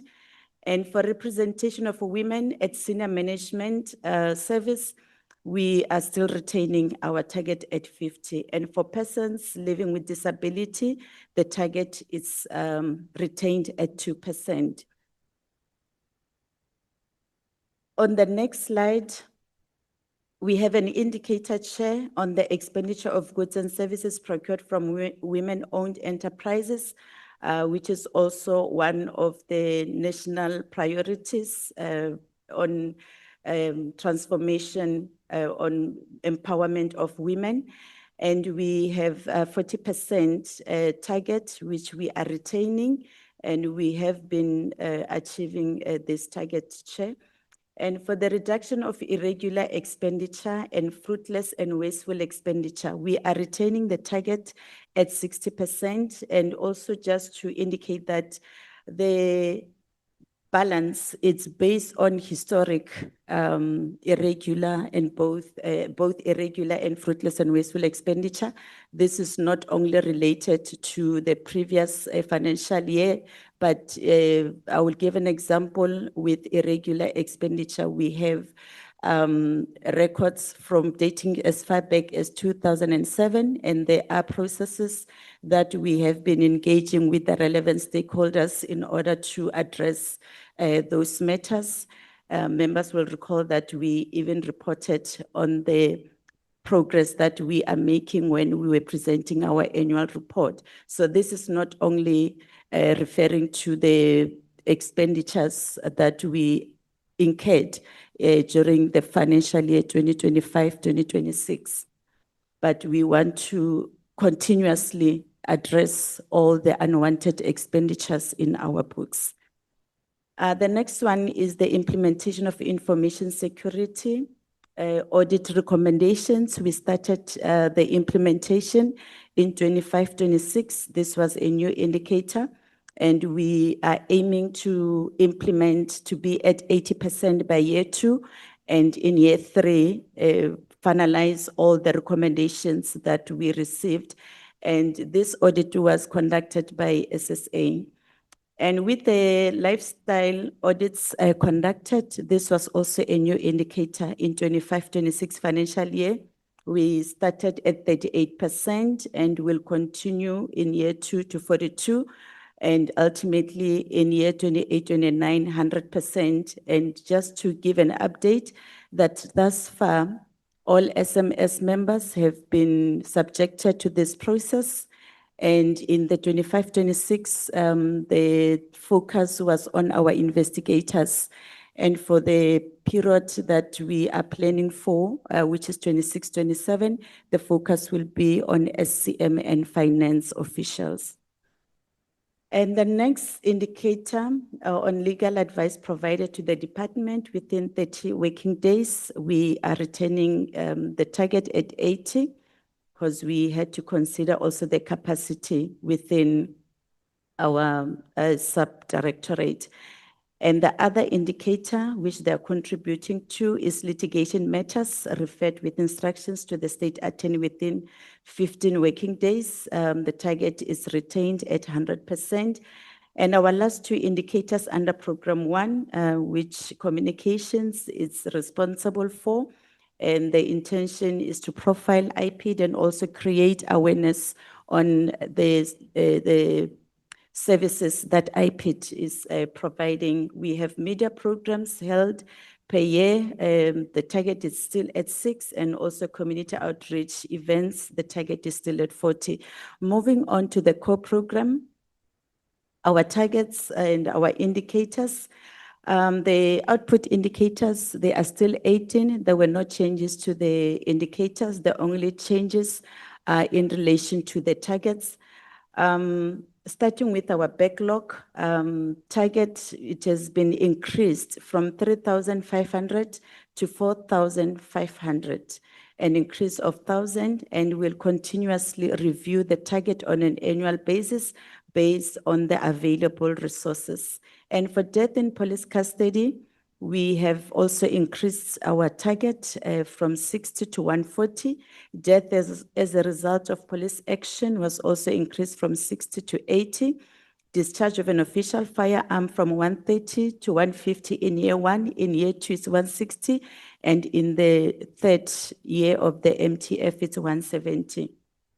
And for rape by police officer, the target is 35, was 35 in 25, 26. It has also been increased to 55 across the MTF. And for rape while in police custody, the target is retained at 1. And also maybe just to indicate that we also do take into consideration the active cases and also the trend of intake that we register on an annual basis, and also the completion rate for each case category when we review our targets. And in addition, it will be the available resources. And for torture, the target is retained at 40 in year 1, then increased to 50, then 60 in the third MTF financial year. And for assault, the target was also increased from 700 to 750 in year 1, 800 in year 2, and in the last financial year of the MTF to 850. And for corruption, the target was set at 15. And this is, we also had to take into consideration, Chair, the processes that are still underway, which includes the establishment of the forensic investigation unit. And in the other financial years, that's when we can start seeing the impact of having that unit in place. But for now, we are still going to retain the target at 15, and we'll continuously review as we continue with the implementation of other interventions that will assist us to expedite the investigations of these complex cases. And for Section 28(1)H matters, we have increased our target to 140, from 30 to 140.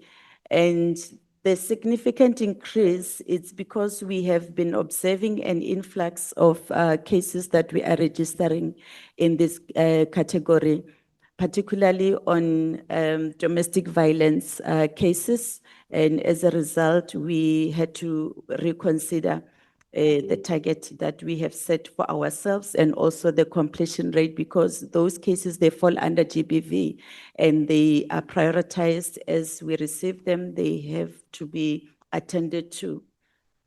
And the next one is on the investigations of offenses referred to in Section 33 of the IPID Act. And this is in relation to failure to report matters that falls within IPID's mandate. And we have increased the target to 10. And we have an indicator on rural-based investigative projects conducted, and the target is retained at 9. And what is expected from this indicator?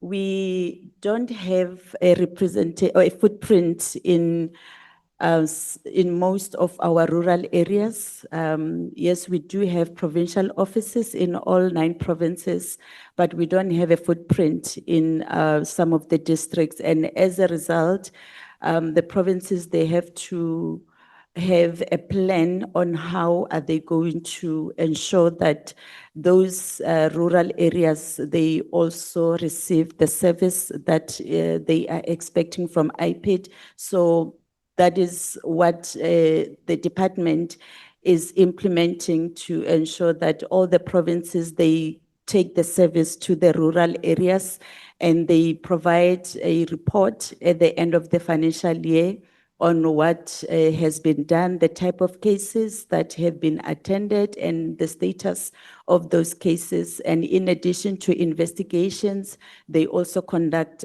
community outreach events. They also conduct cell inspections. So the implementation of this project is not only limited to investigation activities. The next one is on the number of recommendation reports submitted to SAPS on cell inspections conducted. Chairperson and honorable members will recall that we conduct cell inspections nationally at a provincial level.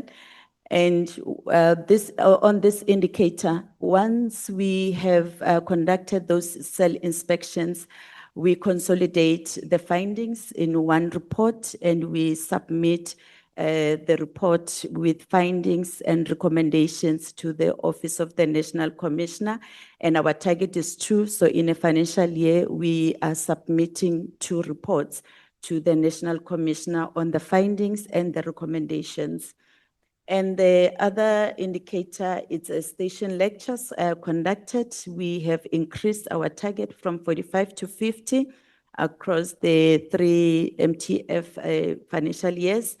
And also just to explain on this indicator, what we are doing at a provincial level, they identify stations and also being informed by the nature of cases that are emanating from those stations. And during those station lectures, they try to address the challenges that we are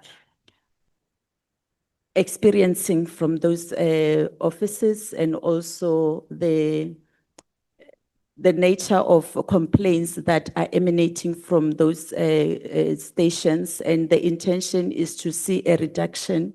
And we are seeing a reduction of complaints in the 25-26 financial year when we compare it with 24-25 financial year by over 200 complaints reduction when we compare the 2 financial years. And on the next slide, which is slide 16, we refer dockets to the NPA within 30 days of being signed off, and we also refer recommendations to SAPS and MPS within 30 days of being signed off, and the target is still retained at 90%. And the last 2 indicators relates to the disciplinary outcomes from SAPS and MPS that are analyzed within 30 days. And we have increased the target from 80% to 90%. So the outcomes, the final outcomes on the disciplinary actions that were implemented, we analyze the outcome, and where the provincial management is not satisfied with the outcome, they engage further with the relevant office. And the last one is in relation to the responses that we receive from the NPA on whether to prosecute or not prosecute. Also on this one, after the analysis, they do engage further with the relevant NPA office should they not be satisfied with the decision that was taken by the NPA. And also where they have not given reasons for nullo prosecute, they do engage with the relevant office to get the reasons. And for the last program, which is legal compliance, information and stakeholder management, we have increased our output indicators from 5 to 6.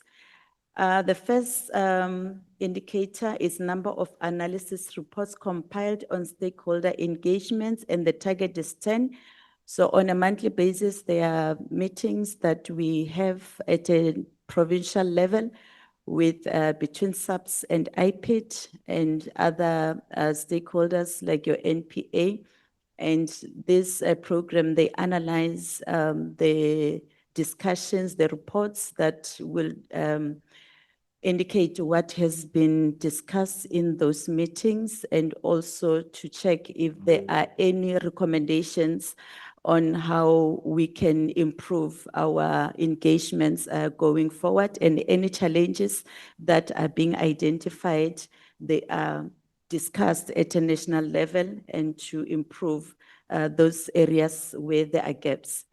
And the next one is number of SAPS and MPS recommendation compliance reports that are compiled, and the target is 12 on a monthly basis on all the dockets and the recommendations that are referred to the NPA, SAPS and MPS. This program, they analyze the reports, IPID reports, and the intention is to improve the quality of our recommendations so that going forward, we don't find a situation where our recommendations are not implemented because of the gaps identified in our reports. And the next one, which is the new, it's a new indicator that was introduced, is the number of statistical reports compiled of cases investigated. The target is 2. So we'll issue a biannual statistical report, which will cover April to September, and afterwards we'll have an annual report, which will cover the 12 months period of the financial year. And the next one is percentage of dockets that are quality assured within 30 days of receipt. This is an indicator where the new unit that we are still in progress of establishing the quality assurance, they will play a very critical role in contributing to the quality assurance process of our dockets. And we have research papers finalized. We have increased our target from 1 to 2 across the MTF period. And the last indicator on legal advice provided to investigators within 5 working days, the target is still retained at 100%. Thank you, Chairperson. That was the last slide. Thank you, Acting ED. Thank you very much. May I then hand over to the members for any questions and comments? Honorable Schikkerling, noted. Honorable James. Director.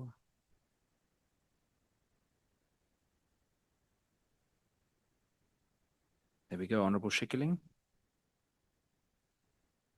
Thank you, Chair. Thank you very much to IPID for the informative report plan. I think it's quite detailed. I would actually think that we shouldn't even have indicators in the police or targets for things like rape and torture and assault and corruption by police officers, because they should be above reproach. So we shouldn't actually even have targets, and it's very disheartening to actually read through these targets, but they are there and we have to work with them. So I will have only a few questions. IPID set a target of only 120 completed GBV and F investigations resulting in convictions over a 5-year period. How does IPID justify such a low conviction target in a country facing a GBV crisis, and what message does this send to the victims when justice is effectively capped at such a minimal level? It is difficult. I mean, as I say, we shouldn't even be having these targets. Consequence management and SAPS accountability, and this is really something that I'm quite adamant about, is IPID measures outputs like referring cases to the SAPS and the NPA, but there is a limited emphasis on actual disciplinary or consequential on criminal consequences. What mechanisms do you have in place to ensure that the SAPS actually acts on your recommendations, and how many officers have faced real consequences as a result of IPID investigations over the last year, not just referrals, because it happens quite frequently that IPID makes recommendations, but the SAPS does not stick to these recommendations. We even know of police officers in provinces that have technically been fired by the SAPS, and the police commissioner has overturned this ruling. So how are you making sure that your recommendations are actually implemented? And then my last question, Chair, is on the quality of the investigations.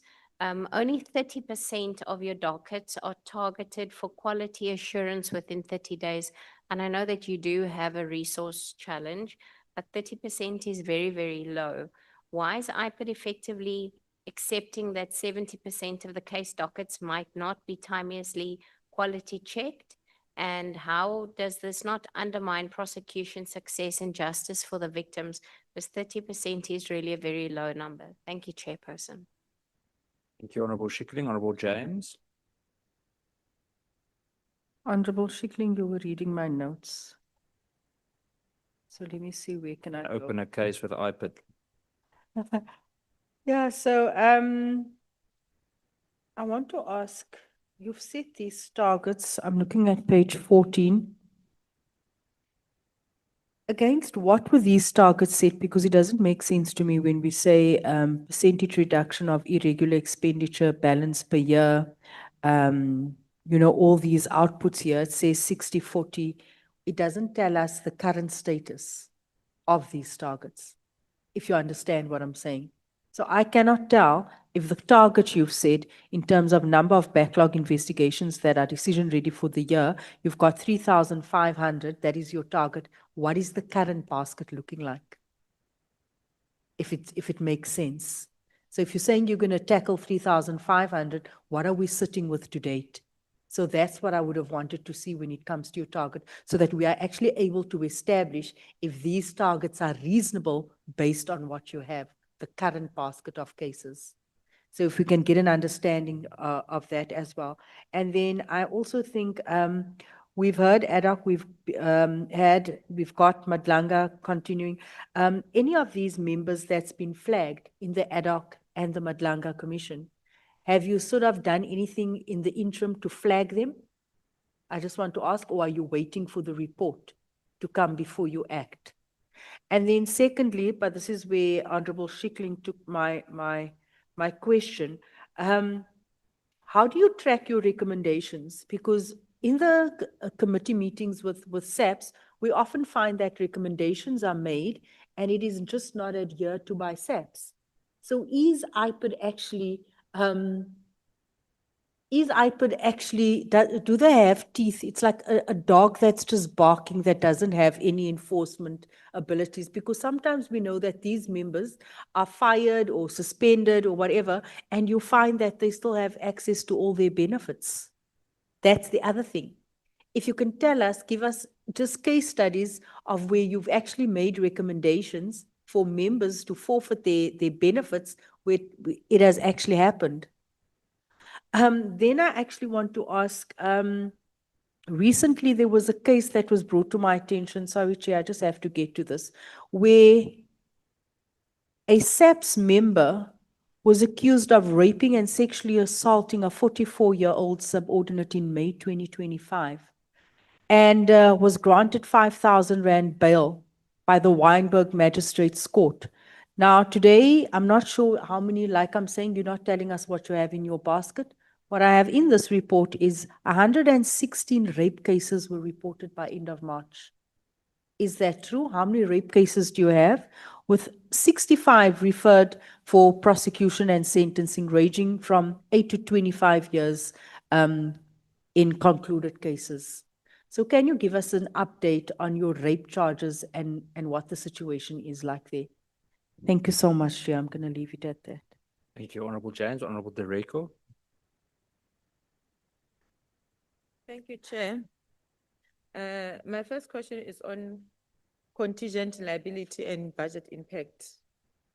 The department carries a contingent liability of 108 million in respect to civil claims. So what proportion of the current budget is being directed from the core investigative function to settle the legal claims and liability? And what mitigation strategies are in place to reduce this financial pressure going forward? And secondly, Chair, is on the prosecution and MPA threshold compliance. Only 71 cases were approved for prosecution, compared to 790 cases that were declined by the NPA. So in the previous financial year, this is the current state. So what are the specific measures that you have in place with regard to quality assurance mechanism so that when to strengthen the IPD, the IPID document in preparation for compliance and with evidence threshold required by NPA? And then Chair, the third one is on leadership and stability. Every institution needs stability, and it simply means that part of stability is to ensure that you have permanent management in place.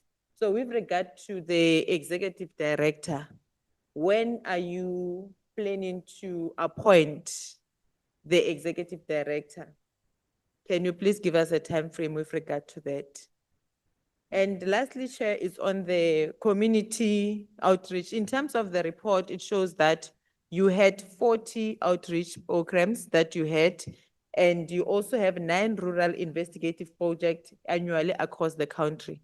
Looking at this program that you have conducted as the department, do you think that they are effective and sufficient enough to carry your mandate? Thank you, Chair. Honorable Maeko. Am I saying your name correctly? I have to practice a little bit. But yes, you could go for it, and then followed by Honorable Mokoena.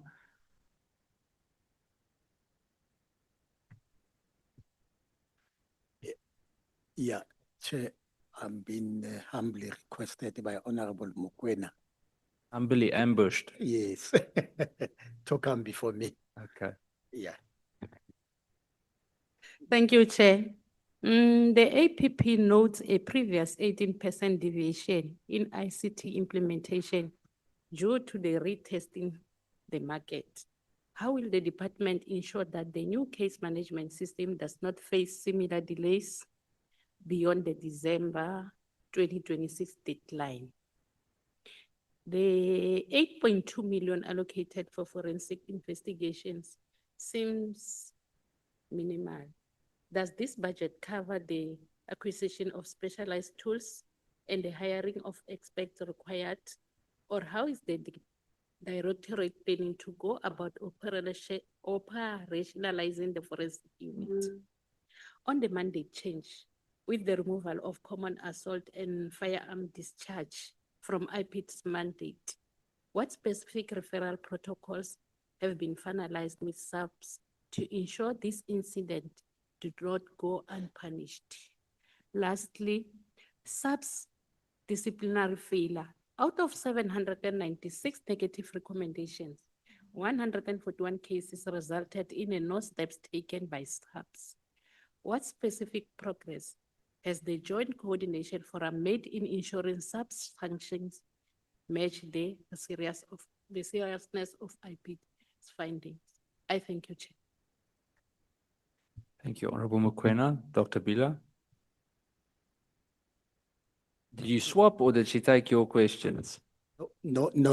I said I'm being humbly persuaded. Okay, no Yes. problem. You can go for it. Sorry, Dr. Bila, last set of questions. Oh, no, thank you, Chair.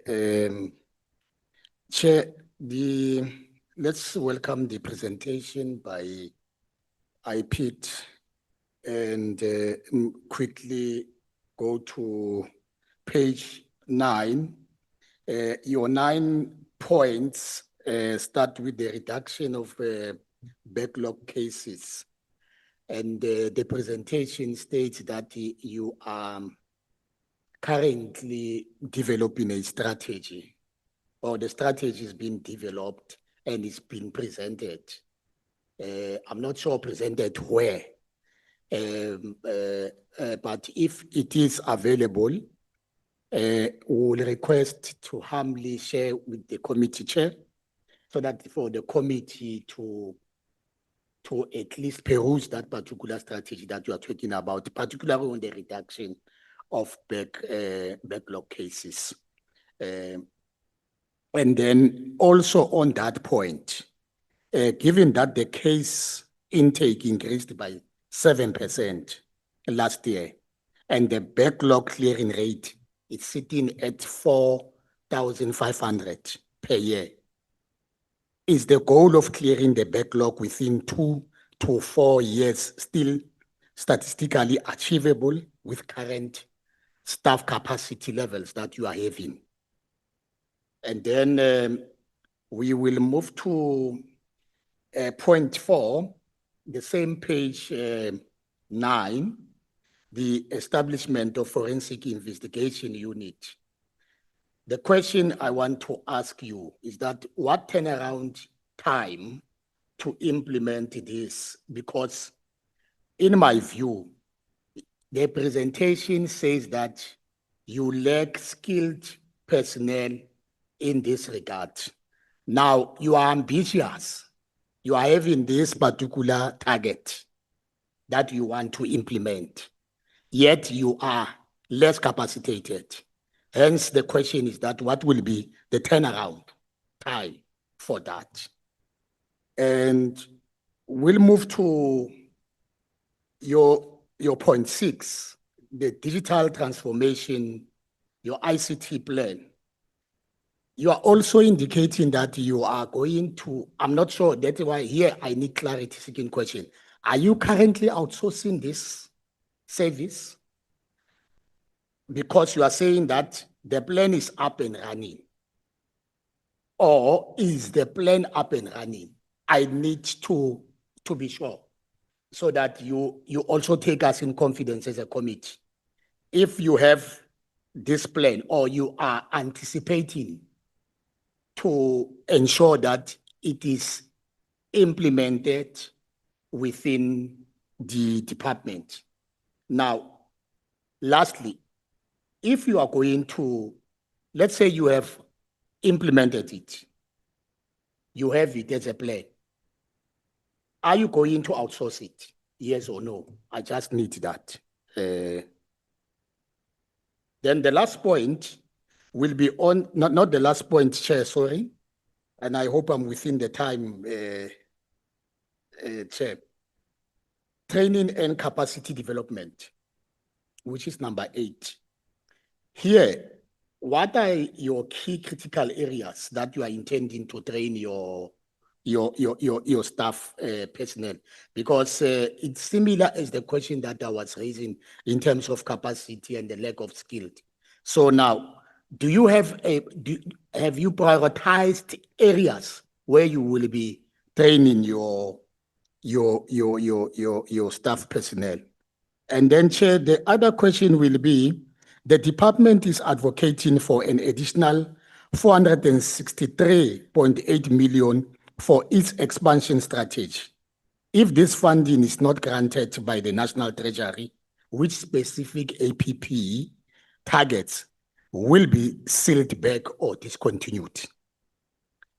And then, Chair, the last 2, why is the total personnel establishment projected to decrease from 438 to 408 posts over the MTF, while active workload remains high at over 14,000 cases? The last one, Chair. The BRRR specifically recommended tracking incidents involving unidentifiable police officers who are wearing balaclavas, no name tags. Does the new case management system include a specific data field to track and report this incident to Parliament? Chair, if time permitted, I will humbly request to come back. Thank you. You and Honorable Schikkeling are in competition now. DM Boshielo, can I hand over to you to facilitate response? Thank you. Thank you very much, Chairperson, and good afternoon, colleagues. You said police, we share responsibilities, don't get stuck. Let me start with the question by Honorable James. Honorable James, I agree with you that in terms of tracking the recommendations, it seems we're not there, and we need to improve in that regard. But the mandate of IPID is a very difficult one. Firstly, they have to deal with the discipline of police, but also they must not demoralize them such that they don't do their work. Because if you demoralize them, they don't do their work. Actually, they do. They tell you, IPID will do it. So crime goes up because they're trying to save their skills. So there must be that balance between, taking action or disciplinary action, but also building in terms of you just don't destroy, you build gradually. So the cases now, as I'm talking to you, are increasing. Yesterday, one police from Sunnyside committed suicide. And there are many who are committing suicide. And others now are just getting out of the system with the relevant experience and what. And when you ask them, when you do your exit interview, they will tell you that IPID, no, we can't work with IPID, So we must be able to, I'm saying, to balance between taking action for police who have not doing their work, but also rehabilitate in the process. And because it demoralizes them, actually, they don't want it at all because it demoralizes them, but we need it because police also need somebody to be able to deal with them. So the other issue that is coming on is the metropolis. You can see the problem at Madlanga, where now the metropolis has a lot of cases and they're police. So it means they must come to IPID. I'm not sure whether they are ready, and because they don't even have a budget, and we need to be able to take action in terms of the recommendations. So some of these things we'll just have to look at them, and as time goes on, maybe the adjustment or what the committee will expect you to assist us to be able to do that. The other issue is in terms of the permanent people in IPID. The other problem, it's not a problem, they are changing their organizational structure. It didn't accommodate other units, so they're trying to accommodate it. But also, their head, executive director, must be at the DG level so that you have that power, which we say that they don't have that power. So as soon as they're done with the organizational structure, the minister will sign it, and then they'll get the right person to be able to do that. As of now, I don't think you'll be able to attract people who will want to come there. And the other one is in terms of corruption and organized crime. There's corruption in the police also, organized crime in the police also. So while other sections are dealing with them, IPID should also come in. At what time or point do they come in? I think that's what we just need to sort it out. In terms of the ICT, I think overall, as we said, we had discussion with China. I remember I went to China, and then we're signing the memorandum to include buying the equipment there. I'm saying this because if you go to Manly, there is one shop there, Smolanyana shop. They sell all the equipment, technology equipment in terms of security, and the owner is a Pakistan. So I'm just asking myself, do you get insight for your security and then just take from the shelf? Or you want something that is really, nobody can hack it, it can be maintained and whatever. So I think we're looking at government to government, and they will be able to be accommodated in that. And secondly, would want to also train our youth in terms of this ICI. They need upgrading, they need maintenance, they need everything. If we train our youth, we don't have to take them outside. They can be able to do that. And it will be part of also creating some job. It will include the new case management. I was saying in terms of e-docketing, the thinking behind e-docketing was that you have your docket on the system, And if you want to know how far is your case, you have your password, you go there and check how far is it. But as for now, it's like scanning, and keeping them safe, which doesn't help in anything. So we'll also want to also include this new case management so that it give you also like a bank. I mean, every time you go there and you have 10 rand, you still go again, you think you have, at least you have control over what your money is and be able to do that. In terms of the numbers of police, as I said, is a problem. And many are leaving. For sure, you know now that the number of police that we have now are less than what we had in 2010. And the population have shot up to about 63 now in terms of the mid-year. So you need your feet, but also the technology to be able to do that. So as we train 5,500 per year is the maximum that our colleges can take, 4,500 resign. So it's like a merry-go-round, but we need to somehow arrest it, and we'll try to see how best do we make SAPS to an IPID to be employer of choice, where people with relevant skills would want to come and work with us. Lastly, the issue of the detectives, I think members, sometime we must have time and just discuss this issue, because you have IPID, which is supposed to investigate, have its own detectives. You have IDEC, which also is expected to have its detective and arrest. And then you have DPCI, which also must have its detectives and everything. You have SAPS, which must have its own detectives by General Tintumule.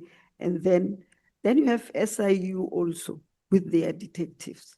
So as a result, the detectives, they cannibalize, this organization cannibalize around each other. So they will give this ones like IDEC will give a little bit of salary and some benefit. Then they move from SAPS, they go there. Then IPID take a little bit, they move there and whatever, because they know it's small kind of thing. So until we found ourselves as the integrated justice system, including the IDEC and everybody, to say, how do we preserve this kind of resource that we don't have, but especially detectives who are trained and who can be able to bring a case to in front of the court and win. We are still going to have this problem. And Chair, with your permission, can I give to Dr. Bila to deal with others? Thank you. Thank you, DM, and thanks to yourself, Chair. I will start with the question from Honorable Sheikling in terms of impact in relation to our work. Chair, our work speaks a volume in terms of numbers. We be talking criminal conviction. In 3 years, we moved from 43 criminal conviction to 76, and now we are sustaining above 70. So we have moved, and that is our priority. I'm talking about criminal part.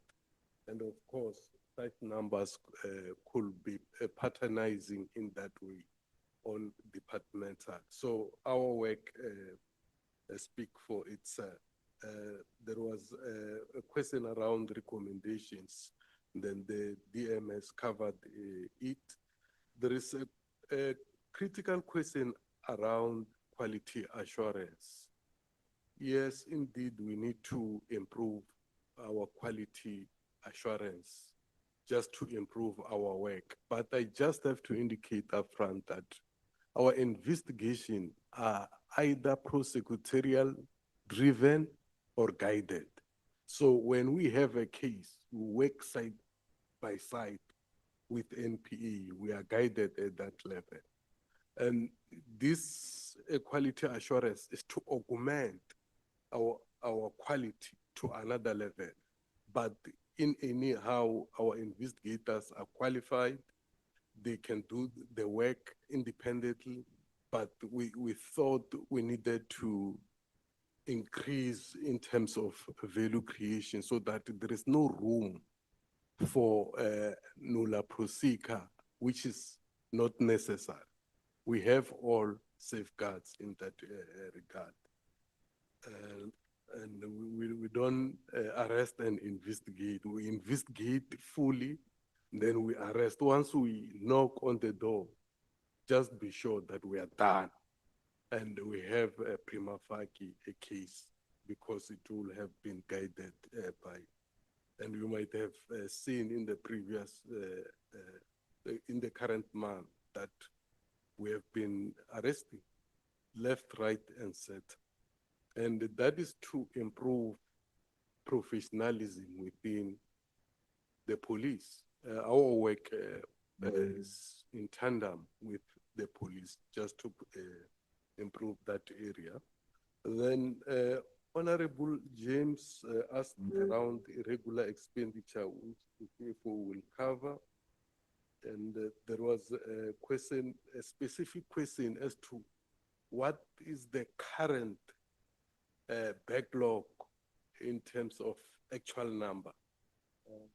Many Tape will talk to that, but I just want to frame the very same question by indicating that there is measurable impact in terms of backlog reduction.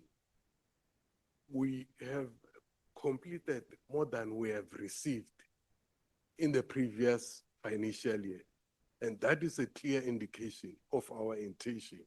We are very agile and committed to eradicating such. Our backlog is just above, but we'll give an example, below 14,000. And if you look into how we're spreading off, moving from 3,500 to 4,500, that is an appetite indication that we want to get rid of backlog, and we will do so within reasonable time. The question of the question coming from Honorable James regarding Madlanga matters. Yes, we are dealing with recommendations from Madlanga, and we are still awaiting full report. And as and when we are issued with such a report, we'll deal with those matters and prioritize them. But one also need to acknowledge that there is also a task team within SAPS, which of course is working well with ourselves. So we do not, we avoid by all means to duplicate exercise, and we work for one goal. There was a question about, from Honorable Dirico, the issue of legal claim. Mr. Ramafuku will deal with that, and also the issue of Nuna procedure in the name, we plan to prosecute Mr. Ramafuku. Deal with that. The DM has dealt with the issue of leadership and stability within IP. Mr. Kfelakai, the issue of community outreach and CMA in terms of outsourcing and insourcing and its value. Then there is a question around the budgetary context around forensic investigation unit, the 8.2, whether it represents other tools of trade. Therefore, I'll request you to deal with that. I think I will also request Mr. Pelakai to deal with training and capability development. To what other training are we offering to capacitate ourselves?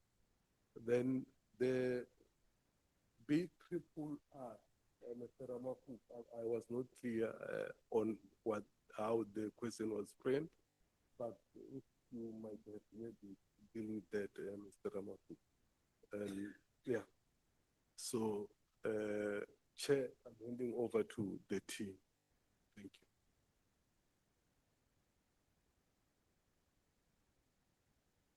you. Okay. No, thanks, Dr. Bila and Honorable Chair and members.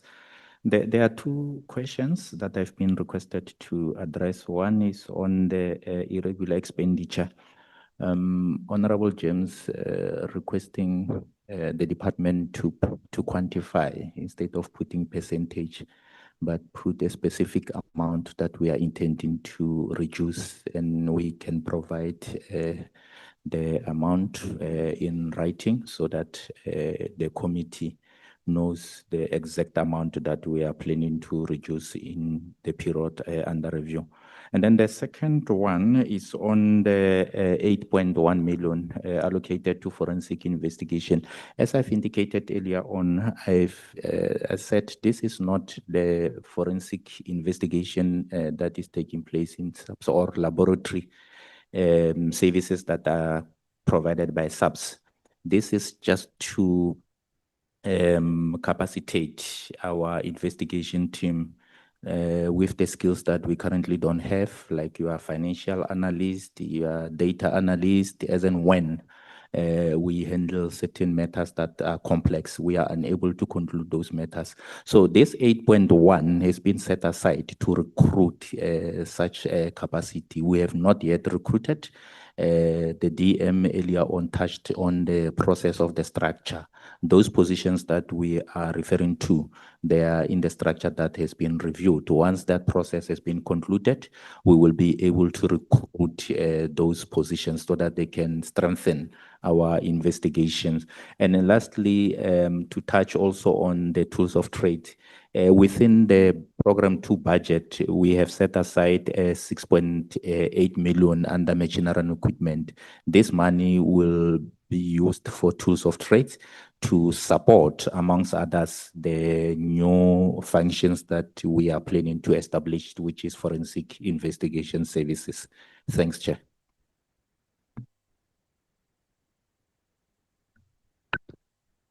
Thank you, Chairperson, Honorable Cameron,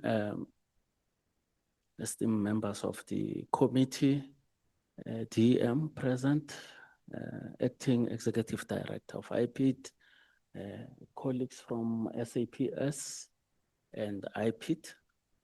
I will attempt to respond to the question that has gained the prominence today with respect to the recommendations.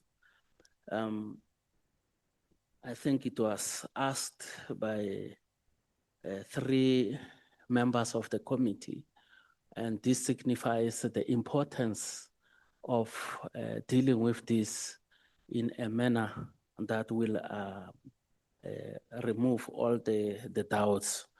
Let me indicate, Chairperson, that we are grateful to the Parliament of the Republic of South Africa, having noted the challenges that we had as IPID with respect to the implementation of our recommendations to SAPS and Metropolis, that you intervened by amending our legislation, the Primary or Principal Act, and ensure that Section 18 of the IPID Amendment Act 15 of 2024 deals with this particular issue.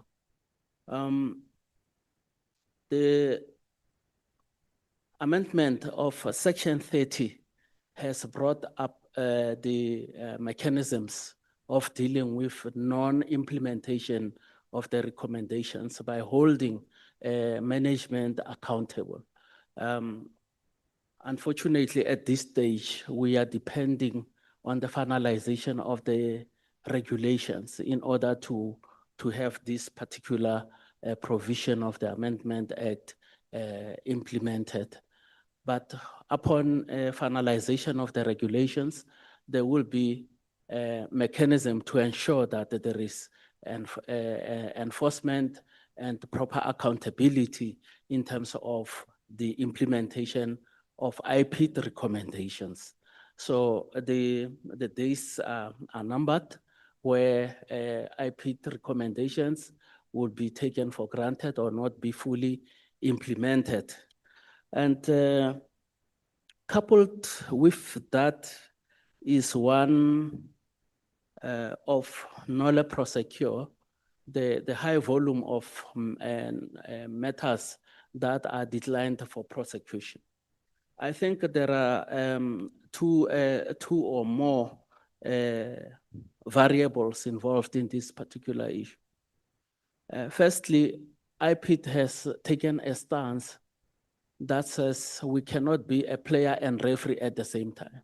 So all our matters, criminal matters, are referred to NPA for decision, even if we are aware that this matter would not see the light of the day.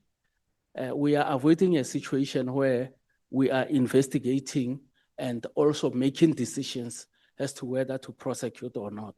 We allow NPA to exercise its mandate accordingly. So some of the matters, when referred to NPA, are already dead.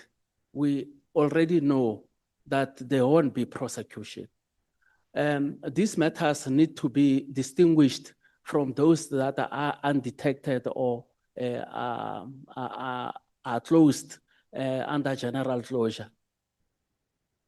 So when we have concluded our investigations, we submit an NPA make determination.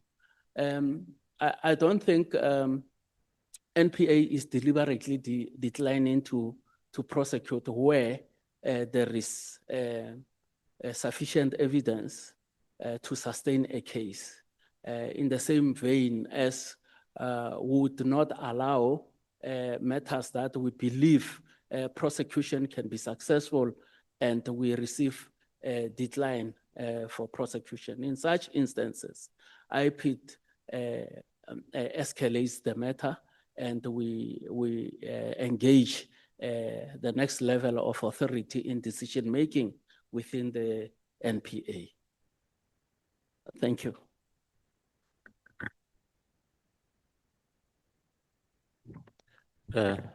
Afternoon, Chairperson, DM, and all protocol observed. Chairperson, with regard to the case management system that is currently under development, I want to point out that the reason why IPID took a stance to develop its own system is that the current system, as the CFO had indicated, it's owned by the service provider. And as and when the service provider decides otherwise, the service provider would then switch off the system, and that is a risk on its own. And the other issue is that when we need to enhance the system, even with the internal capacity that we have, we cannot do so because the system does not belong to IPID. So that then creates a serious challenge. So IPID then consulted with National Treasury that then made funds available for the development of the new system. Now the data centric, which is the service provider, is currently developing the system.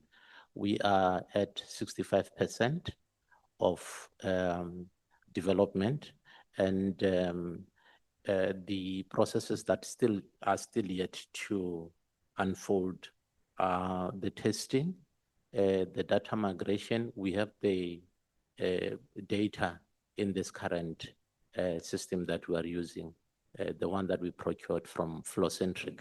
So it still needs to be migrated. And over and above, we were looking at making sure that there is integration. Currently, the system that we are having is not integrated with other systems within the JCPS cluster. And so it's very limiting that even when we need certain things, we ought to drive to areas. And yet, if we had access to those systems, I will give an example of the ICDMS, which is an integrated case docket management system, which is being used by other departments, your SAPS, your DPCI, and the courts. So you are able in that system to source the technical reports. You do not have to drive a distance to the forensic science lab. Of course, then if you have that system, then you are able to source that information from the traffic department. You are able to also check information on people that are wanted. You are able to know even the records of those that might have criminal convictions or pending matters. So that's the rationale why we took the stance to have an independent system. And with regard to the outreach are mainly one to give access to the communities. We also, just to give context, that we have the access and awareness rural strategy. That strategy, it's earmarked to reach out to the people in the villages, the people in the homestead, the people in our people in the farms, the farming community. So we want to reach out to the farming community through the strategy, and also the small holdings. So that was the idea of having this outreaches, and also to share information through the media platforms. And the fact that we also have the call center, we are able to get the opportunity to market the call center when we do this outreaches, and also to build the partnership. So it gives us that advantage insofar as partnership is concerned. And regarding the training interventions that we have planned, there are key ones that we have identified, such as corruption and procurement corruption in particular. We have taken into cognizance that there were issues that were raised around corruption, particularly in light of the committees. So we have then identified corruption as the key training intervention that we should consider. And the other one is the cybercrime. Why cybercrime? We look into the world that we are living in is mainly digital, and we have also observed that many of our cases now, there has to be an element of digital influence in one way or the other. We happen to link the suspects, whether it's on rape matters, whether it's on murder cases, whether it's on corruption, whether it's on torture, that we are able to use this coordinates and so on. And also for our members, our investigators to understand the laws, your POCA, your PRECA, as to where are they relevant, including the Cybercrime Act, the implications of the Cybercrime Act as well. So those are the key issues that we thought we have to flag them. And also the fraud as well, because it's one of the burning platforms. And we also prioritized the sexual offenses course to just address the gaps within the environment of, if you look at our statistical data on rape cases, that spike tells you that we need to be at a certain level of dealing with rape cases. And that is the reason why we would then want to consider this. And these are the courses that have been approved in terms of the training plan. So we will be able to roll them out to make sure that there is some kind of an improvement.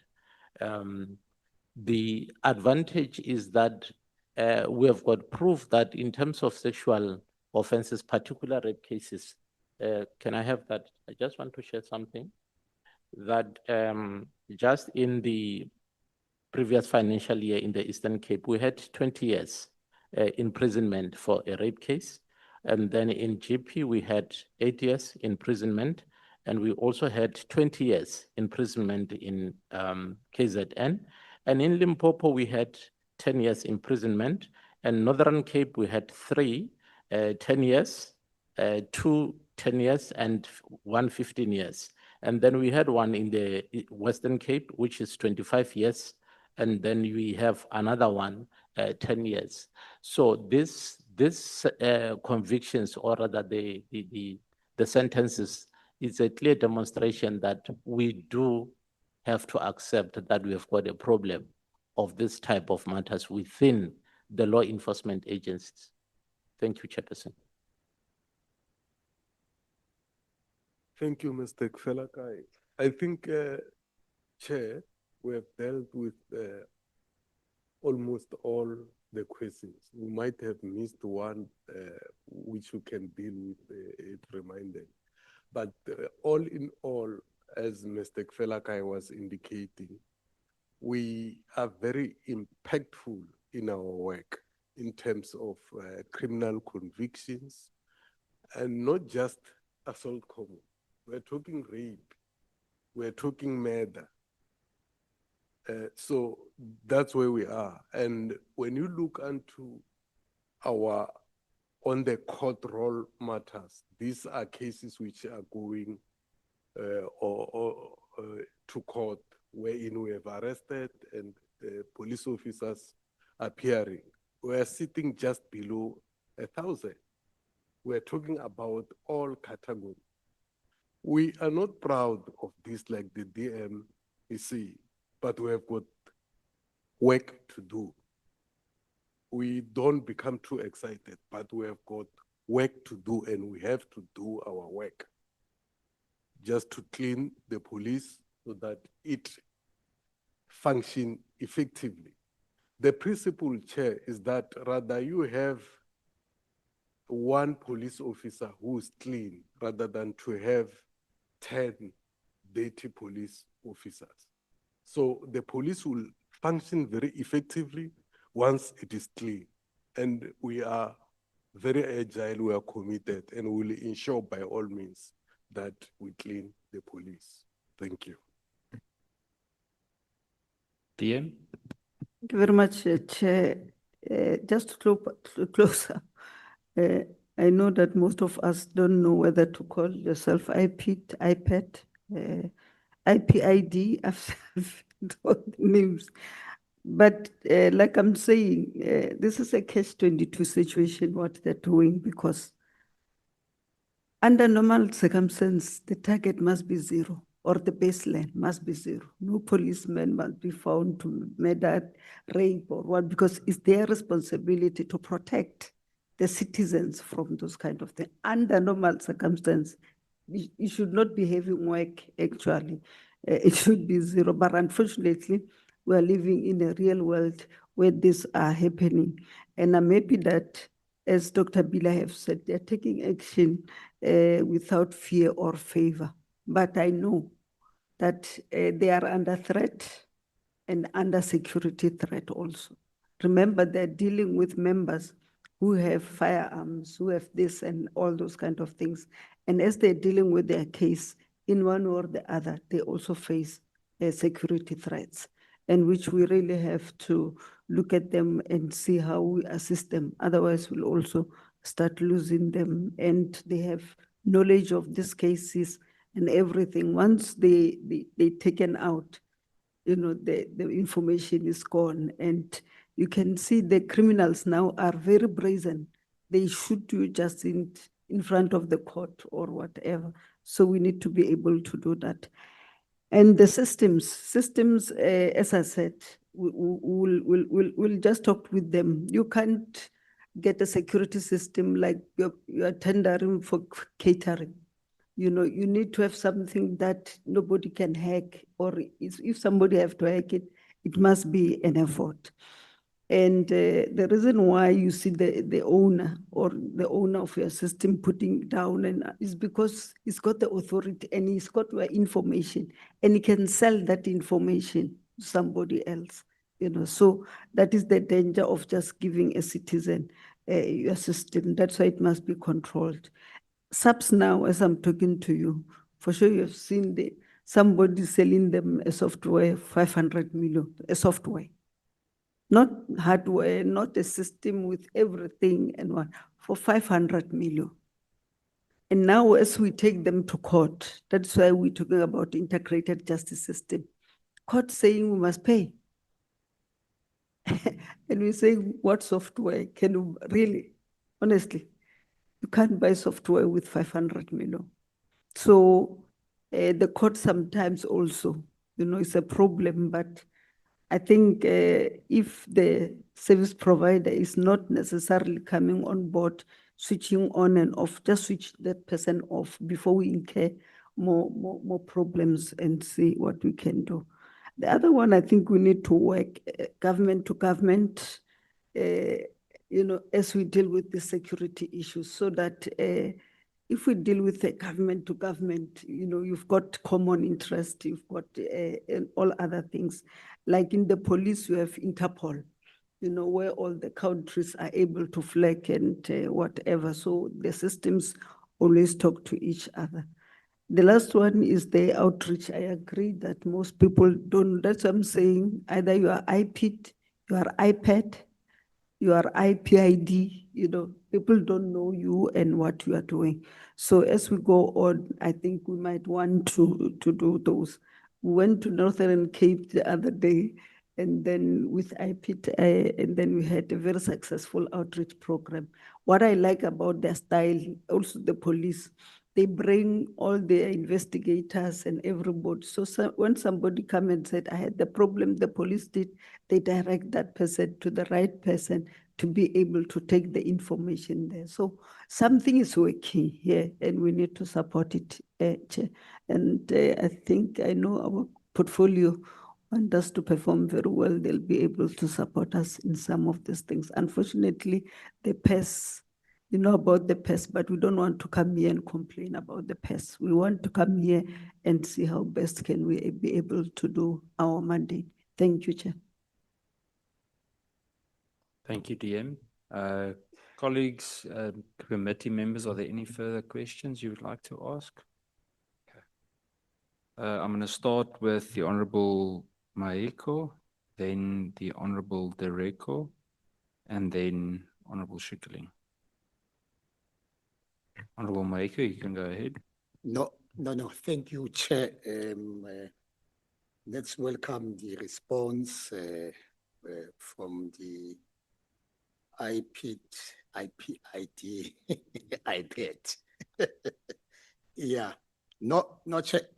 On page 13, I just want to make a proposal stroke recommendation on the first column on the percentage expenditure of goods and service procured from women-owned enterprise.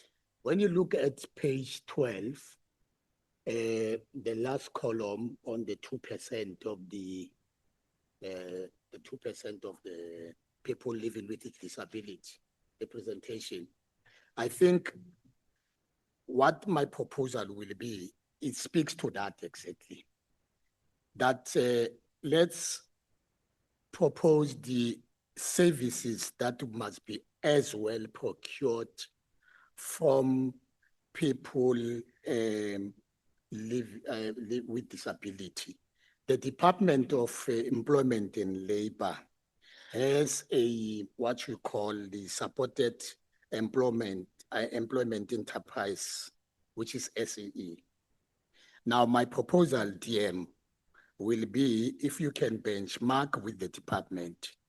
You benchmark with the department so that you procured the goods that are produced by people with disabilities.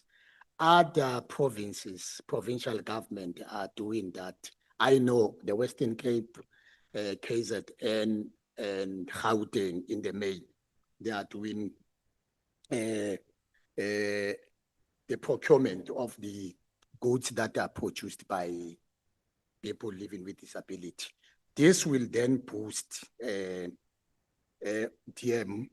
the representation in as far as 2% is concerned, including the employment opportunities that are created from the very same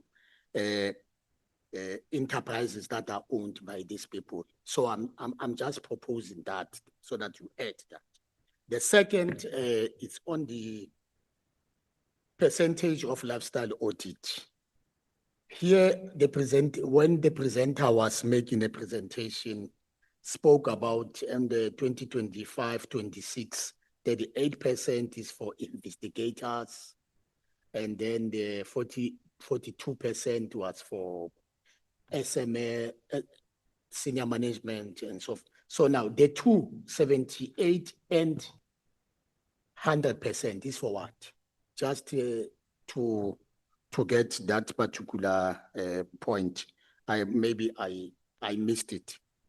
And then the last two, Chair, in terms of the social contract,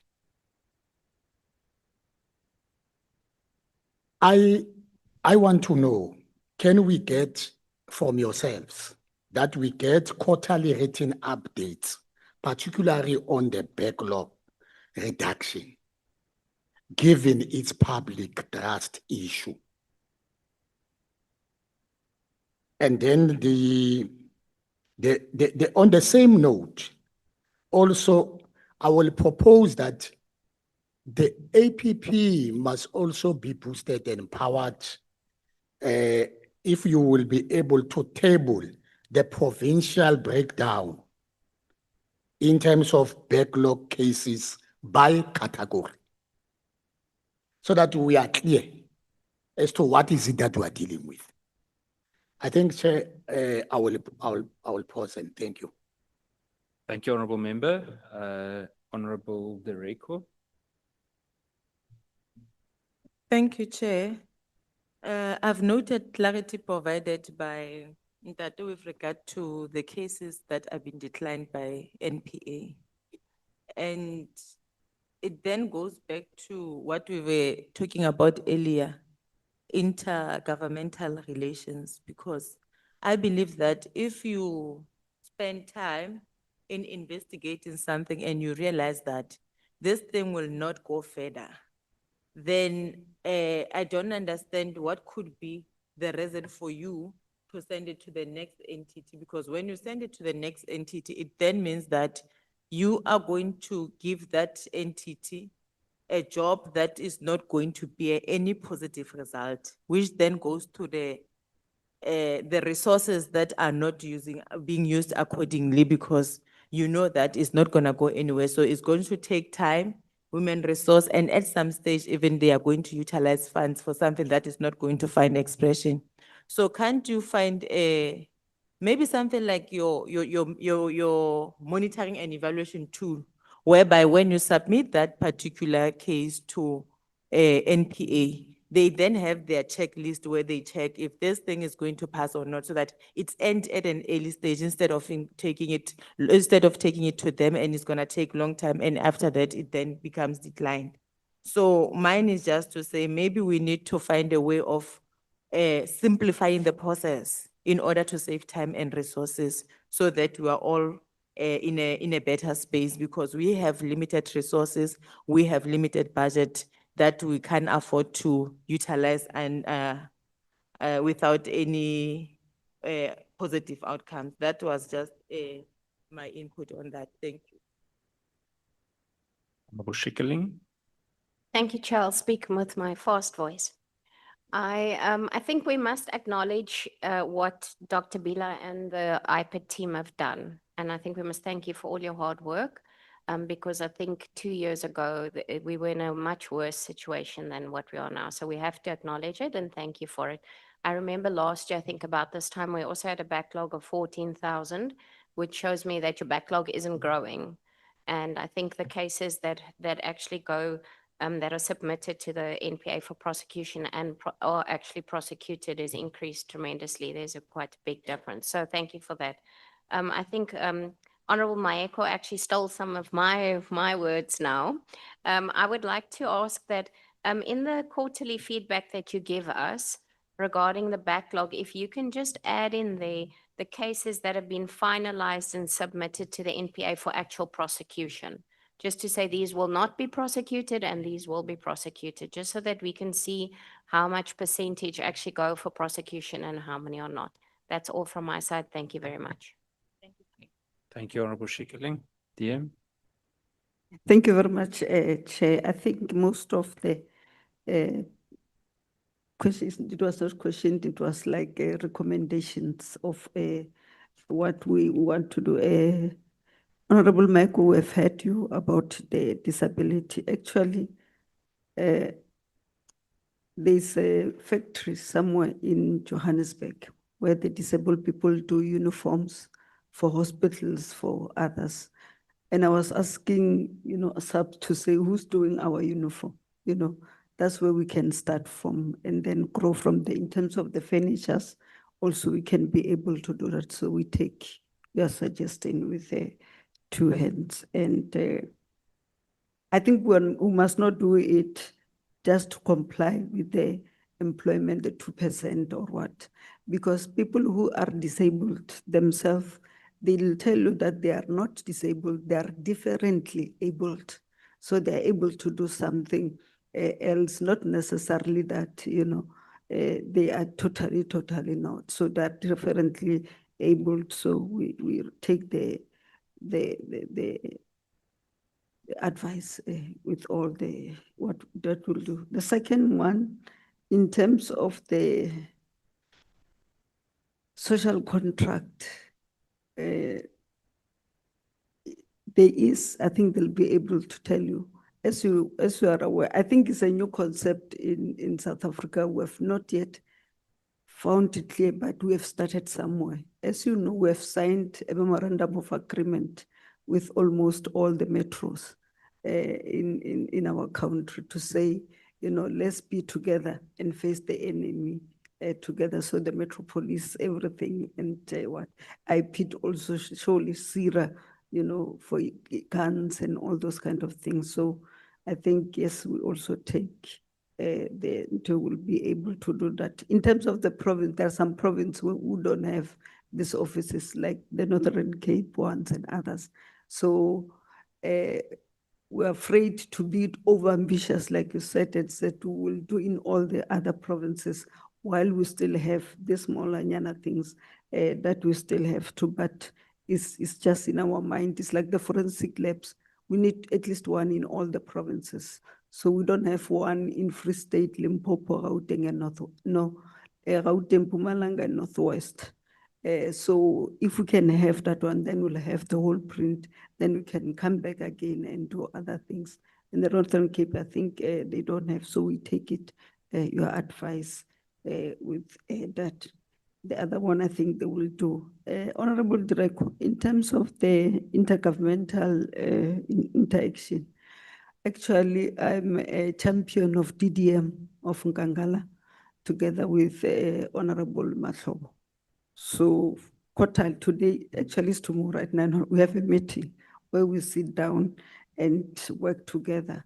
Like I'm saying, even the memorandum, how do we reduce crime without fighting each other or over theft? So what, it works well and wonderfully here in Cape Town, actually.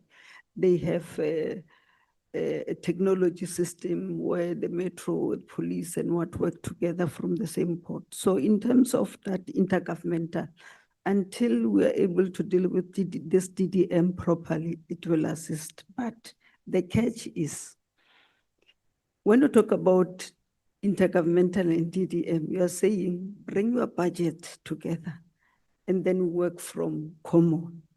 But then the accounting, the PFMA is not changed to be able to deal with that. So accounting officers are afraid to give their budget to somebody that they will be able to account. And now this, what we call Public Audit Act, where you can found guilty and be told to pay. So I think until we have discussion with the Auditor General and sort out this issue, then the DDM and intergovernmental one, including the PFMA, will be able to do that. And also we have the JCPS cluster, where there's justice, education, home affairs, all the security, SSA and everything. We're also working together to try to deal with some of the issues.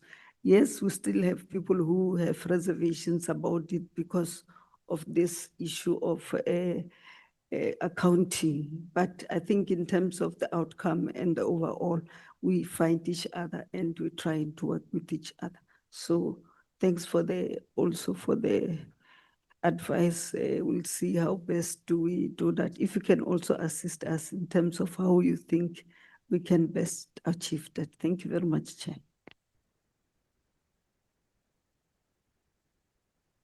Colleagues, I just want to double check if all the questions been answered.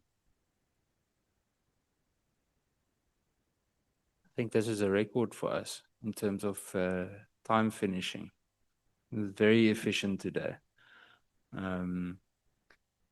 So I think we've come to the end of today's discussion. There's nothing major additionally from my side. We will obviously go through all of the relevant work and just study once again what was discussed today. We really want to make sure from our side with regards to IPID that we do what we can in terms of capacitation. I've got no doubt that over the years, IPID has slowly but surely been starved of much needed resources. And it's critical for, if we want to clean up, we need a strong IPID. So it's literally that simple. Thank you for everyone's patience today. DM to you, the Minister and other DM in their absence, Brigadier Mitchell, your role with the rest of the SAPS team as well, and then Dr. Bila to you and the team.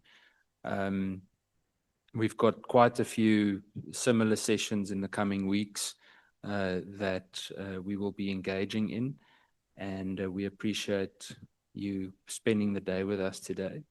And to the members that made their way here today, thank you to you as well. Honorable James, I haven't heard you so quiet in a while. Oh, is that why? I hope you feel better soon. So with that, I will. Oh, I am. It was a compliment. I'm going to close the meeting with that. Thank you very much for everyone's time today. Thank you.